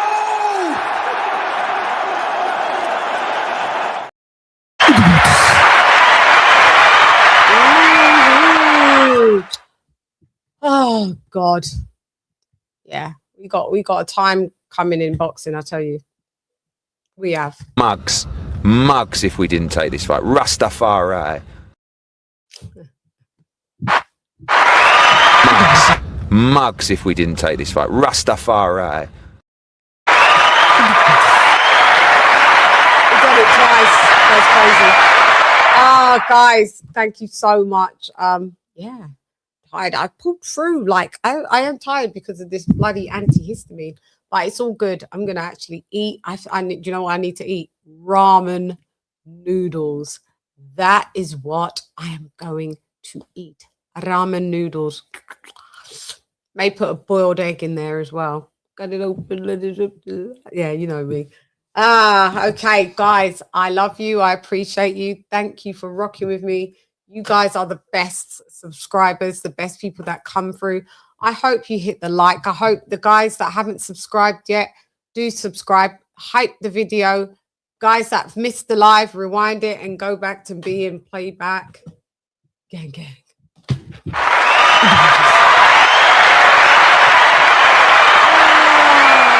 So thank you for all in the chickadee chat. Miss Dee, what up, Dad? Thank you. I appreciate y'all. Lisa, love you. Love you. Thank you. Thank you, sis. So, guys, I thought I'd bring that from me to you, from you to me, me to you, you to me. You dares, brothers. You dares. Anyway, I'm gone. Hey, girl, it's Lady Chann, rep none less. Come box with Chann. John! Man, the ramen is entered the booties in. I'm gone, guys. You're the best. See you soon. Gone. Let's go. You want me to stay? Come on. God. Fight!